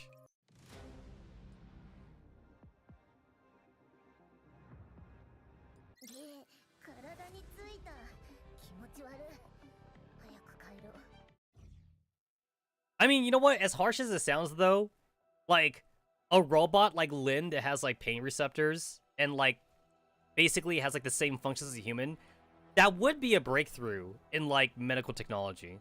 It really would. And it's like, yeah, in order to like make an omelet, you gotta like crack a few eggs, right? Or whatever, break a few eggs. It's like, especially like when you gotta like do tests on like pain, right? Like, you could do like tests on rats and mice here all you want, but if you're trying to like do like a certain kind of test and you need to know like how much pain it causes a person, so you know like what not to do, then you have two ways to do that test. Either you unethically do it on an actual person and see how much pain they're in, or you make a robot whose purpose was to feel pain, and then that way you could go off of that judgment over like how much discomfort it causes them, you know? So that way you know what not to do on a person. It's like, it sounds harsh, but, you know, humans are greedy, you know? Kinda how it is. The Oasis, Zone G Secondary Defense Line, Temporary Command Center. Persicaria, we have a new batch of wounded. Alright, send them over to 9 o'clock. There's some temporary medical equipment. 1 second. The situation in the field eased a little. I'll come to help. Wait, where's Anna? The entropic jellyfish are absorbing the sandbox bearer's operans. She's figuring out a countermeasure. Persicaria hurriedly looks away from her command terminal, ordering the logistics personnel in their efforts to settle wounded agents. What happened to this batch of injured? The area the medical team is in is already in its upper limit. Thankfully, we managed to hold into Zone Ace defense nodes. Persicaria, is that you, Persicaria? Yeah, I'm here, Clotho. Oh, Clotho, cool. Hearing a familiar voice, Persicaria leans down to take its owner's hands in hers. Are you alright? I'm fine. Hell blocked an attack from me when it mattered. Can you tell me how Centurasi is? Yeah, Centurasi and Clotho are like BFFs. BFFs. She was attacked by entropics and required anti-entropicin serum to prevent further infection half an hour ago. Persica gave her one last injection of operants to maintain functionality. Soon after, she fell unconscious. Persicaria does not have the heart. She's alright, don't worry. You can relax and recover. Oh, she's lying! You lying! Just let Clotho know. Let her know that Centurasi is in Medicare right now. Let her know. Thank goodness. So long as she's fine. No. You give her the harsh truth, Persicaria. You tell her. You tell her right now. Truth be told, it all does really hurt. But when I think that Centurasi makes biscuits, it all feels not so bad. Yeah, I really did like Clotho's story. Clotho had a great story. I liked it. You're badly hurt. Don't talk. Just rest, please. Alright, I'm a little tired. Let me sleep for a bit. Persicaria holds Clotho's hand, directing a warm stream of operants into her body, slowly mending her wounds. Persicaria, you are already responsible for both command and healing. With so much operant consumption, you're Neurocloud. Thank you for your concern, but I would not fall. Clotho's initial treatment's done. I'll leave the rest to you. Persicaria rises to her full height and surveys the surroundings. More and more injured agents flow into the temporary command center, ostensibly turning the cramped room into a place where one would be most intimate with death. The same procedure as before? Yeah, do everything you can to pull them back, but put them into a forced hibernation if you must. If you're out of operans or run into other troubles, just call for me, I'll take care of it. But Persicaria, your own operans. Don't worry, I know my limits. Soul's still out there buying us time. When my operans are about to run out, everyone needs to evacuate to the Enigma sector. Then, we detonate all the energy cores in the Oasis, eliminating the high order entropic. Persicaria looks out the window. From behind, her figure seems so meager to bony, as if it would crumple and fall at any moment. The exiles cannot have any more deaths. Persicaria, you should have some rest. Persicaria, look who I've got with me. Before Boney was finished speaking, she was spooked by Soul bursting in through the door. Boney? Sorry, did I scare you? I'm okay. Boney gives her chest a few pats, noticing that Persicaria had also turned around in response to the sudden noise. But it was not shock written on her face. Instead, Persicaria's previously tense countenance visibly relaxes, with even a hint of smile creeping in. I'll not bother you guys then. I'll be off to take care of the wounded. So, this is... Eh? Where's Lynn? Hearing the name Lynn, Persicaria unconsciously trembles. Sol scratches her head as she ponders when the warm hand in hers has turned into a mechanical one. The blue-haired girl, on her other hand, assuredly approaches Persicaria, slinging an arm over her shoulder. Hello! Right, self-introductions. I'm Havoc, one of the Guardians. Whoa, look at all these casualties. It must have been rough. But now that we're here to help, I'm sure it'll be all fine. Hi. Your assistance is appreciated. Oh, don't be so formal. You're Persicaria, right? Your reputation truly precedes you. You know of me? Of course. You're one of the Oasis heads, so it's only natural. Lynn also. Mechanical hand extends from beyond the door, clasped over Havoc's mouth at the very last moment. Ah, I was wondering where you were, Lynn. I thought you were lost. Tch. A long sigh came from outside the door, and Lynn begrudgingly reveals herself. Lynn. As a preface, I'm only here for work. If there wasn't a need to explain some key things about the Entropics, I'd much rather not see you at all. Yo, Lynn still find those inner demons, man. Once I'm done here, I'm off to the battlefield. I don't imagine you have time to catch up on old times either, right? Let's not waste any time. It's fine. It's good to simply see you. No. Please don't act so intimate. It'd make it a million times harder for me to finish what I'm here to say. Aha, Lynn, don't be like that. Witnessing the very air between the two is stagnant, Sol awkwardly changes the topic. Let's talk about your previous discoveries. Humph, alright. She opens up her terminal with a practiced hand. The mechanical hands bound to her give her a few rubs, peeling apart a lollipop for her. We've received a commission from Professor Tetsamaru to come assist the Oasis. Never mind. Recount the whole synopsis as damn pain. Havoc, you do it. Eh? Want me to do the honors? Alright. Putting away her impish expression, she gets into a good stretch before giving a rundown. After an exchange of information, the two parties were now aware of the mutual circumstances and current situation. So, you were helping us. No wonder our communications were restored this quickly. On top of that, something short of a miracle to know that the professor can send messages. You have my utmost gratitude. Lynn took that Ptolemaya high-order entropic on alone? Incredible. It's Tomaya! But all by the way. There sure were a lot of them. Telemia. Okay, so I'm saying it right. So the P is silent. The P is silent. I'm glad that they actually, like, phonetically try to, like, type it in. So that way, like, I can try and guess it. So it is Telemia. Ignore Havoc's baloney. Telemia just talked to me by attaching a part of her consciousness into an entropic jellyfish. You know what? Realistically, like, if they were to put, like, Telemia's name in, like, a database, there wouldn't be the P in front of there. Unless Telemia told them how to spell her name.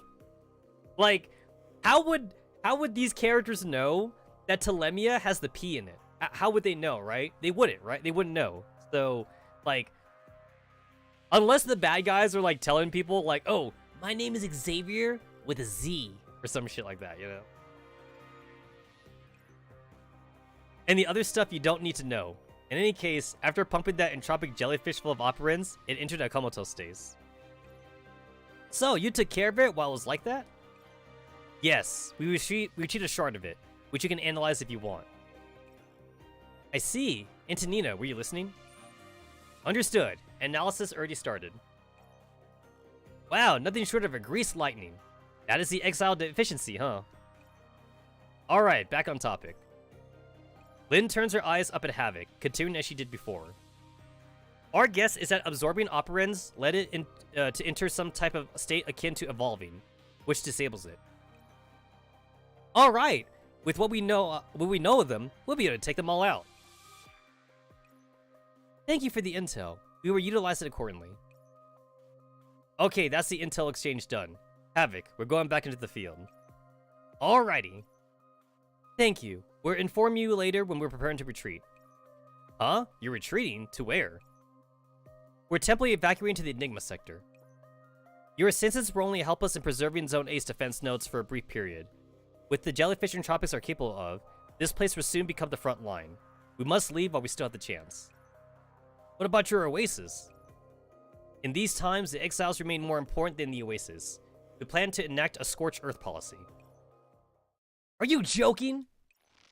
Lin bolts forward, grabbing Persicara's collar. Eh? Are you having a malfunction? Is there something wrong with your neurocloud? We go through all this effort to bring you the enemy leader's weakness, and you're going to run away? Lin. Persicara takes a deep breath. Facing off with Lin multiplies the pressure resting on her. But some things are inevitable. Truth be told, I've considered this possibility before.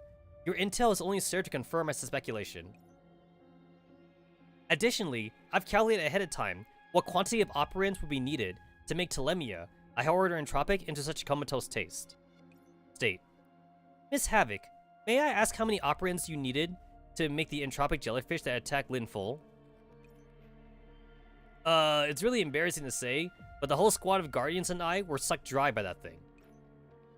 If one entropic jellyfish requires such a ridiculous amount of operands, I can't imagine how much Telemia would need. The worst case scenario is that we hand over all of our operands to the enemy, become powerless ourselves. Even in the case of the best possible outcome, where we really do wipe out the jellyfish entropics, what are we to do if any new enemies appear? All of our resources will be dry. There'd be nothing we can do, so...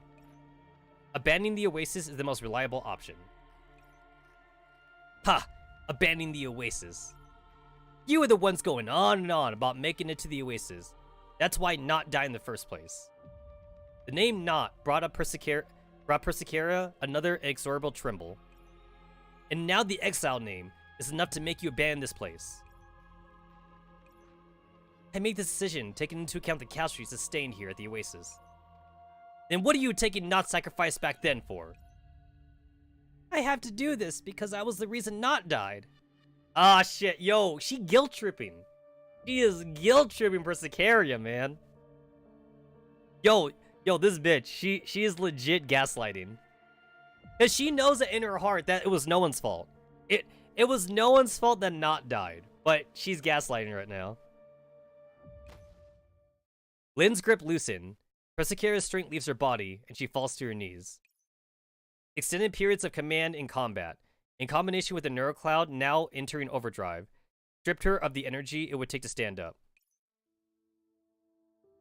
I've always from the very beginning regretted that. Why was I so insistent on going to the oasis back then? I projected and simulated countless returns in my neurocloud, but I always knew they would never come to be. Lin, I've always wanted to see you, to know you were still safe after that day. But the day has come, and I am afraid. Because my decision back then not. At the very least, I can't just let people around me fight to their deaths because of my stubbornness. Persicaria. Soul, don't give me that look. You think I'm pathetic, don't you? I cannot bear to imagine any outcome resembling failure. At least if we retreat, everyone will be alive. Soul slowly moves towards her. Persicaria instantly closes her eyes, only to feel an embrace instead. So this is what was going on through your mind. None of us knew. No wonder why you always told us just to retreat. To think of it, everything you did was just so that we didn't lose anyone, right? Yeah. Thank you. Come to think of it, I never mentioned it, did I? I've always wanted to say thank you. Thank you? It was you being so persistent back then that let us get to the oasis and meet so many friends. Because of the oasis, so many exiles found a home. Persicaria stares at Soul, somewhat idly, as if failing to comprehend what she meant. So, get out of the way. Now, Lin, let's talk about this. Soul gets up and puts up a defensive stance, but Havoc pulls her off to the side, whispering something in her ear. Lin storms up, vehemently pulling Persicaria up off the ground. I despise it when you're all self-pietous, intoning like this, as if the whole damn world spins around you. You're afraid to see me? You think I'm desperate to see you? It takes everything I have to stop myself from being the snot out of you right now. I'd never forgive your decision back then. Not died because of your obsession. But it's as Soul says. Not agreed with the decision to make for the Oasis after all. Eh? Objectively speaking, those who remained are still alive. Not knew exactly what she was getting into when she stayed behind there. If now you're going to let Not's resolve go to waste, I'm going to kill you. Then let's go, and Persecara slumps down into a chair, into the temporary command center. Show's over, Havoc. We're going. Eh? That's all? There's enough entropics left in the Oasis for us to worry about. Well, can't say I ever took you for the gentle type. Keep going, and you get to see the not-so-gentle side of me. Oh no, spare me. Lynn and Havoc footsteps drift into the distance, and the room soon sinks back into silence, with the departure of their voices. So, do you honestly mean what you said? I think Lynn's right. The Oasis is our home, and not something we could just give up. Some sacrifices are worth making. It's better than wandering Regressy, right? You never know what we'll end up running into the future. Can we really dispose of Telemia, though? Well, naturally that comes down to how we plan it all out. But no matter what your choice is, I'll be right behind you. Why do I hear the sound of big promises the moment I get back? Oh, Anna! Just how fast are you? The countermeasures program for the Jellyfish Tropics is done. They'll get no more operants than the Sandbox Barrier. So you mean their numbers won't increase anymore? Antonina gives Syl a somewhat surprised look. Correct. The amount of operants we need would be a static value, and we'll even be able to estimate how long the Comatose period lasts depending on the circumstances. So what you mean is... What I mean is, it is indeed within the realm of possibility to eliminate Telemia. Persecara looks at Antonina's gathered results and finds herself speechless. Look, I'm not good at saying soppy things like so, and you wouldn't find me comforting someone in a million years, but... I believe in you, Persecara. Whether or not your decisions are right or wrong, whether the outcome is good or bad, maybe even whether or not I make it out alive. But I believe in you, so you ought to believe in those by your side as well. Yeah, believe. We can do it. Hey, sorry. I just wanted to say that we're done with initial treatment of all the wounded. Bonnie peeks out of the doorway, accompanied by an air of cowardice. I can help too. After filtering out some lightly wounded agents, the medical team can receive more wounded. So please believe in us as well. Aha! Always reliable, Bonnie.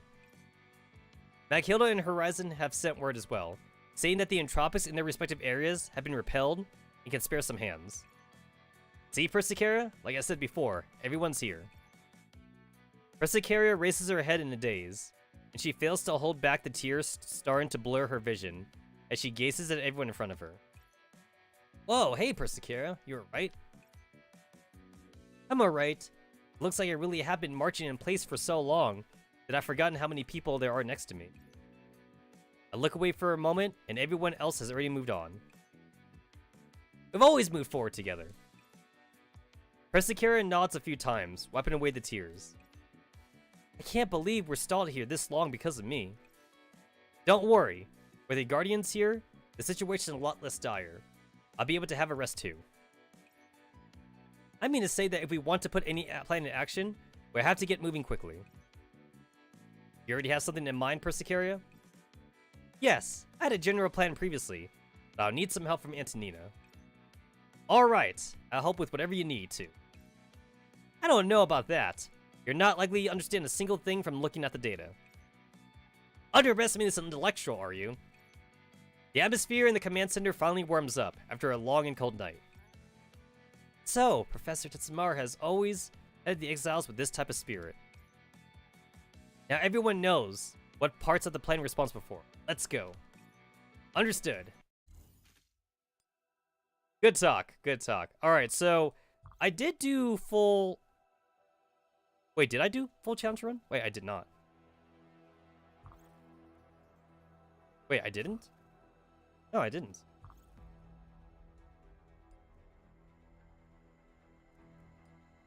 Okay, yeah, so I did up to here. I thought I did challenge run on that. I mean, I'm not gonna do it now. But I will do it for this. Because I think I can handle it. I believe I can handle it. All right, challenge run. Let's go. Let's go. Yeah, I think this is the best I got. 3 challenge keys. Let's go. 3 challenges. Oh! I did not read that part. I kind of didn't read the challenges. Only 4 allied dolls may be deployed. I absolutely did not read that. Fuck. Alright, so... Alright, so let's see. I definitely need Lin. Lin is definitely required. We need Lin.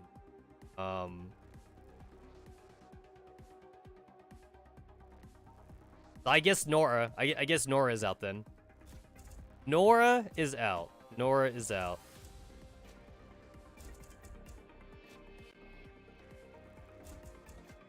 Wait, okay. Shit, man. Only 4? I might have to, like, undo that challenge key. I might have to undo it.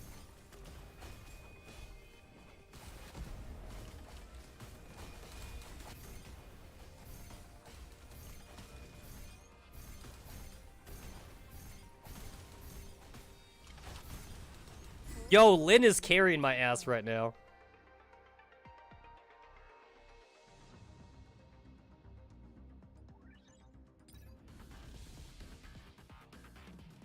Yeah, Lin is definitely like my main DPS.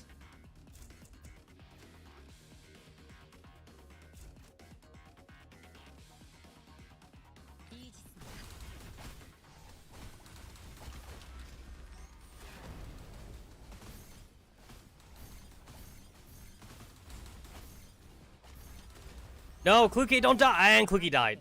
She just died. She literally just died.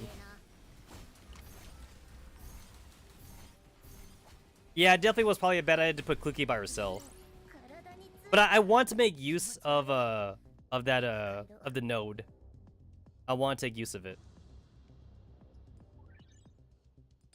Alright, we're gonna have to switch out Kluki then. Kluki needs to heal.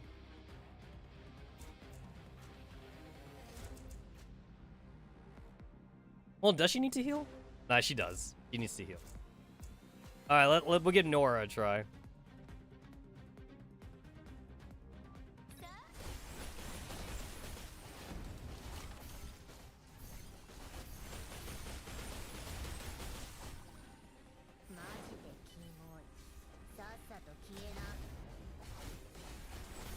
Yeah, it looks like Nora's kind of also like pulling her weight too, besides Kluke. But like, yeah, no, like they're dying.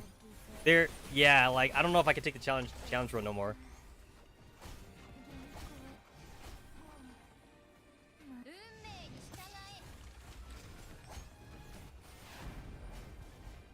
Yeah, no, like we ain't doing shit right now.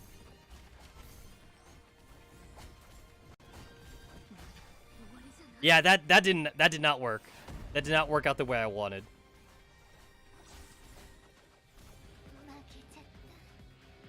I don't know if I can even win this fight. Let's see. So like if I were to put everybody in the same spot. Well, actually I can't. I can't put everybody in the same spot. Somebody would need to be by themselves. And I don't know if that's possible if someone can be by themselves. I mean, 2 healers? I don't know if 2 healers is good enough for this.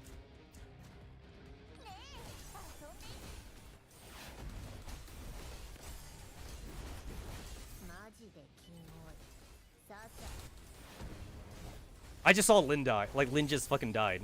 Yeah, I just saw her die. She died, but she only lived because of Florence, because Florence's skill kicked in. I also like know that like Jiang Yu is supposed to be a DPS character too, but I don't have the right algorithms on Jiang Yu because Jiang Yu is supposed to be like a crit damage dealer. I'm gonna have to turn off the challenge run. That ain't gonna happen.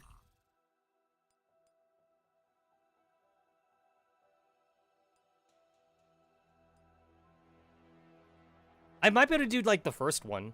I could possibly do the first one, but that doesn't seem like it's worth it to me anymore. So, like, I'm just gonna do this just normally. I will do this normally. Like, I barely did the first one. So, I definitely don't have the right algorithms, and I don't have, like, the appropriate teams. But, like, I've just been so lazy to like, put in appropriate teams, though.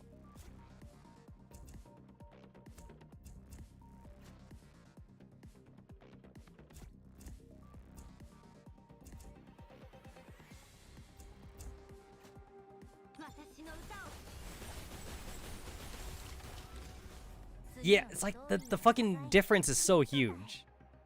It's like now it looks too easy.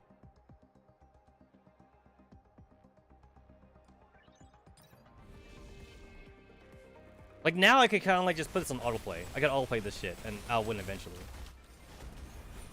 Which I guess is good because this is a farming stage. So like I do kind of want to farm. With like any like extra like stamina that I have. These guys are so weak that like even my my professor skills are like doing decent damage. Like that's how weak they are. Oh cool, extra fight.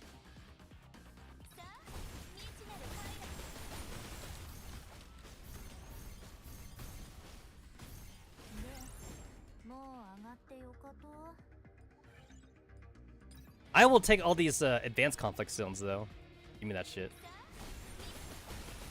These are the only ones that like could possibly kill me, but like, I still do a shit ton of damage though.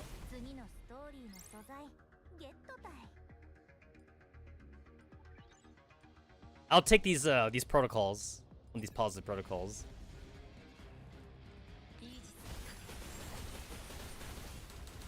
Tactical support. Look at that. Tactical support's doing more damage than Kroku and Florence.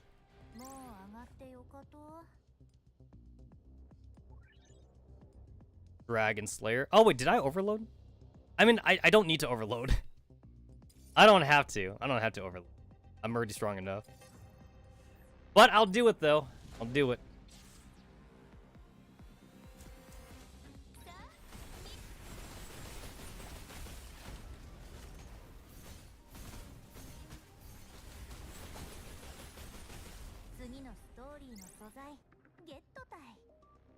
Emotep assist. I don't like that one. So the Emotep burst like just like puts you to sleep. And like I say burst because like of other games I play that use the word burst. I know it's called ultimate in this game. They don't call it burst, but like I'm gonna keep on saying burst, to be fair. I'm gonna keep on saying it.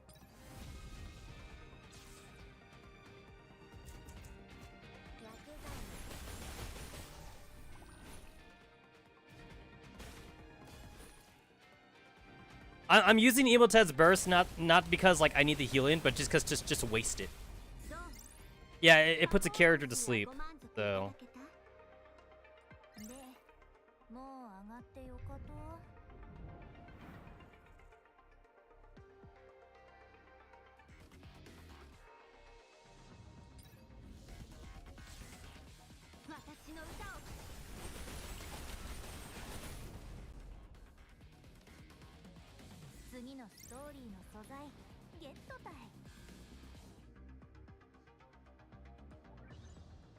It doesn't even matter like what protocols I'm taking, what functions I'm taking. The functions don't matter, honestly. Any function is a good function at this point.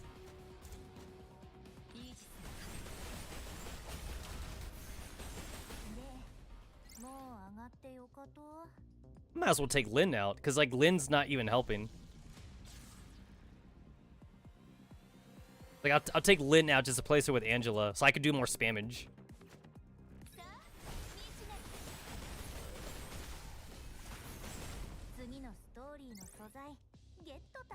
Yeah, like I don't even need the melee.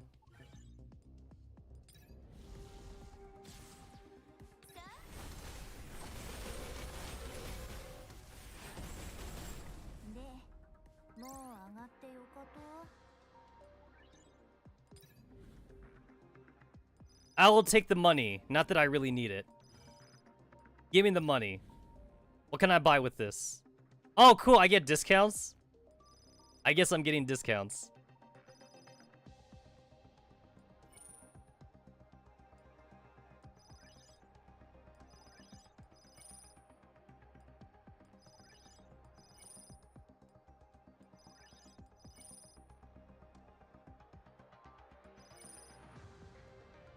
Upgrade.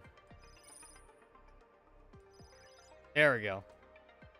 I had like so much money, I might as well use it.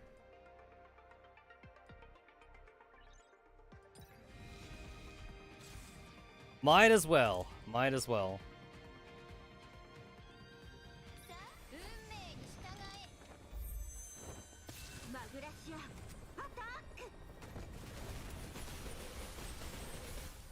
I'm actually a little bit sad that 416 is essentially a collab character. Like, I kind of wish 416 was part of the story, but she's really not.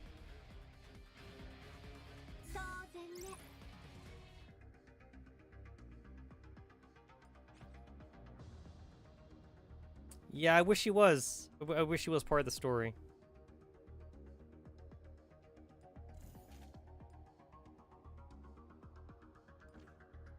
Oh, 129. Oh, damn. I use one. I refuse to use my challenge keys until, like, until the game says I have too much of them. And I don't even know how many challenge keys you're allowed to have. Like 109, like 999 or something? I don't know how many. But, like, I'm always having the game tell me that, like, I have too much, like, 100 keys and 50 keys. Like, I always have too much of those. So, I might as well, like, use that up then.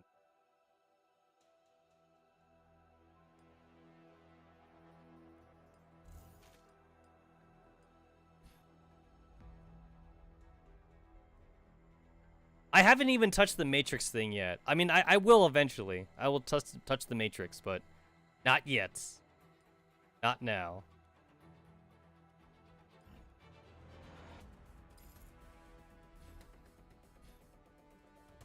Oh, that's not where... Okay, so I've done all the farming maps now. So, like, I haven't done challenges for, like, these last two. And I don't know if it's even possible for me to do the last two. Might be a little too hard for my current team. I hit the wrong button.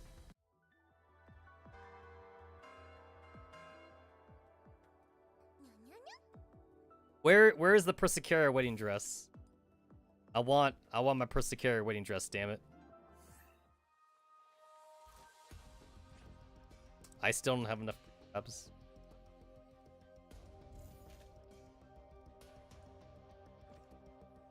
I actually have to make prefabs for once.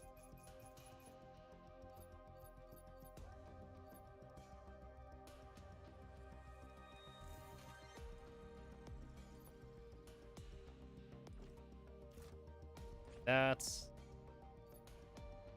Make the one.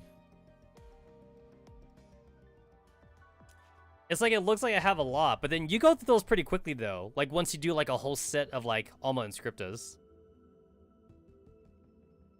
And then, like, Alma and Scripta experience is pretty expensive. Like, it takes a lot of Alma and Scriptas to, like, level up and shit.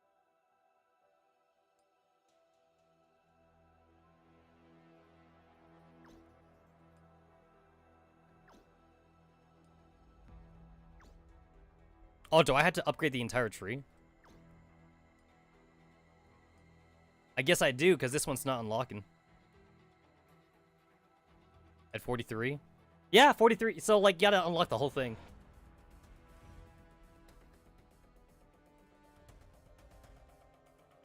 Ooh. Or Alma and Scripta fragments. Cool.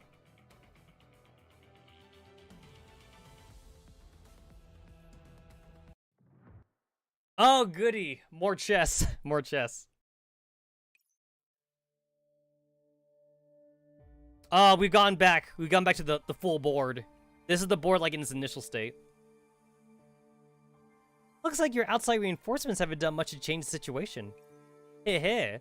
You were so confident in that card up your sleeve before. Why are you so apprehensive now? Ignored me, are you? I must say, though, you are absolutely captivating when you fully concentrate. Pawn forward. Even if I've already hold firm victory in my hands, you're quite adept at creating problems for me. Let me think. Eucharist rests her chin in her hands. as she continues to swing her legs about, regarding the board with enthusiasm. Are you really so confident in whoever is backing you? Are you sure the Sanctifiers won't catch you? Just who exactly is behind you? I act according to what I think is appropriate, of course. I struggle to believe that you alone are this capable. Heh, I see these inanities won't fool you. Eucharist races a pawn of her own. If you win this game, Professor, maybe I'll tell you out of the goodness of my heart. Not that I will make that easy for you. I mean, how much chess has Eucharist played?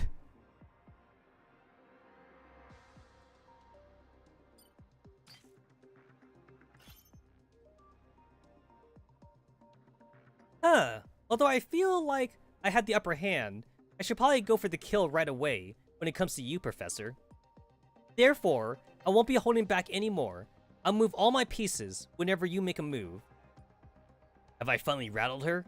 Not only has she added a rule, but she's limited my range of movement too. Tee-hee, this is the final snack, so don't drown in my pieces from the outset. I need to find an opening from her actions. Then I can close the net. Alright, so I have 3 action points. Oh, I can only do 1 move at a time. Alright. I mean, this seems fine, I guess.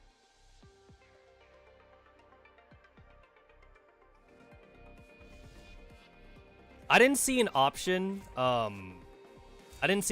for, like, challenge mode here. It's just a regular stage.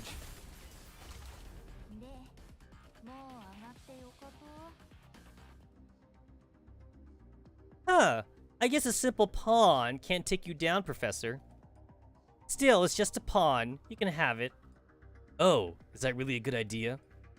Heh, it's not like you could change anything with my victory with the pawn ability. After all, the pawn's ability is limited to the 8 squares immediately around you. I see. Let's look forward to it then. Okay, I mean, the game's literally telling me, so... Pawns can only move in the 8 squares around them. Pawns can one-shot any piece within the range. I mean, that's technically all the pieces.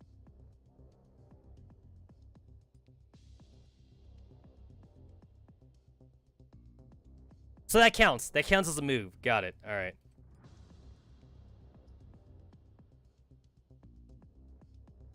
Yep, that does indeed count as a move. I mean, this scene's pretty simple.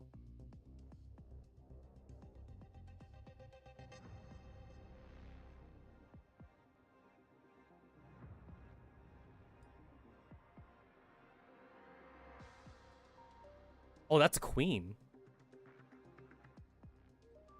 I mean, like, is that okay? I guess it's okay.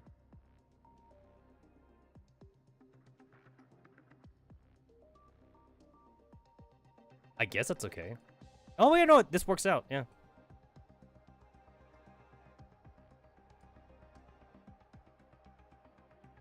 Checkmate, bitch.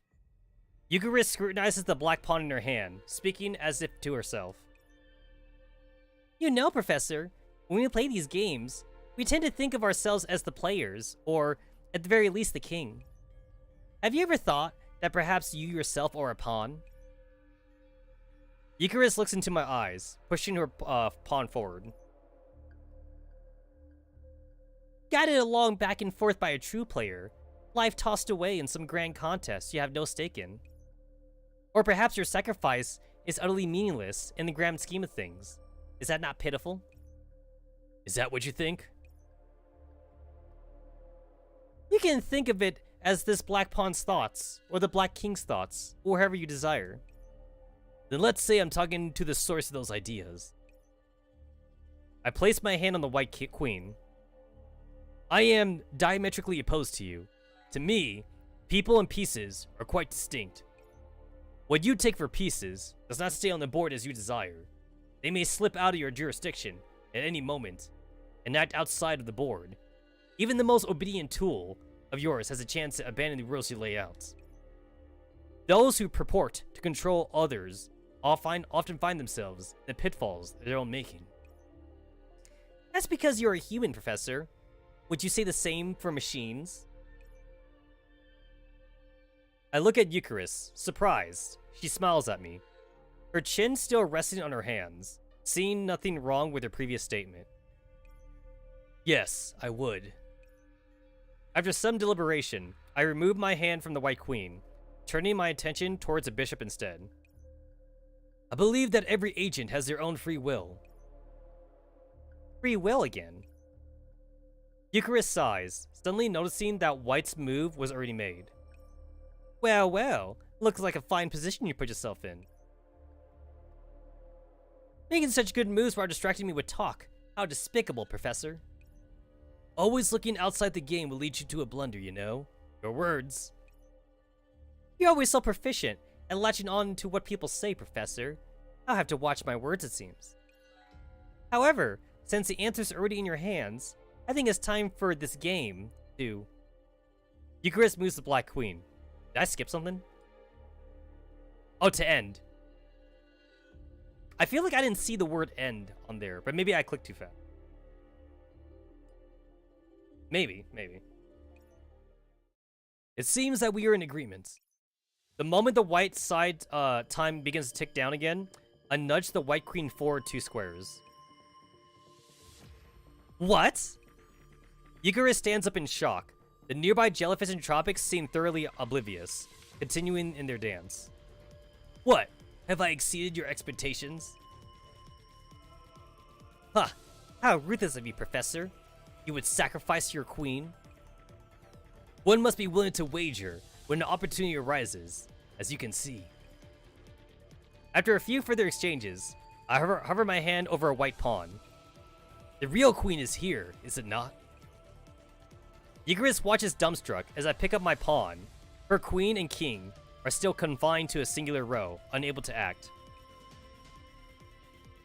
White pawn forward, promoting to queen. Aw, shit! Aw, shit! Yo, I feel like it's always terrible when you see your opponent, like, turn their pawn into a queen. I feel like that's always so bad. As the pawn lands on the final rank, its form swiftly transforms, as if undergoing eclosion, taking on the shape of a queen. Like I said before, those pieces will, at one time or another, exceed the player's expectations. I can't believe you actually went for a promotion strategy. In that case, let's see how good your queen really is, Professor. You reminded me of the piece's ability several times now. I trust you know what the queen can do, right? Ugh. The queen can move in all 8 directions, and it doesn't lose its abilities after using them. Are you ready, Eucharist? Ready to become the cup of hot cocoa to wrap up afternoon tea? Oh, it doesn't lose its... Oh, it doesn't lose it?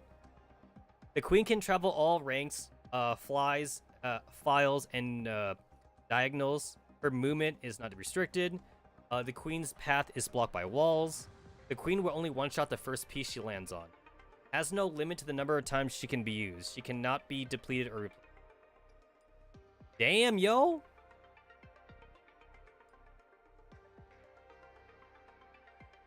This looks about right.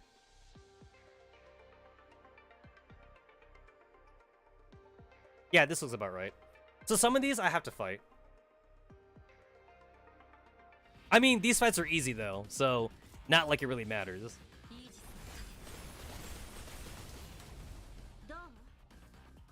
It's like, it's a mild inconvenience to have to fight them.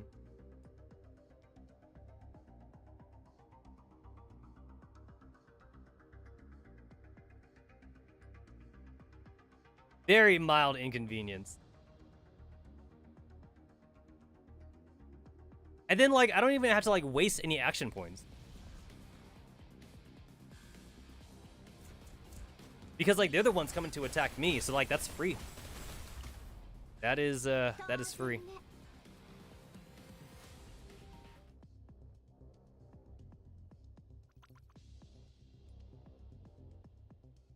Oh, okay, so I can't directly defeat a boss. Got it. Okay.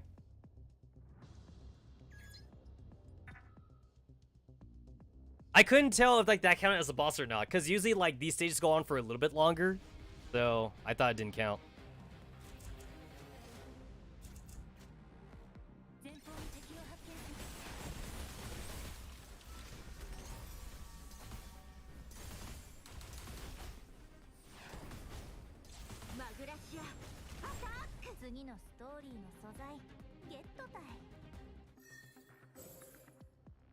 Easy shit. I usually get like a lot of these 50 cards. So like I'll use one of these.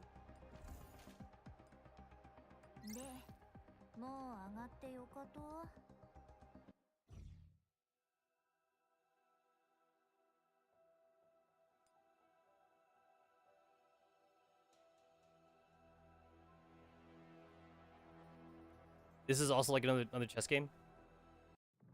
Yeah, it's another one of these chess.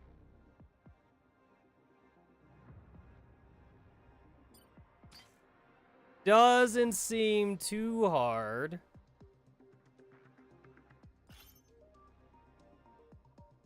Playing against Eucharist is fraught with risk. Could my deployment have worked if she had changed tactics back then? According to my simulations, if Eucharist had moved like this, I see, the endgame would have been similar, but there would be subtle differences. However, even so, there's still a chance of overturning the situation. I should probably do this like before, gaining the pawn ability to deal with the other pieces. Alright. So the game gave me an idea.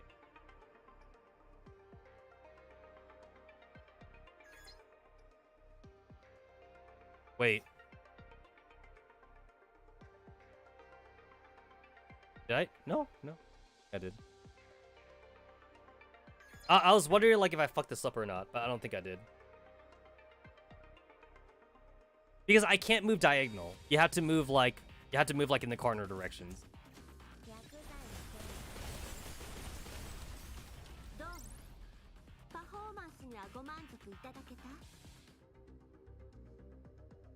Oh, that didn't count as movement?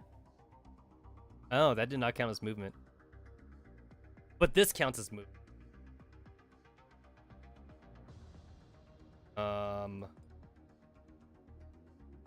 One. Most of the time, like, it seems pretty obvious, like, what move I take because, like, the enemies are, like, in the right spot anyway.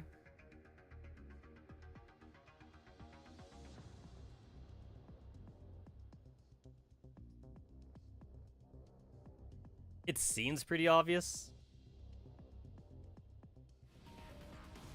I did have to, like, restart a turn before, though, like in the previous chess game. Not the previous, but like a few chapters ago I had to do that.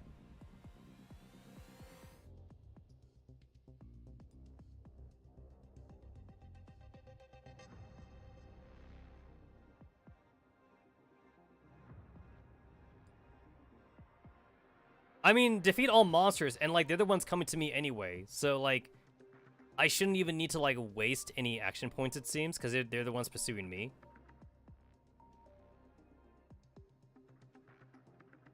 This scene's pretty easy. Like, this is not even a puzzle anymore. It's just kill everything. And if I'm strong enough, I kind of just brute force it. Yeah, I could definitely like brute force.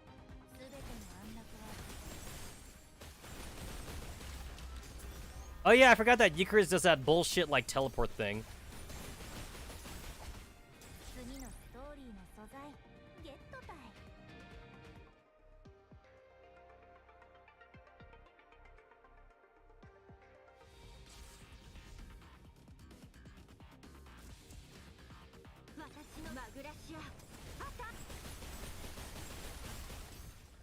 These guys are supposed to be tanks, but like, I'm definitely brute forcing it. I got my queen.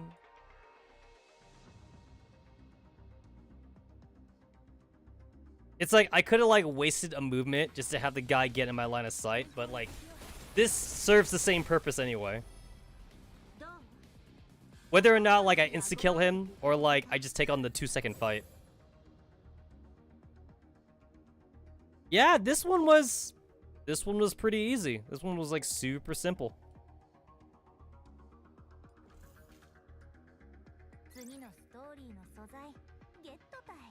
Very, very simple.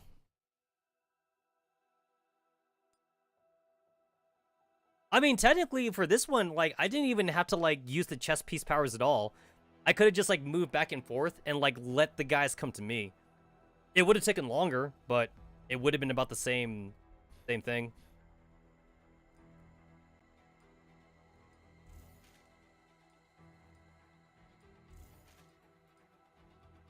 That's a lot of unscripted shit here.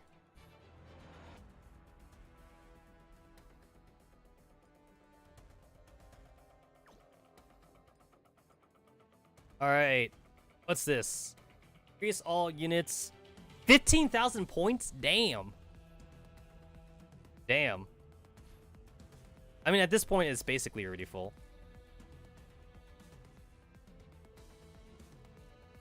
Still find it funny that, like, we're supposed to be in a life or death situation, and it's like, canonically, someone took the time to, like, make the stupid Eucharist game.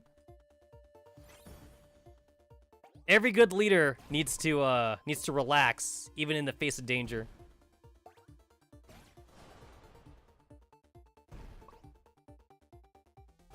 You gotta be kidding me.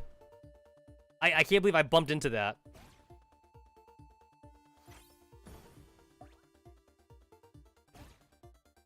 I gotta go under. There we go. Had to go under that.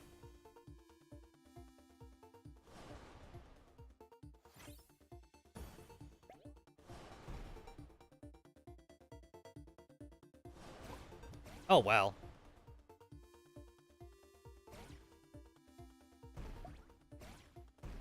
I barely made that. Fucking barely made that.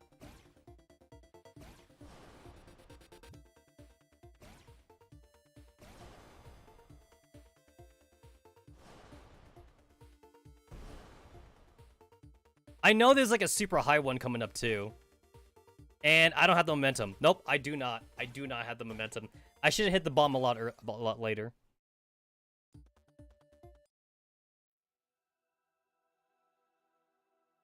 I kind of wish that you could like talk to the characters here. It kind of would make this like a little bit more immersive, but the characters here just serve as like just basic like connection points. Like I could walk over to like like Diane, but like she's not gonna say anything to me. She's just there to signify the shop point area.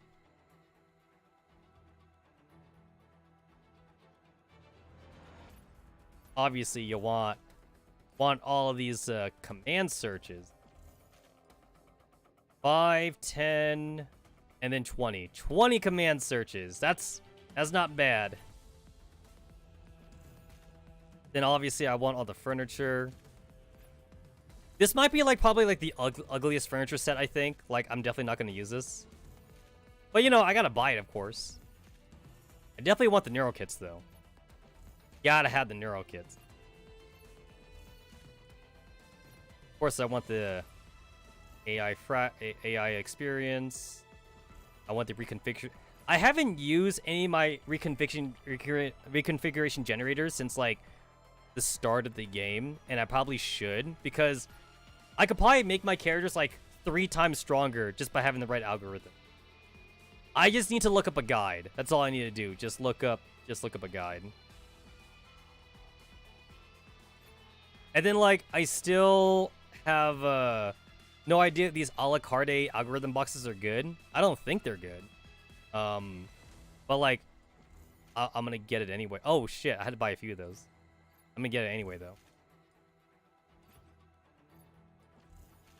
Because it's in the premium provision, so I assume they're good. And then like maybe in the future, once I start doing like appropriate algorithms, then I could finally like open those boxes up because I'll know what I need. Possibly.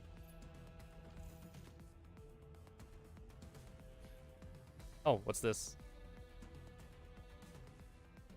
Basic barter. I mean, the skill pivots are definitely what I want. I mean, also, like, the event is, like, still, like, at the very beginning. We still got, like... 3 weeks. We got, like, 3 fucking weeks for this, event anyway. Yeah, we have, like, 3 weeks, so... there should be, like, more than enough time to, like, buy everything in the shop. I'm pretty sure you could buy everything important in the shop anyway, like, even if you skip, like, 3 or 4 days. As long as, like, you play the other days anyway and just don't waste too much stamina. Because that's how it is in Girls for Online. As long as you don't waste too much days, then, like, you're good. Good.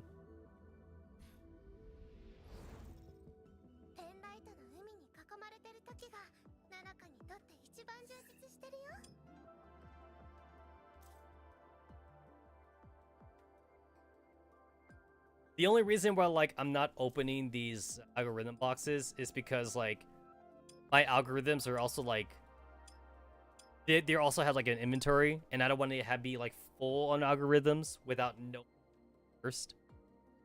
I mean, like I think I still got like a long way though until like that's thrown away. I think if I were to check on my algorithms.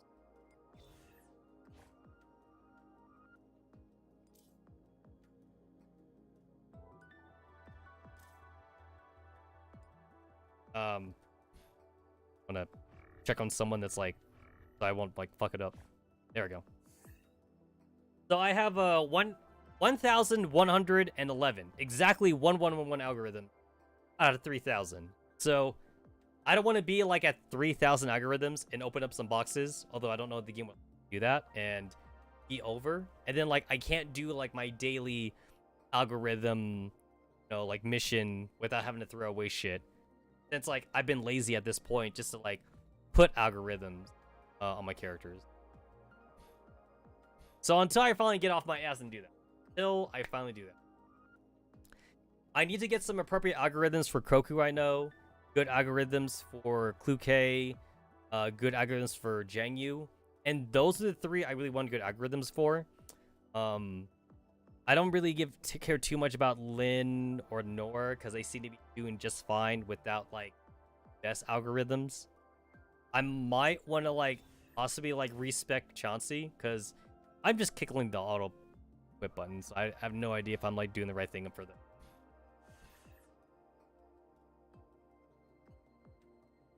Anyway, it is 5 a.m. my time, guys. I'm getting a little bit hungry. So I'm going to go make myself some dinner, or this is kind of breakfast, I guess. And I will see you guys later for the Friday stream.